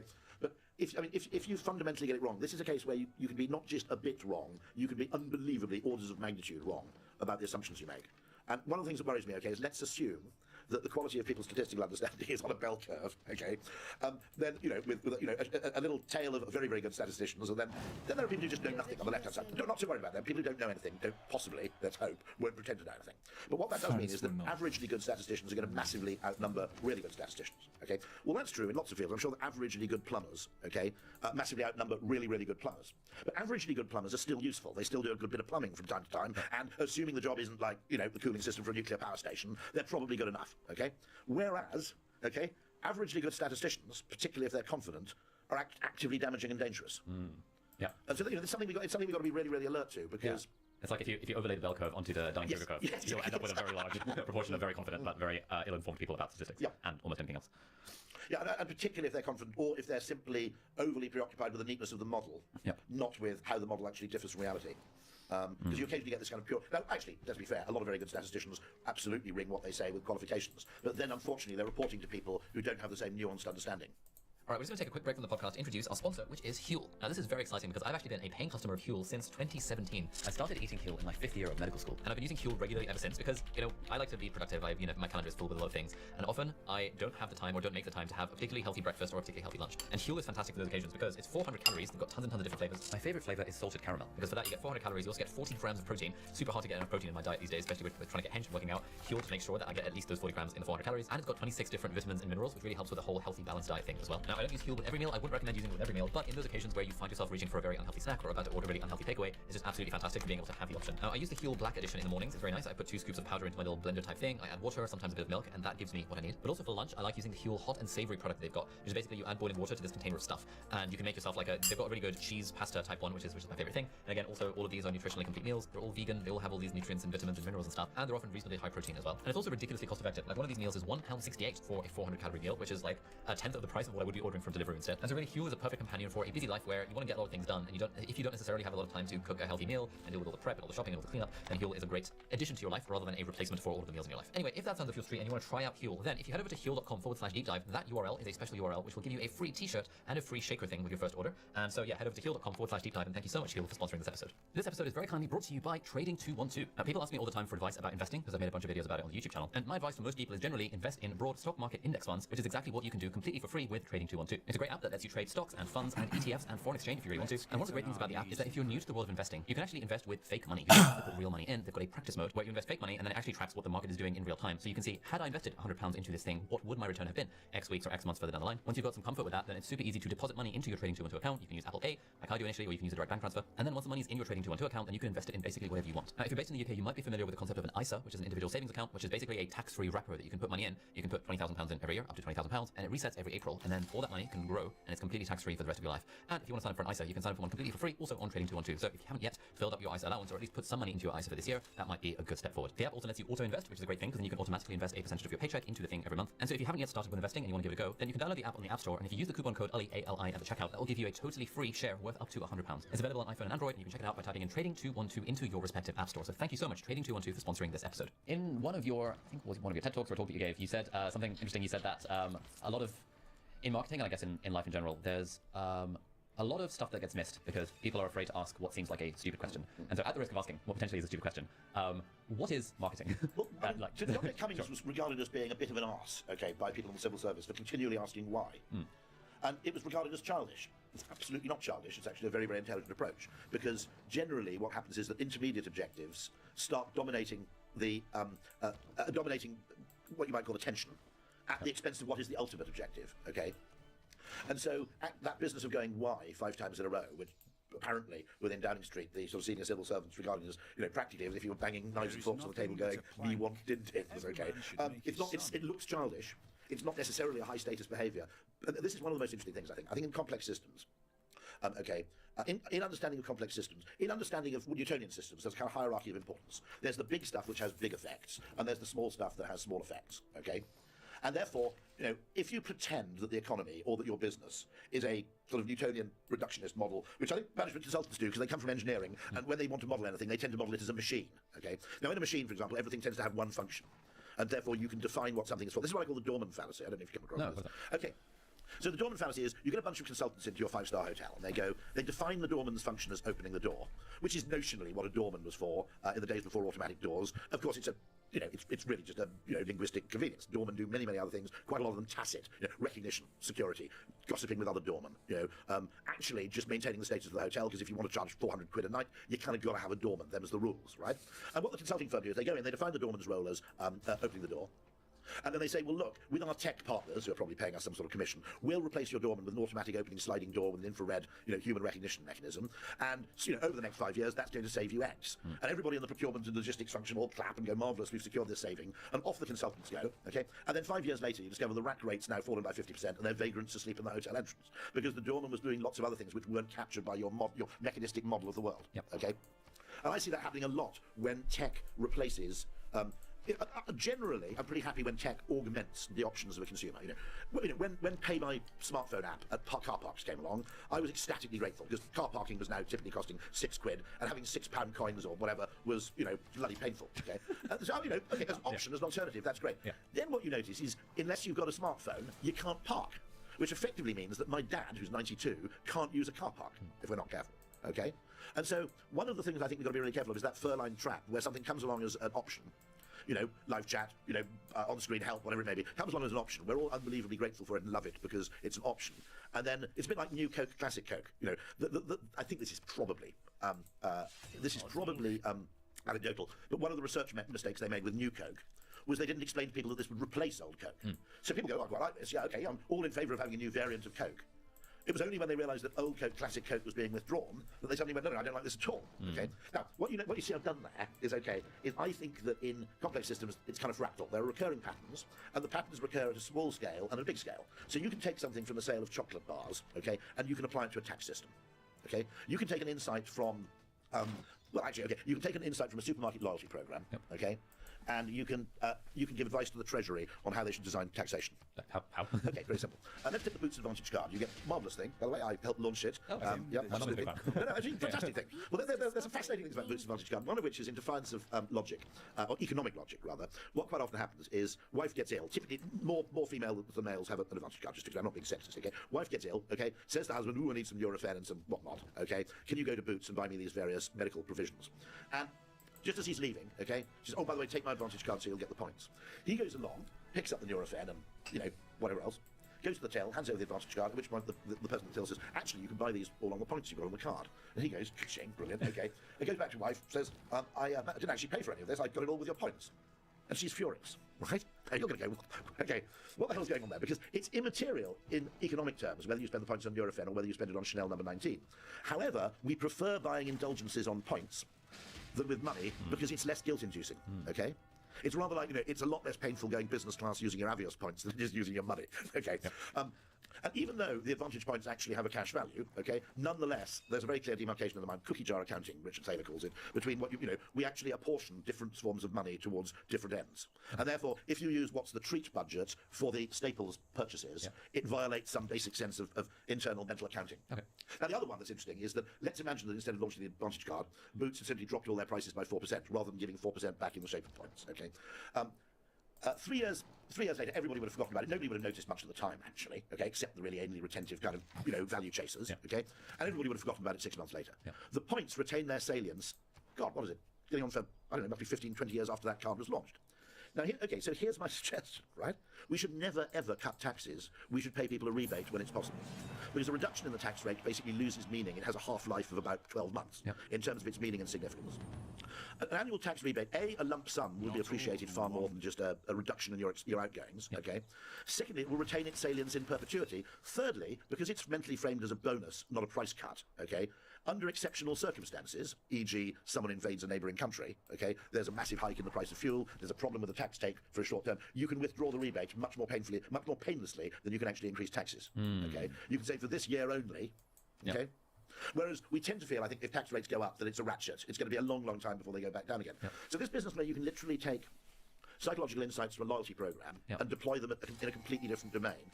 And now, what militates against that is this status idea in conversation, okay, where important people talk about big things like interest rates, and the Fed, okay, and you delegate small things down to junior people. Now, I have this mantra which is dare to be trivial, because I argue that in complex systems, the interesting pattern is just as likely to reveal itself at the level of chocolate bars and loyalty programs.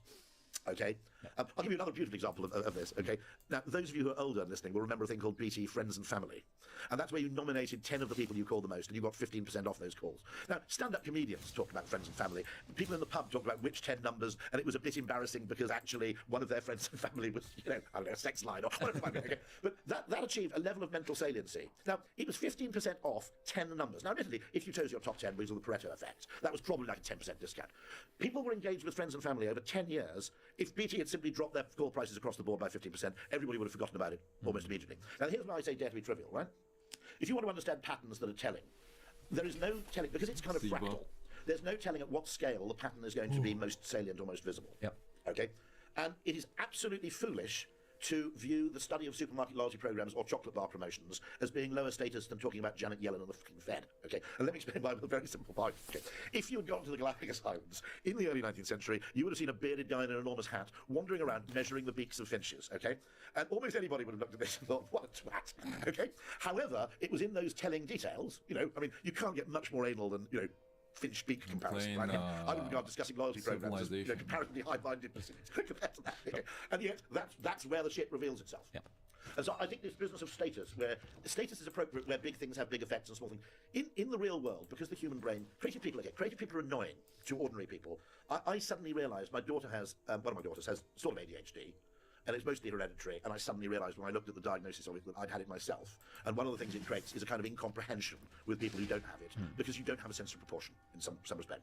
And then it occurred to me, in complex systems, in dealing with complex systems or creative problems, where there are potential butterfly effects, you're right not to have a sense of proportion. Because the solution is just as likely to lie in something seemingly trivial or tangential as it is in something notionally important. Okay? So actually, the sense of proportion and the status around what you might call the higher twaddle, which is its high status to talk about interest rates. And then what you end up with then is your insistence on only talking about what you might call high-end things, like the inflation rate, the interest rate, blah, blah, blah, blah, blah. Nothing? Okay? What do you mean nothing? What that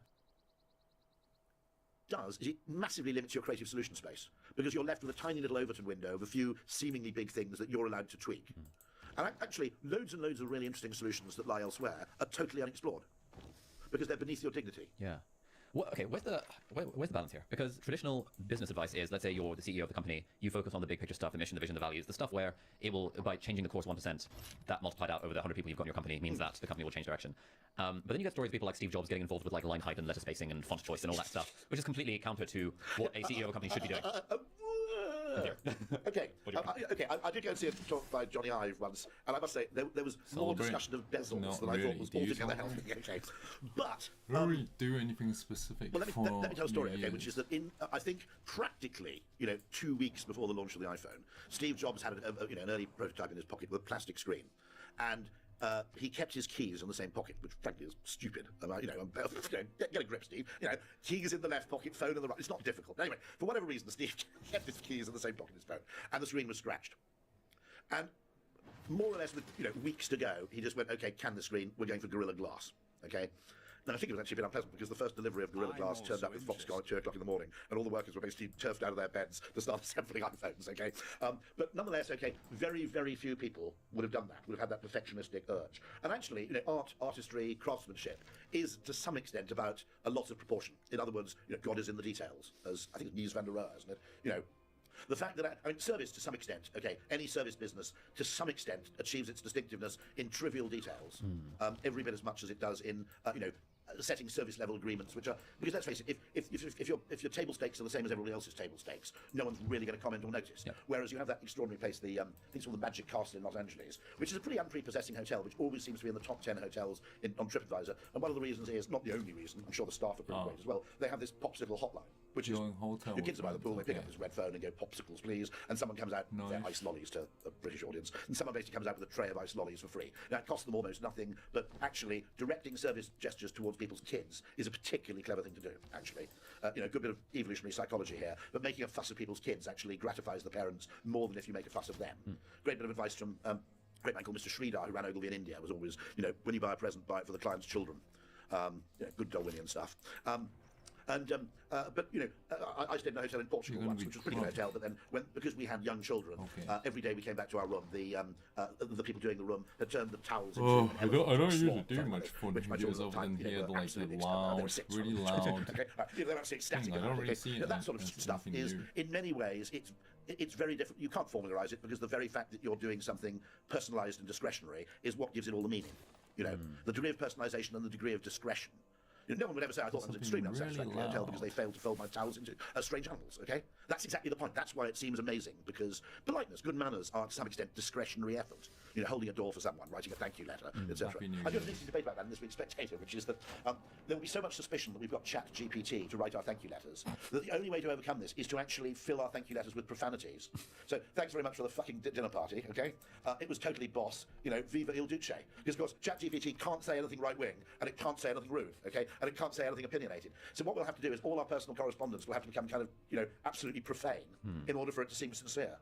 This episode is very kindly brought to you by WeWork. Now, this is particularly exciting for me because I have been a full paying customer of WeWork for the last 2 years now. I discovered it during, when the pandemic was on the verge of being lifted, and I spent like the whole year just sort of sitting in my room making YouTube videos. But then I discovered WeWork, and I was a member, me and Angus, my team members, we were members of the WeWork in Cambridge, and they have like hundreds of other locations worldwide as well. And it was incredible because we had this fantastic, beautifully designed office space to go to work. And we found ourselves like every day just at 9 o'clock in the morning just going to WeWork because it was a way nicer experience working from the co-working space than it was just sitting at home working. These days, what me and everyone on my team has is the All Access Pass, which means you're not tied to a specific WeWork location, but it means you can use any of their several hundred co-working spaces around London, around the UK, and also around the world. And And one of the things I really love about the co-working setup is that it's fantastic as a bit of a change of scenery. So these days I work from home, I've got the studio at home, but if I need to get some focused writing work done, and I'm feeling a bit drained just sitting at my desk all day, I'll just pop over to the local WeWork, which is about a 10-minute walk from where I am. I'll take my laptop with me, I'll get some free coffee from there, I'll get a few snacks. It's just such a great vibe, and you get to meet cool people. I made a few friends through meeting them at WeWork, and it's just really nice being in an environment almost like a library, but kind of nicer because there's like a little bit of soft music in the background, and there's other kind of startup bros and creators and stuff in there as well. And it's just my absolute favorite co-working space of all time. It's super easy to book a desk or book a conference room using the app, and it's a great place to meet up with team members if you're going to collaborate and you'll live in different places. They've got unlimited tea and coffee and herbal teas and drinks on tap, and they've got soundproof booths in which to take Zoom calls and meetings. Anyway, if you're looking for a co-working space for you or your team, then I'd 100% recommend WeWork. Like I said, I've been a paying customer for theirs for the last 2 years, which is why it's particularly exciting that they're now sponsoring this episode. And if you want to get 50% off your first booking, then do head over to we.co/Ali, and you can use the coupon code Ali at checkout ALI to get 50% off your first booking. So thank you so much, WeWork, for sponsoring this episode. I was at this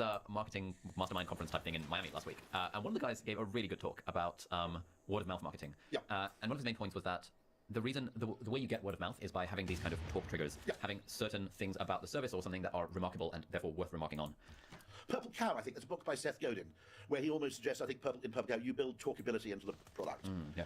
And I often say that if you can build something into the product and imagine a stand-up, we've got funnily enough, there's a brilliant creative approach I can't tell you about that Ogilvy's just come up with for the Mayor of London, okay?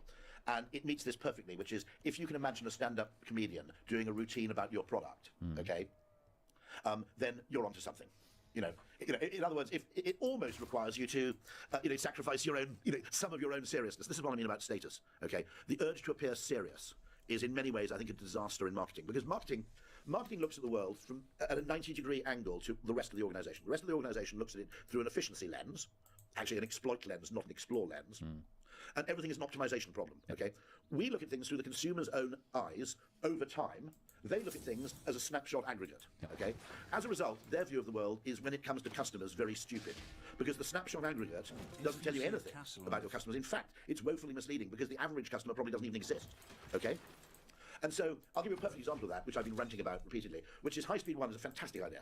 By the way, it took a long time to get off the ground, and I used to use it in the early years, and you practically got a carriage to yourself. Yeah. Oh, I wonder if we can give some context on that for the international audience. Sorry, oh gosh, international audience, my goodness. Okay, so High Speed 1 runs from Kent, which is a very big county, and gloriously beautiful, he says, as a Kent property owner. But it's adjacent to London, but at its furthest point, it's about 60 to 70 miles from central London, okay? Think of it as kind of Connecticut plus the southern bit of, Massachusetts, I don't know, something like that. What that is, they built, on the back of the Eurostar, they wouldn't have built it otherwise, but since there was a high-speed line going to Paris, from St Pancras to the coast in Folkestone, they decided that the Eurostar didn't generate enough traffic to justify this line on its own, so they ran local, effectively, commuter services at very high speed. So suddenly you could get from Ashford to London in 37 minutes, or 30 minutes to Stratford, would you believe it? Whereas previously it had taken, I think, 90, if I'm right. It might have been slightly less. It was certainly over an hour. Okay? Now, if you think about that, what that means is that someone in Ashford who decides to work in London effectively saves an hour a day, 200 times a year. Probably a bit less with flexible working, but you get my point. Okay. Now, what the people who design railways do when they make a justification for the investment in time saving is they basically give an economic opportunity cost to all time spent on a train. Okay. And they calculate the value of the time saving by the assumption, which is ludicrous, by the way, that all time spent in transit is economically unproductive. In fact, as anybody who works on a train knows, it can be the best moment of your... I fantasize about 3-hour train journeys because you can actually get your shit done, right? The whole premise is fucking stupid to begin with, okay? But anyway, even on that premise, okay, it doesn't distinguish between one person saving an hour 200 times a year and 200 people saving an hour once a year. Now, High Speed 2, which runs from London to Manchester, we're not going to get, not many people can afford to commute from Manchester to London. And so it's not the same as Canterbury, Ashford, Folkestone, Ramsgate, okay? Not the same as those places where you could conceivably work in London at least 3 days a week, maybe 5, and pay the commuting cost, okay? This is a journey which all but a very, very few people take once a year, 0 times a year, maybe in my case, 4 times a year. London-Manchester. London-Manchester, okay? Now, saving a lot of people an hour infrequently looks the same to the statistical model as saving a few people an hour every day, or very frequently, okay? I would argue that in psychological and behavioural terms, these things, although mathematically identical in the aggregate, are totally different. One of them means, hey, wow, I can now get a job in London, or for a Londoner, which wouldn't be a bad move, by the way, hey, wow, I can move to Canterbury, right? All right, or the seaside, deal, Walmer. Sorry, I'm just helping out the local real estate, right? Okay, right, okay, deal, Walmer, Sandwich, okay, Broadstairs, Whitstable, okay? Now, the interesting thing there is, I think it's absolutely fallacious to treat those things as if they're commutative, as if 1 times 100 is the same as 100 times 1. And what a marketer would do is a marketer would say, well, how is this going to change behaviour looked at through the eyes of 20 different people? And they might look at High Speed 2 and go, meh, and they might look at High Speed 1 and go, actually, that's a bit of a game changer. Yep. Okay, it's a niche audience, but it's a hell of a game changer. This will actually change. Bear in mind, by the way, when it was built, just to be clear, East Kent was, although, one of the home counties, it was the only part of the southeast England where average property prices were less than 5 times average income. It was to some extent economically a little deprived. And therefore, spending this money was not an unintelligent thing to do at all. So what I'm saying is that as a marketer, you will always be at odds with the rest of the organisation because you're looking at things literally, perpendicularly to them. They're looking at aggregates because they're reporting up to the shareholders, okay? And they're interested in just aggregate figures. How does this all add up? And where necessary, we'll take an average. What we're doing is actually taking the consumer's eye view, which is literally at 90 degrees. So this idea, by the way, that data is objective is absolutely untrue. What data tells you entirely depends on the context and the angle at which you look at it. So quite often, sequential, what's the correct term for it? Cohort data or longitudinal data, okay, tells a very, very different story to comparisons of snapshot data. So now, just to be clear about this, okay, I'm not saying that wealth inequality isn't a problem, okay, but I'm saying that if you want to solve the problem, you've got to actually define it properly. And one of the interesting things is that actually quite a few people will go from the poorest quartile to the richest quartile of the population in the course of their lifetime. Most data on wealth inequality, on widening wealth inequality, just compares the top and bottom quartile at one point to the top and bottom quartile at another point without acknowledging that they're not the same people. So, for example, a newly qualified barrister, probably very heavily in debt, probably qualifies as being notionally in the poorest decile of the population. Now, nobody thinks of that guy as poor because his prospects are pretty good. In fact, banks will lend to the guy probably pretty readily, okay? But it's vitally important that the idea that when you have a chart or when you have data, that it will deliver objective information regardless of how you actually interrogate it is complete nonsense. You can take exactly the same data, and if you want to, you can use it to tell two completely different stories. Quite a lot of people, by the way, one facet of wealth inequality is simply that old people are richer than poor people because they've accumulated more shit over time, okay? Yeah. Now, you might argue, you could actually, interestingly, you could have a society where everybody was getting poor, which was getting poorer on average over time, but where everybody was getting richer over the course of their life, okay? Now, that actually might be a weirdly, relatively contented society, whereas a society which was getting richer on average, but where everybody was getting poorer over the course of their life, psychologically would be a completely different thing. They're both possible, by the way. And they're both unusual, but they're both theoretical, both situations are theoretical. I'm struggling to imagine this in my mind. So you just have, in other words, you have young people who are getting much, much richer all the time, and then just going into sort of total decline, okay, over life, but nonetheless, the aggregate population is getting richer.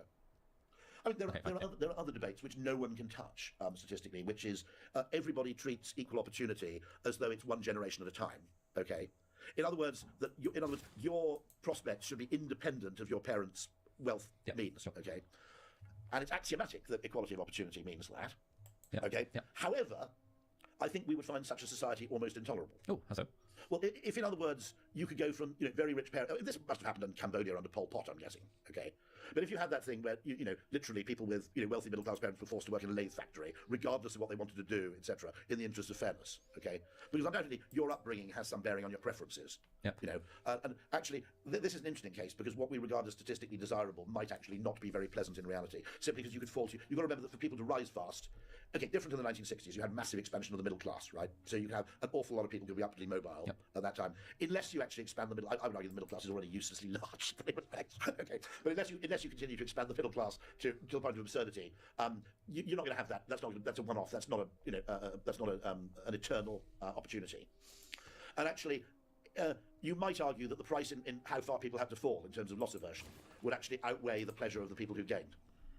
What is marketing, and what got you interested in it in the first place? Right. Well, very interestingly, as I said, there was this slightly banal end of the 80s. Here's a job which isn't boring like banking, and yet it's reasonably lucrative. It's not totally, penurious like, publishing or something. Okay.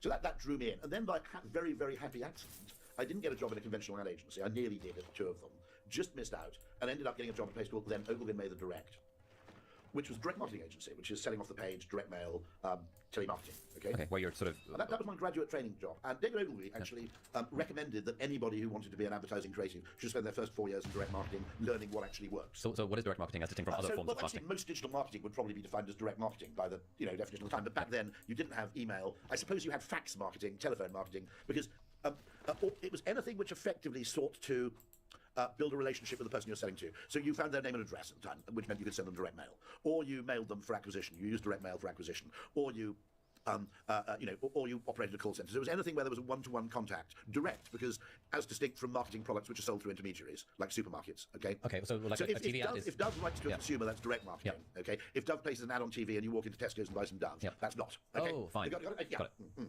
So a Facebook ad would be, Yes, it probably is, because you know who it is, we never realised we were going to create that monster, in a way, and it's gone from being, direct marketing's probably gone from being underused to overused. Okay, how's it? A typical neophilia, when a new medium comes along, we tend to overweight the things the new medium allows you to do that the old one didn't. Okay, and we underweight things that the old one did that the new one doesn't do very well. It's rather like the Kindle. When the Kindle first came along, I naively said, "Oh, this is just going to replace books." And of course, it doesn't replace books because, probably about 40% of books are bought as gifts by volume, not by value. Okay, Christmas is a huge swath of the publishing game. The biggest categories in books are kind of cookery, gardening, lifestyle, architecture, that kind of shit, which requires really high quality photography. Okay. So actually, the Kindle isn't going to do either of those two jobs just from the off. I mean, it's purely textual. Non-fiction, reference, huge advantages there. If the person buying the book travels a lot and loves the fact they can be sitting at 35,000 feet and over Wi-Fi can buy a copy of a novel, that's miraculous, okay? Don't get me wrong. It's a fantastic advantage over conventional books. But equally, we're in danger of throwing the baby out with the bathwater, which I think we're doing with marketing as well, to a certain extent. We're forgetting in other words, being able to measure and to quantify and to justify your spend in direct media, which was always what made them different to some extent. There was a direct attributable measurement of behavioural change as a result of your particular piece of stimulus ad. Okay. Actually, by the way, it was not nearly as direct and attributable because obviously if you're doing direct marketing for a strong brand like American Express, which was a big advertiser, you got a proportionally much bigger response than if you're advertising for someone on behalf of someone they'd never heard of. So it was a bit of a nonsense to claim that the value of the acquisition was entirely attributable to the letter you sent the customer. Okay. But nonetheless, that measurability was valuable. But unfortunately, people have got so obsessed with it that they're now unable to do anything that you can't perfectly quantify. Yeah. And actually, there are quite a lot of valuable marketing activities which I would argue are actually probabilistic. You just make a load of noise because I can't tell to a great degree of exactitude who my customers are going to be in 5 years' time.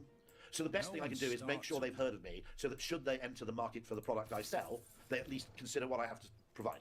Okay? And it's doing it backwards. In other words, let's not try and find the customers. Let's make sure the customers know enough about us that they'll come and find us. And they're complementary, by the way. You can do both. They're not mutually exclusive. But because the one is both harder to measure and slower to reveal its results than the other, we've disproportionately favoured what's quantifiable over what's important. Because it's quantification bias again. It's that same thing all over again. I mean, sometimes called the... who the hell was the guy who kind of was behind the Vietnam War? Metrics in the Vietnam War. Which it's occasionally called, I'll remember his name in a second. The problem it creates. There are many, many long-term things which will never be measurable or attributable simply because in between the initial stimulus and the eventual purchase, too much happens. I mean, famously, someone said to Jeremy Bullmore, they said, the great, wonderful advertising guru who died earlier this year at 92, they said, I've just bought an Aston Martin. It won't surprise you to know I bought the Aston Martin as a result of an advertisement I saw. What may surprise you is I saw that advertisement when I was 12 years old. Okay, and so, a large part of this stuff is probabilistic. Well, the perfect demonstration of this to me was if I'd sat down and said, who is the target audience for my book, Alchemy? I would have defined it in terms of people interested in marketing, people interested in psychology, people interested in behavioural science. And those people, it's true, are disproportionately interested in this kind of thing. But outside those areas of interest, there are probably another million people who would quite enjoy reading the book out of curiosity. And one day, it was June, I think, in about 2018, if I got this right. I appear on the Chris Evans Breakfast Show, audience of about 1 million people.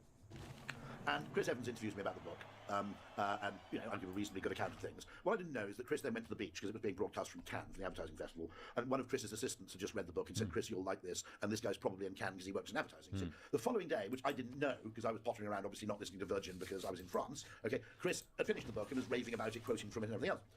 The first I got to know about this was I went onto Amazon to look at the sales ranking, and I outsold J.K. Rowling for about a week. I couldn't outsell the Book of Nom. I outsold the Highway Code, and I outsold the Hungry Little Caterpillar for a day, I think. But what was interesting was that this was entirely the result of the radio programme reaching audiences in other words, you never would have defined in advance. I think I was number 8 on Amazon overall for a few days. And I suddenly realised, there are two directions. This is what bees do.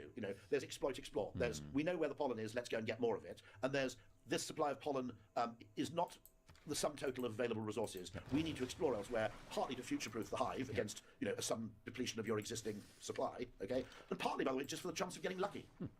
If you don't actually invest a certain amount in explore rather than exploit, you'll never have a kind of big bonanza upside discovery. You'll never have a pleasant surprise. You'll only have nasty surprises. Which is interesting, because when you think about it, most businesses are optimised around exploit. Once they pass the entrepreneurial phase, it's okay, we know what we're doing now, let's just do more of it more efficiently. And in the short term, of course, it's great. That, if you got rid of the random bees who troll around looking for pollen at random, in the short term, your pollen and nectar collection figures would look more impressive. The problem is that it's downhill from there on. You can't cost-cut your way to growth, putting it another way. All right, so on this point about kind of defining your audience, we were having, honestly, like sort of, before you came here, we were having a bit of a dilemma, trying to figure out, like, who is the target audience for a conversation like this? And then that got us thinking, who's the target audience for the podcast? Because we have like an average of like who I kind of think is the person who watches the podcast, which is probably male, probably in the West, probably a few years younger than me, maybe in like early to mid-20s, probably has like a normal job, probably is keen to start some kind of side hustle because they like the idea of financial independence. But that's like, we have a huge audience on the YouTube channel and the podcast, which is all of the world, round about 60-40 male, female, like all sorts of age groups, people from, I get emails from people who are in their 60s who listen to the podcast. Oh, absolutely, yeah. So any ideas on how to strike this balance between it's worth defining a target audience versus it's not worth defining a target audience? One thing that people get muddled up with is user imagery versus target audience. Okay. Because if you look at ads for small cars, they will almost certainly show the car being driven around by a sort of 32-year-old, 28-year-old, typically female person, which is the user imagery, okay? Overwhelmingly, all new cars are bought by the relatively elderly. All cars bought from new. I think the average age of a Volkswagen buyer is probably about 54. New. Oh, wow. A new Volkswagen. Yeah, sure. I mean, I've only had I only had one new car in my entire life. In fact, I'm 57. Maybe I had two. Okay. Now, the difference there is that if there are some wealthy, 28-year-old females who are buying brand new Peugeot, 2.0 whatevers, okay? Now, the reason you use them as the user imagery is if you show 27-year-old girls driving the car, 58-year-old or 64-year-old retirees don't mind buying it. But if you show the car being driven by 65-year-olds, you'll entirely lose your 28-year-old audience. Yeah. So there's a kind of interesting idea of who you're talking to, okay, or who you feature as your user imagery. But that don't ever get confused that that's actually your target audience. Ah, okay. Okay, and actually, by the way, if you look at the work of Byron Sharp, if you look at the marketing work of also probably Mark Ritson and other people, also Binet and Field, I'm quoting sort of pretty good academics, most brands are actually bought as part of a repertoire. And what distinguishes leading brands is that more people buy them sometimes, and the people who buy them sometimes tend to buy them more often. Right, more people buy them sometimes. Yeah, so, okay, I've got a perfect expression of this, which is my favourite end line of all time in advertising, which is the most interesting man in the world for Dos Equis, who says, I do not always drink beer, but when I do, I prefer Dos Equis. Stay thirsty, my friend. He's got a Hemingway-esque character, okay? Now, of course, the most interesting man in the world wouldn't only drink beer, okay? And he wouldn't even stick to one brand of beer. But what he does is he doesn't always drink beer, but when he does drink beer, he tends to drink Dos Equis. And if you have more of those people than your competitors, then you're the leading brand. It's not a matter of perfect loyalty. So it's like the in most categories. Exactly, yeah. And so that, it's important actually to understand these things. I mean, one of the things I don't think is understood as well is that one thing that's increasingly interesting me is what are the products that nobody wants, but that once you've experienced them, they fundamentally create a convert or even an evangelist. Japanese toilet seats. You've got an exact Japanese toilet one. Air fryers probably another. Okay, where weirdly nobody wants the thing. Everybody is what the hell are you talking about? Yeah. And then anybody who owns one, of the people who own them, about 50% of people effectively become evangelize the product. That's why I bought an air fryer. And it occurred to me that one of the important roles of advertising, and by the way, this is much easier for products you use frequently than products you use infrequently. One of the things I was watching on YouTube. Little listener tip: YouTube Premium. Nobody has it, but it's the best value thing you'll ever buy. Okay, ad-free YouTube. We didn't buy it when YouTube first came out because YouTube was full of slightly grainy, shot on a wobbly phone, kind of low resolution stuff. I mean, huge swathes of it are now kind of 4K broadcast quality. Watch it on your 55-inch telly, and it's only a year or two away from becoming Wikipedia with video. Because the volume of what's on YouTube is now so unbelievably kind of comprehensive that actually you can use YouTube pretty much in the way that you use Wikipedia. In fact, okay. But anyway, sorry, park that. I was watching a YouTube video which was kind of cut down of The Dragon's Den, which for American listeners is known as Shark Tank in the US. And it featured the worst mistakes that the Dragons had made. Okay, the trunky suitcase, the ride-on suitcase was one. Okay, I can't remember the other one, but the most egregious one was effectively a brand called Hungry House, which ended up being sold to a German company and then sold to Just Eat for I think £220 million. Okay, so missing that was clearly a mistake. Okay. And they're all having arguments. This is exactly back to this point about the is it 100 people doing something once, or is it one person doing something 100 times? Yep. Okay. And I kind of went to analyse this. By the way, I don't want you to think that I regard Dragon's Den or The Apprentice as somehow emblematic of business. They're extraordinarily ridiculous. I mean, I worry about it actually, the extent to which most people's view of free market capitalism must be coloured by The Dragon's Den or The Apprentice, which are absurd. I mean, in many ways. Okay, they're wonderful, but they're absurd. I mean, we just on that note, the person we interviewed last week made it to the final 10 for The Apprentice, but they said her business plan was too good and she should just get investment and start a business, which she did, rather than actually winning the programme. Yeah, because they said to her, look, we're going to be honest, the show is entertainment. Your business plan is too good, so just execute on that. And so she was on the show. Brilliant. Now, the interesting thing there is that I looked at this and thought, how did you miss it? And they were having an argument with Deborah Mead and having an argument with, I think it was Bannatyne, about, now bear in mind this was in either late 90s, early 2000s. There was an argument about whether people would actually order takeaway food for delivery or collection over the web at all, okay? Yep.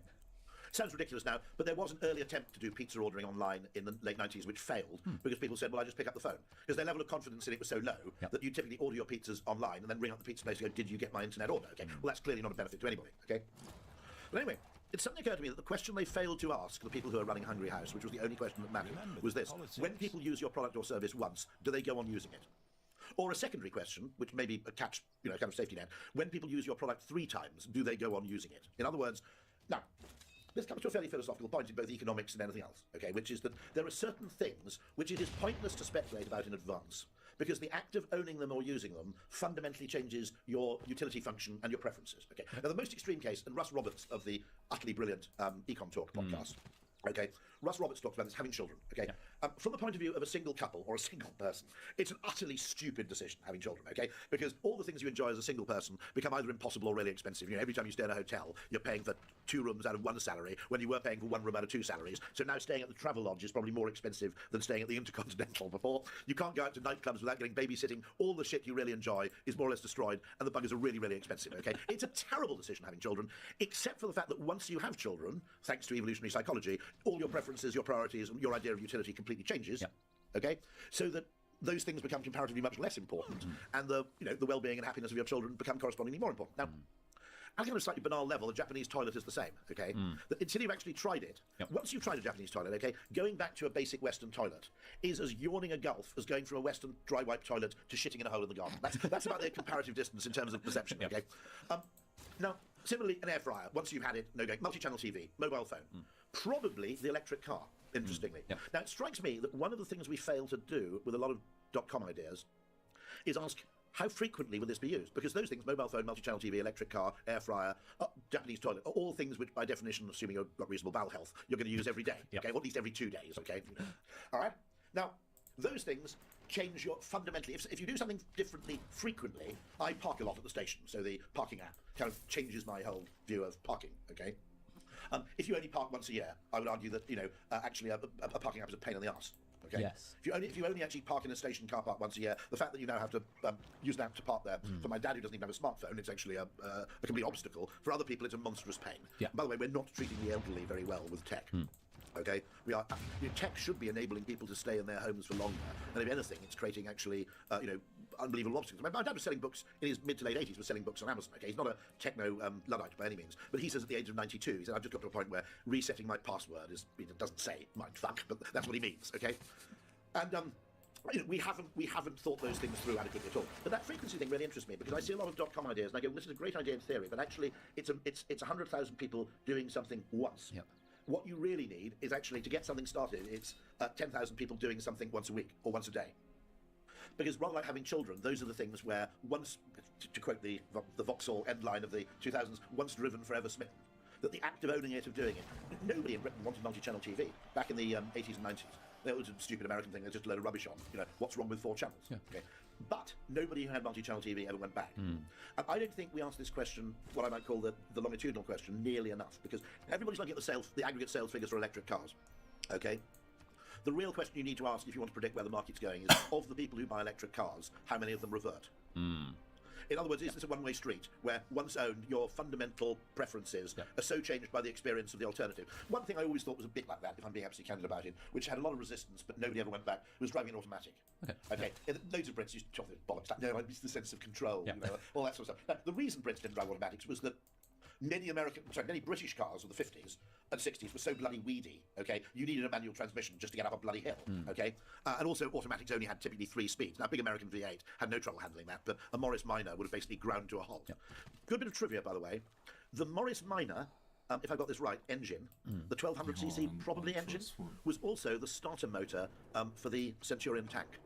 Okay, so that's a good bit of trivia. So it was so feeble in the sense that when you put it in a tank, it was merely the starter motor. But actually, everybody talks this crap about automatics, but everybody who drives an automatic goes, well, stop that manual for a game of soldiers. Because, don't get me wrong, if I lived in the north of Scotland, just off the A9, okay, and I had long, glorious, winding open roads, I'd probably revert to a manual for the pleasure of gear changing and control. Yep.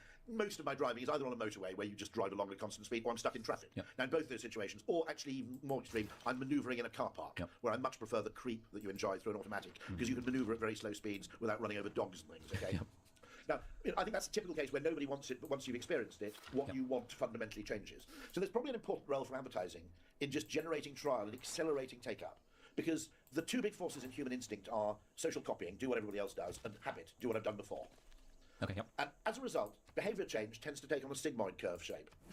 And it occurred to me that people who don't know this may have been writing off lots of products too early because they failed to realise that most new significant ideas are very slow to take off at the beginning. And there were mobile phones in Britain in the 1970s. My father's business partner had one where you basically radioed a great big aerial and you said, can you please put me through to Raglan 201? And someone put, but it was a car phone, okay? And so those things existed for years, and then, okay, part of it was technological improvement, part of it was just people then experienced them. People who, a year earlier, said, why would I want to make a phone call in the street? I used a mobile phone in Oxford Street, 1989. Two people rolled down the windows of taxis and shouted abuse at me. Oh, wow. Okay, 1989. Someone's visibly using a mobile phone on Oxford Street. This wasn't, this wasn't in the depths of the countryside where they thought it was witchcraft. Oxford Street. And they actually pulled down a taxi window and went, wanker. Okay? Right? But it was only, it was 7 years before, to take that technology to the mainstream. But it always occurred to me, I think they bailed on Google Glass much too early, for example. 4 years later, 3 years later, I would have been pissed at an airport and I would have just bought it. And I think it's very important we realise this, because if you think that adoption of things is linear, you will often give up too soon. The question you need to ask is not how fast are we growing, it's how sticky is this product. What are your thoughts on brand redesigns? Because we're having this issue, a bit of an issue right now in that for the YouTube channel and for the podcast and stuff, we've done a bit of a rebrand, and I think the new one looks pretty sick. But there's a lot of people on our team being like, oh, it doesn't look as friendly or as nice as like the old one did. And it strikes me that I remember. Is there a recognisable line from one to the other? Is this a refresh or a complete rebrand? I think there's a little bit of a recognisable line. It's like, okay, I can see that this rebrand or refresh is sort of making everything a little bit more consistent. Whereas previously it was a bit of a hodgepodge of different things. And it kind of got me thinking about back when Facebook was a thing. Be really careful, by the way, because the extent to which we select icons, and often we select a podcast through a kind of icon, okay? The extent to which that's an unconscious thing, which will be completely, kiboshed by too great a change of colour. I think you've got to be really careful there, particularly given the kind of choice architecture around which podcasts will I listen to now. So, you might want to look at a slower migration. It's always notable that at no point does anybody come, although I think it's becoming increasingly a terrible site, by the way, no one's ever turned up at the Amazon website and thought, what the hell's going on here? Okay, the whole thing has been an evolution. Very slow changes over time. I think if I'm right, they basically allow, which is a mistake, by the way, they allow algorithms pretty much to determine the site now. So there's continuous testing on the background of small things. That does mean that there is ultimately the opportunity for someone to come along and completely wrong foot them. I mean, it always baffles me, by the way, that Shopify hasn't created a search engine. Yeah, really should. Weird, isn't it? I did ask the guy once. They said, it would be unfair because it would mean we're discriminating between our customers. And I thought, well, the customers would much prefer to get 5 times the business and for a competitor to get 7 times the business than to stay along in this kind of, in what you might call egalitarian obscurity. It's so nice when something is on Shopify and has Shop Pay as an option. Yes, it's just details say, it's almost easier than Amazon at that point. Well, also the ability to select by, this is something that's really fascinating. The whole question of choice architecture is one of the really, really robust findings of behavioural science. And the way you present a choice to people, okay, and the order in which they're asked to eliminate things by attribute, okay, will have an enormous effect on what they end up choosing. Okay, what do you mean the order in which? Right. Well, an example would be, let's imagine, okay, we bought art the way we bought property. So alongside, say, Prime Location or Rightmove, there was a thing called Right Art, okay? And you went, I'd like something about 5 feet by 3 feet, featuring 2 goats and a cow, mostly blue but with a smattering of pinks, okay, between these 2 price points, okay? In that world, Picassos will be really cheap because they hardly ever show up, okay? And now, obviously, we don't buy art like that, but is it right that we buy property with aesthetics and design, because they're harder to quantify, so far down the decision tree, that all you end up doing is you go location, price, number of bedrooms. Number of bedrooms is a terrible metric, by the way, because it means that every single person dealing property has an incentive to provide lots of totally tiny bedrooms, okay? And as a result, we have too few toilets, too few bathrooms, and instead of having what every house needs actually is one really big room, okay, right? Instead of that, you have too many rooms that are too small and too few rooms that aren't bedrooms, arguably, okay? And so that's a distortion. I mean, in Europe and the US, they tend to do it by square footage or square meterage. But then, okay, what if you change things? Now, okay, there's a website that does this, themodernhouse.net, okay? And themodernhouse.net basically makes some sort of architectural distinction a prerequisite for appearing on the site. Now, if you had a Parker score for... This is my weird observation, that architecture is the cheapest way to buy art, because really good architecture, for a given location and size of property, only adds about 1 or 2% to the price of a house. The place actually at the Isocon up in Hampstead, I think one-bedroom flat. Absolute, kind of a modernist masterpiece, okay? There's a place near Tunbridge for sale, which is actually by Gropius and Fry. No premium as far as I can see over any house nearby. Now, that's weird, right? Okay? It seems weird to me that people will pay an enormous amount of money to own a painting by a great artist compared to an indifferent artist. I live in the roof of a Robert Adam house. My next door neighbour in the flat next door is an economist. I said, how much do you actually pay as a premium for the fact that this is a Robert Adam house rather than just some random piece of shit of the same location? He said, I wondered about that. He said it's somewhere between 0 and 2%. Now that's crazy, right? Because presumably aesthetics, unless I'm wrong about everything, aesthetics and design can contribute quite significantly to happiness. Yeah. We'd much rather own a house, or you could argue, by the way, the best measure on Rightmove would be how attractive the house opposite is, because that's what you're looking at. Okay, I lived in Westbourne Park Villas when I first moved to London, in a place backing onto the Paddington railway tracks, which was, to be honest, a bit of a shithole. But we woke up in the morning and looked at a sort of £1 million house on Westbourne Park Villas, and I always felt sorry for them because they paid £1.4 million to look at us. But what I'm saying is that in many cases, the way we choose is based on kind of arbitrary, one of the most peculiar things that's happening in property at the moment, by the way, After a loss in is that you must never ever try and sell a house for £675,000. Because all the property websites have, at that price point, it's 650,000, 700,000, I think. It might be 600,000, 700,000, but I think they stop at 50,000 increments. If you price your house at 25, you're in between two. And so the people searching 600 and up, or the people searching 650 and down, are less likely to find you, and so your house won't sell. So now you don't have a price demand curve, you have a price demand ziggurat. Okay, that's the example of how you present choice will distort a market. The reason, by the way, these Amazon brands are all called Wiglulu, Amazon Marketplace brands, right? Do you know why? No, why? Because I was going, geez, I'm thinking, I'm going to emigrate to Shanghai and just become a branding expert by saying, next time, rather than using a set of Scrabble tiles to name your brand, why don't you actually have something that's memorable and suggests you're actually on the business of building a brand reputation, rather than just using random vowels and consonants like a really bad round of countdown, okay? Vowel, please, Carol, another vowel, and another vowel, okay, right. Okay, Carol, I said Carol, oh, my God, I'm showing my age there, aren't I? Okay, it's Rachel, isn't it? Sorry. Now, here's what's really weird about this, okay, which is that the algorithm gives priority to brands, inverted commas, which are trademarked in the US. Okay. It's much easier and much faster to trademark a random collection of consonants and vowels than it is to try... If I tried to trademark, Sutherland camping equipment, okay, it would probably take me ages, and then some lawyer would pitch up from fucking Wyoming going, there's a Mr. Sutherland here who runs a fucking tent shop, and, you just imagine the whole thing, okay? Whereas if it's extremely unlikely anybody's going to challenge your right to call yourself, right? Yeah. So, but all they're doing is creating a name that's really easy to legally trademark so they can game the algorithm. It's not in the interest of the consumer at all, right? What's in the interest of the consumer is recognisable brand names like, even if they're Amazon-owned brands like Anchor or whatever, or Ugreen, which we can buy more of if we like what we buy, and buy less of if we don't like it. Brands are basically the units of selection in the evolutionary marketplace, which is consumer capitalism, okay? And a brand name allows you, collectively and individually, to reward a good experience with future business, and to punish a bad experience with a future boycott. So anybody who's interested in the longevity of their business will try and live up to their promises if that promise is attached to a brand, okay? If that promise is attached to right? You won't, because you've got no investment in that. It's just one of 47 other Scrabble tiles that you've got. Now, this fact that brands are actually essential to the workings of consumer capitalism because they're the units of selection is totally overlooked as far as I can see. Brands actually lead to better products. The absence of brands often destroys markets because nobody can confidently make a decision within them, okay? And it strikes me that Amazon, by making that thing, is it a registered trademark rather than is it actually a pronounceable word, okay, is doing a complete disservice. It's contributing to the, I think if I remember, Cory Doctorow calls the inshitification. Various people have started to write in The Atlantic about something I noticed about a year and a half ago, which is that quite a lot of mainstream, massive things, Google, Facebook, Amazon, which for the first 15 years were extremely admirable, okay, have started to get worse. Google started to get worse because patently the ads used to be on the right and the native search used to be on the left. Now, if you try and find out the phone number of a hotel, it's a living bloody nightmare, right? Because 76 competing hotels will start appearing all over the place, right? That's inshitification because it's moved from serving the consumer to serving the advertiser, and then eventually you stop serving even the advertiser and you just start serving yourself. Amazon, I think, if I search for Samsung televisions, mate, okay? Imagine a human being, I go into Currys, right? I'd like to look at Samsung televisions, please. Now, he's perfectly at liberty to say, well, if I were you, I'd have a Deco and LG as well, okay? That's within his rights as an expert salesman, perhaps. But, okay, if I search for Samsung televisions, I expect my search to include some Samsung televisions. How fucking ridiculous, it's hardly, too much to ask, is it, right?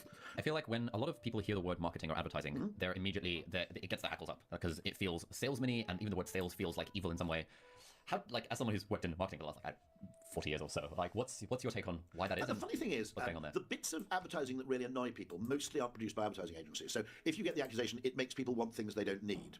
Well, that's a bit of a complex point anyway, because on an average day, a human being needs about 1,500 calories, okay? I don't know, 120 litres of air and a warm, dry place, okay? Everything else is a want at some level, okay? So the whole thing about want... I mean, it's very interesting, by the way, to read... there was a left-wing anti-advertising pamphlet from the 1960s, and it said, in many ways, advertising has obviated many of the great achievements that we've had in enriching the working class, because it turns out that the working class just spend their money on pointless luxuries, wait for this, okay, like washing machines, okay? Okay, hold on a second, okay? If you're a working class family in 1960, your mum would have had some sort of tub mechanism with a mangle, and a whole day of her life would have been spent doing the household laundry, and yet you're referring to a washing machine as a pointless luxury. This is, I mean, it's worth noting that in the 1960s, a washing machine was seen as a massive extravagance, you see, and therefore, for some reason, the working classes weren't supposed to buy them. Outrageous kind of nonsense. So anyway, never mind. We've got to ask this question of what's a want and what's a need. Most of the luxury goods stuff is done in-house. And quite a bit of it is done to keep luxury goods publications happy. It's not only to reach the consumer, it's also to ensure if you advertise extensively in fashion publications, you'll get featured a bit more. Okay? So there are all kinds of other things going on. For example, the vast majority of my time, which hasn't been in B2B marketing, some of it has, the vast majority of my time spent in advertising has been promoting broadband for BT, promoting the American Express card early on, promoting vaping or alternatives to smoking. Okay? So any form of behavioural change, whether for good or bad, does require communication. Yep. Okay, it's at the very least it might happen anyway, but it'll happen more slowly if you don't advertise it. Yep. For example. And actually, most advertising now is compare the meerkat. Okay, there's a certain amount for alcohol, there's a certain amount for luxury goods. What advertising agencies are mostly doing is, by the way, most people in ad agencies lean left wing. By the way, you wouldn't expect this in drama, in kind of in the kind of what you might call the dramatic depiction of an ad agency. It's a load of cynical right-wing bastards. Most people are pink. I mean, most people, most of my young colleagues are way to the left of me, and generally they don't have a problem with what they're selling. Even Gen Z go, okay, electric cars, another thing I'd be engaged in. So that's interesting because in the electric car world, for example, let's look at it as a category, not just as individual brands. To an enormous extent, range anxiety, which is the big obstacle, and the thing... Now, individual brands are always talking about range, because that's the thing they've got to actually convince the consumer about, and that's how they compete with other electric car brands. The only problem is that the universal conversation about range is actually, in a sense, creating a fear, or magnifying a fear, that doesn't need to be that present, okay? Now, let me explain why, okay? So I don't have car charging at home. I'm going to get it, but I haven't got around to it. My wife has a mini electric, which has about 100 miles range. I've got the Ford Mustang Mach-E, which has about 250, the extended range, okay? What I suddenly realised once you own an electric car and once you actually overcome this anxiety is that, now, this wouldn't be true, okay, just to caveat it, if you lived in an obscure part of North Wales or somewhere weird in Scotland, this may not be true. But for most Brits, most of the time, range anxiety is a perfectly rational American fear, which doesn't apply to the UK, really, okay? Not a very big country, okay? In America, it's not uncommon for your parents to live 400 miles away, okay? And you've got to go and visit them over a weekend, because let's face it, you get no bloody vacation, okay? Right? That's, by the way, if I'm an American, okay, my plan to stand for President of the United States is slightly kiboshed by the fact I wasn't born there. Although, funnily enough, Woodrow Wilson is something like my second cousin. His mum was born in England. He's actually my second cousin 3 times removed or something. I was a bit of a freak. But all I stand on is a platform of 4 weeks paid vacation. Wouldn't bother with any of the other stuff. We're talking electric cars, range anxiety. Electric cars, range anxiety. Okay. So we've got trains as an alternative. If I had to go to Manchester for the day, I wouldn't drive anyway. If I had to go to Manchester overnight, I probably wouldn't drive. Okay. If I had to go to Manchester for 5 days, I would drive. But then it's a leisurely trip up, and I'm going to stop somewhere, go and visit a country house or something, or whatever. Okay. And I'm going to find somewhere to charge. And also, I can't, in the UK, driving, traffic density being such, you can't really drive for 3 hours without taking a break anyway. It's not healthy or sensible to do it. You can on an interstate in the US because it's just such a chilled experience by contrast. Secondly, when I get to my dad's house, he's got 240 volts. Now, it's not 7 kilowatts, but it's 3.5. And actually, if I arrive with a 50% tank and I plug in to his ordinary outdoor socket, I'll be up to about 85% by the time I leave in the morning, okay? Well, that's way more than enough to get me to the next rapid charger should I need one. We don't have really extreme cold very often, okay? As I said, we've got 3 kilowatts at home. We have the alternative of a train. We don't do very long drives. And also, this is a very high-density country. So, in the US, you need gas stations to serve a geography, not just a population. Okay? Because if you're halfway between, say, Taos, New Mexico and Farmington, if you don't have a gas station somewhere en route, nobody can actually make the journey. Okay? Now, in the UK, I went to check this out. Okay, the UK has about 8,500 petrol stations. In the US, they've got about 116,000. And the reason they need a multiplier more proportional to the population is because of the geographical coverage. Yep. Now, in the UK, it's not like, oh shit, we're on the I-40 between so-and-so and so-and-so, and if the next charger's out of action, we're basically going to have to spend the night in an Idaho truck. Not on I-40, is it? Okay, don't know what that is. I something else, 80, I don't know. Okay, well, going to have to spend the night in an Idaho truck stop in the freezing cold while the radio tells us that the serial killers just escaped from the local penitentiary, okay? In Britain, it would be, oh dear, this charger is broken. Oh, look, there's another one 2 miles down the road next to a tea shop, so we'll stock up on scones and buns, okay, while the car's charging. It's a different kind of thing, okay? You're not in the middle of nowhere in Britain. Okay, and so actually what we've done is we've imported a fear into the Netherlands and the UK in particular, which is perfectly relevant to Americans, and I get it, okay? Actually in the UK, no, nah. Okay, I've got a cafe with a charger 50 feet away, rapid charger. I've got a Waitrose with a couple of them. I've got a Tesco with a couple of slow chargers. I've got an Indian restaurant with a rapid, well, actually that's all you need. Actually an Indian restaurant, a rapid charger, job done. Yeah. How do we get to this? We're talking cars. I was talking about that ratchet effect where, one important thing is that there are products which actually change your whole outlook. So once experienced, actually, your entire kind of preferences and utility function gets reset. Yep. Because the experience effectively rejigs in your mind what's important. Yeah. Yeah. Yeah, when we were also talking about kind of advertising and marketing being seen as bad. Oh, yes, yeah. Yeah. And so you said that. Yeah, I've spent most of my, I don't really, I'm very, very proud of the work on vaping, by the way. And that was probably the most valuable thing I did in my life, was going to the government's behavioural insights team and saying, there are these things coming along called electronic cigarettes, one. Because they mimic the habit and experience of smoking, they're probably a major gateway off cigarettes, okay, 2. 3, and this was actually the more important psychological insight, my hunch is that almost everybody in what you might call the health industry, is going to try and ban them. Okay, yeah. Okay? What I would say is go to the guy, and they did this, David Halpern went to what was then the Cameron government and said, we think these electronic cigarettes are going to be useful rather than, or at least it's harm reduction whose benefits outweigh the costs. Let's put it like that, okay? Yeah. Okay, it's not perfect. Perfect is everybody going cold turkey, I get that, but the perfect is often the enemy of the good. Yep. And actually, the UK and Sweden, which have the lightest touch regulation on alternatives, and Sweden, of course, it's the pouches, the nicotine pouches they put in there, which to be honest give me the shits, but I mean, they're pretty potent. But in the UK, it tends to be a very liberal approach to e-cigarettes and vaping. Yep. And those two countries seem to have the lowest rate of smoking in Europe. So, there is, okay, correlation is not all that, but that was the one thing where, of all the things I did in my life, which was probably valuable, I think it was that. Sure. How do you feel about the sort of, you've talked, I think, in alchemy and in some other things around psychological value. And it almost strikes me that psychological value, the fact that we're calling it psychological, almost makes it distinct from actual value. What's your take on... It's completely wrong, because if you're an Austrian school economist, value is all psychological. The only definition of value they accept is your willingness to pay for something. And they also argued that, interestingly, this is why Austrian school economics never got mathematical, because as a detail, they also argue that actually preference is ordinal, not cardinal. Okay. What's that mean? Well, okay. So they would look at a choice in the Austrian school and say you prefer an iPhone over an Android phone. Okay.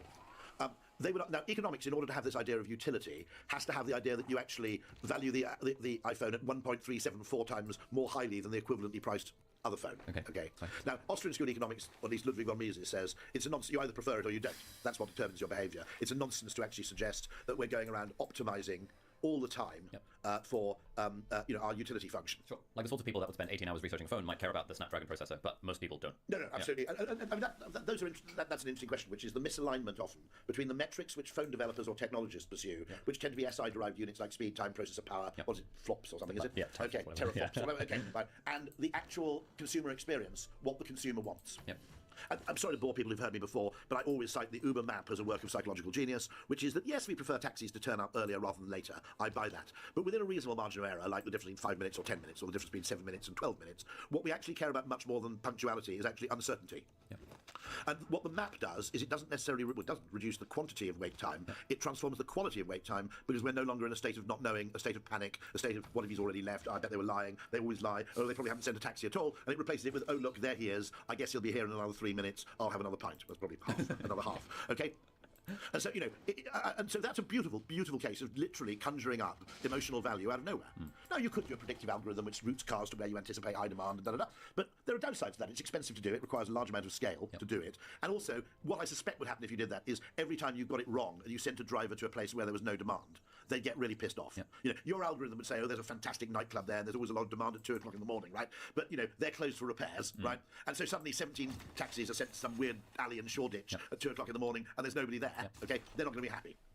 The map's perfect, because actually, the one thing they don't have is people ringing them up going, where the hell are you?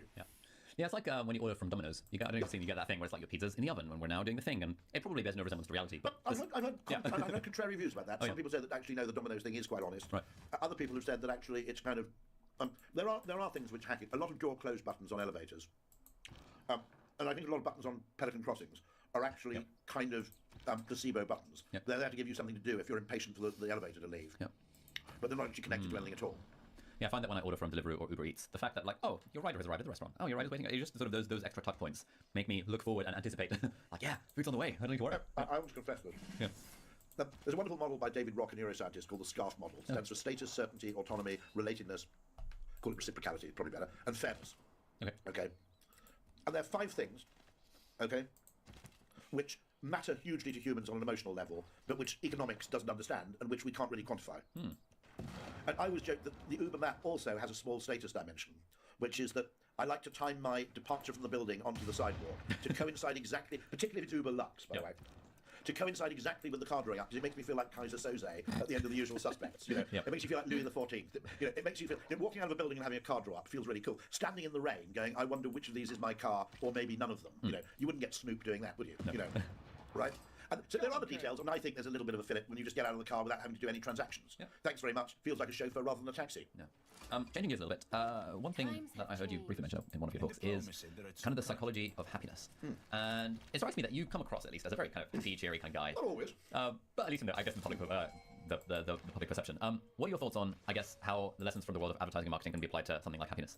I think, by the way, when you first start seeing the world as a complex system, rather than a kind of deterministic, mechanistic thing, I think it makes you happier in the long term, but sad in the short term.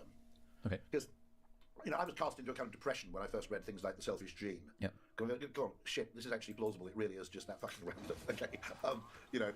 There is no particular narrative arc that's actually, you know, or as someone said, you know, a very, very profound but seemingly banal statement about evolutionary biology, which is things are the way they are because they got that way. And there isn't necessarily a plan. And actually, the need to see everything as purposeful, okay, probably messes up economics, actually. You know, because a very large part of economics is probably driven by luck, happenstance, serendipity, fluke. I'll give you an example, penicillin, okay? The whole of medicine will probably be different. By the way, you're the real worry. On the day the discovery of penicillin was made, Fleming was kind of working from home. He had a cottage somewhere in Suffolk and wasn't supposed to come into London that day, but happened to go into London and noticed that all the bacteria surrounding this patch of random mould that had blown through the window had actually died. My guess would have been that he did briefly consider just chucking it in the bin and starting again. Now, okay, you're saying, oh, well, we would have discovered penicillin anyway. Possibly, but there was work at the time on a thing called, I think, super sulfides or something, which were an alternative kind of antibacterial agent. Without penicillin, you know, you would have possibly made enough progress with those super sulfides, okay, to stop looking elsewhere.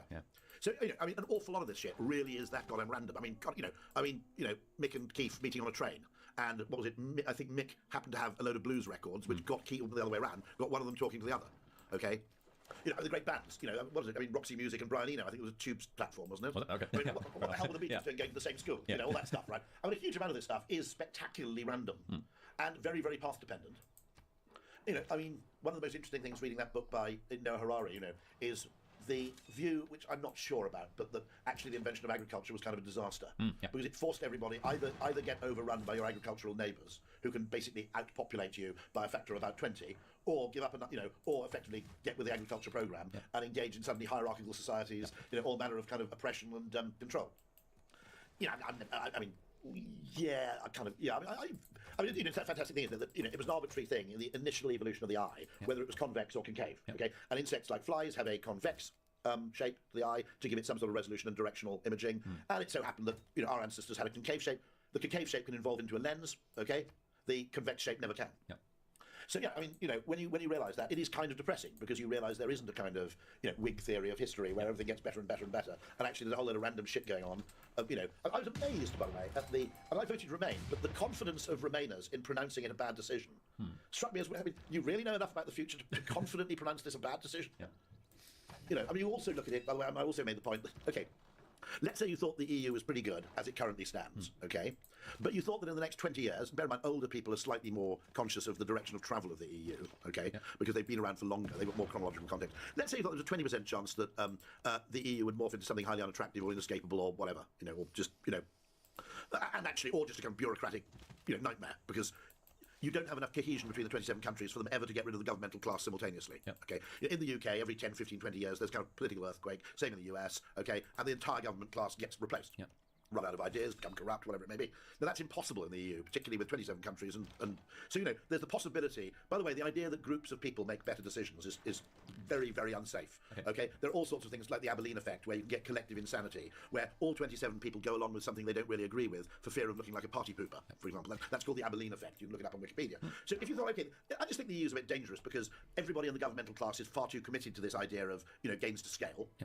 They're far too committed, often for status reasons, to the idea of general cosmopolitanism and the eradication of national boundaries and differences. Then you have to ask the problem. Okay, I think there's a 20% risk. This would bother me normally, but when ever again will we get a chance to leave? Yeah. And the likelihood would have been if you believe that the EU is risky and might head off somewhere dangerous, you have to ask, if you're looking at this decision objectively, I don't really want to leave now, but I know that it's only a matter of time before you get a Europhile government which wants to join the euro. Then you can never leave. And I don't really want to leave now, but I have to leave now because I have no idea of the direction of travel of this vehicle. But all I know is this is the last station at which I can get off.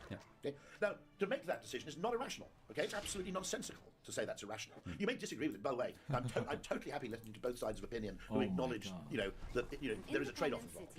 But this idea that you were mad, racist, and horrible, and there was no other possible reason why you do this. Those people. I mean, have you genuinely thought? These people genuinely are they incapable of thinking in things in more than one way? In other words, are they so infected by the kind of Davos groupthink that they genuinely can envisage no other alternative future? Because if that's the case, then I want these people gone. I think it's a great place to wrap this up. Final thing I'd love to ask: any book recommendations? Lots. We've talked about a few already throughout this conversation, but yeah, what are some books that you Everything by find? Richard Shotton's pretty good. Okay. He's written lots of books about behavioural science. If you want to become a rapid practitioner, Richard Shotton's the first place. Okay. Obviously, Cialdini, Kahneman, Thaler, etc., what you might call the canon of behavioural science. Also, Dan Ariely. A lot of these people hate each other, but that's because they're academics and they're weird. Okay, the whole thing's whack. Great book I read recently. Algorithms to Live By. Seeing Like a State, which, by the way, I think is also a warning not only to government that their weird averagey way of making the populace comprehensible actually destroys understanding in the process. I think it has enormous implications for large .com entities, which is that what happens when the person who has the problem, the customer who has the problem, fundamentally cannot get in touch with anybody who has the power to solve it. Okay? Which you could argue is a little bit of an argument for Brexit, but it's certainly an argument for localism. Okay, which is actually let's maintain this principle of kind of subsidiarity, where decision making is devolved as low down the organisation as is possible and as close to the consumer as possible. Okay, so that's Seeing Like a State by James C. Scott. This is going to be a slight cross section of interesting books. What I'm currently listening to is Drayton Bird's book, You Did What, which is his life in direct marketing, which is fantastic. He's now in his 80s. But he was, when I joined Ogilvy and Mather Direct, one of the decisive people in my life, other than my parents, a guy I knew at university who was a mature student called Ray Falk, who was studying architecture at Christ in the 80s, but had previously been he and his brothers had organised the Isle of Wight festivals in the, 68, 69, 70. So when he was in his early 20s, he was kind of negotiating with Dylan and, the Doors and everybody else like that. Utterly fascinating guy, entrepreneur. Huge influence. But Drayton Bird was the third great influence, I suppose, along with a few of the other people who are, if you like, acolytes of Drayton Bird. But he was an extraordinary man who was the chairman of Ogilvy and Mather Direct when I first joined, and was utterly, really fantastic influence. And so I'm just reading his memoirs at the moment. I mentioned Algorithms to Live By and The Alignment Problem. Those are two interesting books I've read recently. There's a great book called Unreasonable Hospitality, which has just come out, which is a restaurateur from New York with a very interesting philosophy on hospitality and or service. I'm a big fan, by the way, of effectively, as I said, the recurring fractal patterns model of how life works. Reading about a completely unrelated business and saying, what is, I'll give you an example of this, okay? Airlines have spotted the fact with loyalty programs that if you're a frequent flyer, your utility function, if you like, your preferences are different to infrequent flyers. Okay? If you're an infrequent flyer, you fly once a year, actually queuing for 8 minutes to check in isn't that much of a burden. If you fly every week, it drives you insane, okay? And so they spot frequent flyers and they treat them differently. No railway's done this. When you think about it, okay? Now, what if you actually made a third of the carriages on a typical train, or 40%, first class? And the people who could use the first class carriages were people who bought a first class ticket, one, people who had a season ticket, who have more right to a seat than an occasional traveller, okay? Because having to stand once every 3 months is a bit of a bummer, but it's no big deal. Having to stand every day for 3 months is intolerable. You feel totally, robbed, really, okay? Anybody with an old person's rail card, and anybody who's a frequent traveller just gets a slightly better class of seat. Okay. Now, the airlines have been doing that. Okay, so even if you're flying in economy, if you're a frequent flyer, you get the business class experience at check-in, you get the business class experience at boarding. The airport and the lounge. The airport experience is business class. It's only in the plane. You're in economy. Okay. That's what they've done for ages with them. Now, they're not exactly wildly different industries, right? They're both in transportation. But nobody has asked the question, well, what if we could take that and transplant it. I think there are probably, I don't know, 10% of businesses out there that could steal the idea of Amazon Prime, for example. Yeah, I recently signed up to the Prep Coffee subscription. It's so good. So tell me how much a month is it? So it's £12.50 for the first month, £25 a month thereafter, and you get up to 5 free coffees every day. And that can be obviously for your friends, because 5 for yourself might be a bit excessive, is it? It can also be for your friends, but there's got to be at least 30 minutes between each order. Got it, yeah. And so what that means, practically, I see. So you can't get 5 all in one go. Can you get 2 in a go? No, just one. No, just the one. But you can go 5 times a day if you really want to. So now, part of my routine is, well, there's like loads of Prets nearby. Instead of making a coffee at home, I'll just walk to the nearest Pret. I get some fresh air, I go to Pret, and usually while I'm there, ask the team, hey, anyone want anything? I end up buying a bit more, maybe I'll get a box of fruit. Well, and now I do not go to any coffee shop other than Pret, purely because they've got the Amazon Prime model. Exactly. Yeah.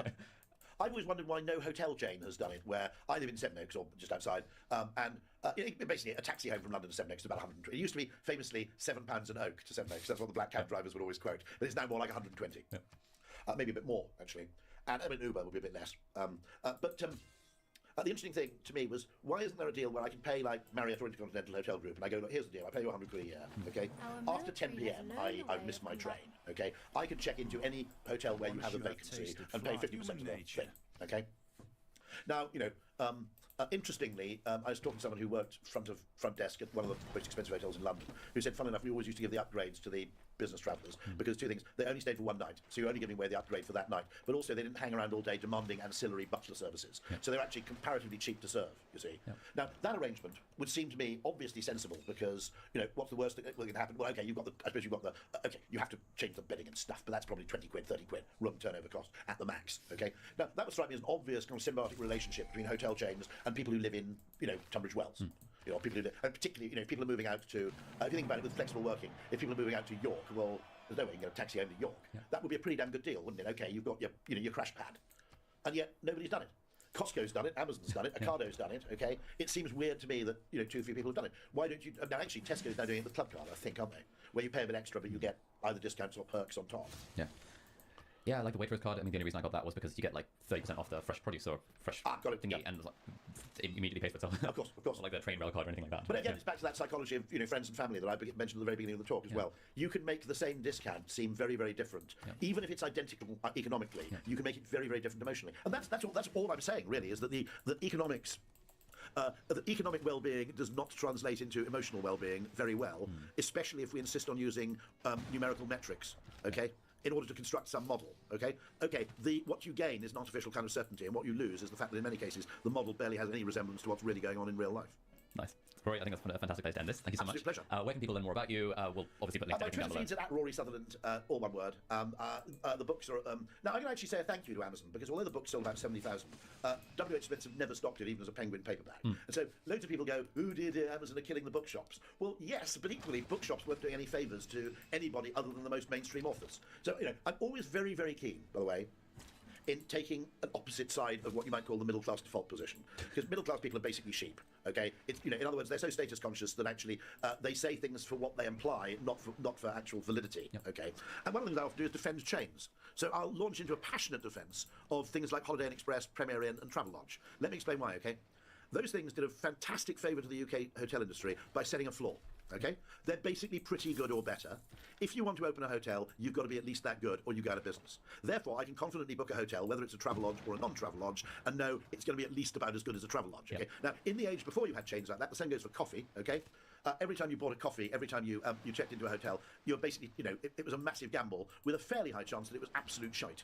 And so it's worth noting, okay, that actually there's a huge value, not just to raising the ceiling, there's a huge value to raising the floor. Love it.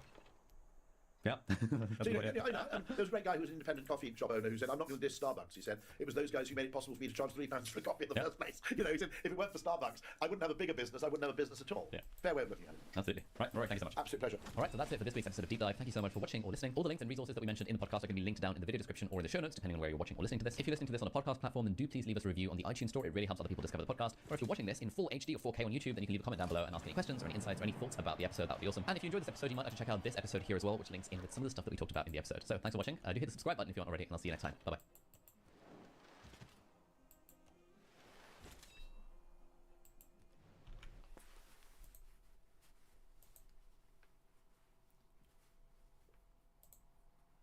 I've put together the most valuable lessons that have helped me achieve more out of my life. Hopefully, they're useful for you too. Enjoy. This is Brutally Honest Advice Report. I've been there. I had to fucking pay rent every night. I would think if I didn't wake up tomorrow, I would be okay with it. And I don't want that for anybody. I get it. I was just going through all these old files yesterday, and I saw a goal that I'd written, which was to make $10,000 a month income. And so it was 13 years ago. And so like, I viscerally remember what that was like. And I know I was in so much pain during that time that I get it. And so like the reason we make this stuff is because I've been there, and I don't want that for anybody. You know, like I missed my 20s. Like I didn't have them, as people traditionally say it. You know, like it's weird because in today's like internet culture, like I started my first brick and mortar business, like store front. I was 23. Like I didn't know shit about fuck. Like I knew nothing. And like I didn't know you could hire employees. Like it wasn't a thought. Like I didn't know anything. And so like I cleaned, I did the billing, I did the sales, I taught the sessions. Like I fixed the equipment. Like I did everything because I didn't know you could, and I didn't know, and I didn't have the money, frankly, to afford anything else. And so I get it. Like I get it. But to get out of that, you have to take steps. And the first step is saying that it's my fault. The second step is that you have to use what you have. And so in the beginning, I was reading self-help books and all this stuff, and none of them really hit for me because a lot of it was like power of positive thinking and like affirmations and like all this stuff. And the reason I make the content I do now, which is now almost become like a shtick, countering that is because it didn't work for me. And I'm not trying to speak to everybody. If that works for you, then like, awesome. Like, people mistake me saying this is what worked for me with this is what I think everyone should do. And it couldn't be further from the truth. I'm saying if what you have been doing hasn't been working, then consider this. Which is that, like, I remember because I just read this yesterday. The intro in the book, I say, I wish I could tell you that the reason I was able to make it out of the gym was because I was like really passionate about changing people's lives, and I loved fitness, and I loved my clients' faces when they would light up and they'd step on the scale and they'd lose weight, they'd be able to fit in their high school clothes again. It was none of that. It was just the sheer anger that I had at the idea of being wrong and having the people back home be right about everything. And I still can barely tolerate it. And so, I mean, I took, in some ways, and this isn't I don't know if woe is me is the right term, but like, I had an otherwise very successful career. Like, I was in a white collar job, and sometimes it's hard, like, I mean, hey, I don't know, I haven't been in the other situation, but taking a step down and humbling yourself to minimum wage after you've been in a white collar situation, not easy. And I remember I had clients who walk in and be like, oh, did you go to college? And they were saying that patronizingly. And mind you, everyone here, at least in this channel, knows that I don't give a shit. But they were saying it to basically, like, when I was gonna like write something down, like, am I literate? And in those moments, again, it was like I could be right or be rich. Like I could try and humiliate them back because the pain of what they just said made me feel. They probably didn't even intend that. Or I can be like, yeah, I went to school. I'm very grateful for it. Like, so what are your goals? And I can just move right past it. And so you develop that skin because I had to fucking pay rent. And so, I mean, I tell stories about having a kid drawing marker on the wall while I'm trying to close his mom, and he's writing a permanent marker, and I'm trying not to lose my shit over the fact that I'm gonna have to repaint the wall because she doesn't have a parent or child, but I needed to close the card to pay for the paint. And so it's like I can scold the kid and lose the sale, or I can close the sale and keep my cool, and then eventually clean the wall. And so like you only get that stuff by doing it. And so if you're in a place right now where you don't have a lot, you only have one thing, which is time. And so you have lower leverage. I'm not gonna lie to you and say that you like there's this one play, this one secret. No, it's sheer brute force. Like you have to will yourself out of it. Like you have to do it's a huge amount of soul driving energy that you have to do outside of what you normally do. So it's like you have to live one person's normal life. You have to do your normal work, your normal job. You have to eat, you have to sleep, you have to clean, you have to do whatever else. And then the workday starts. So that is how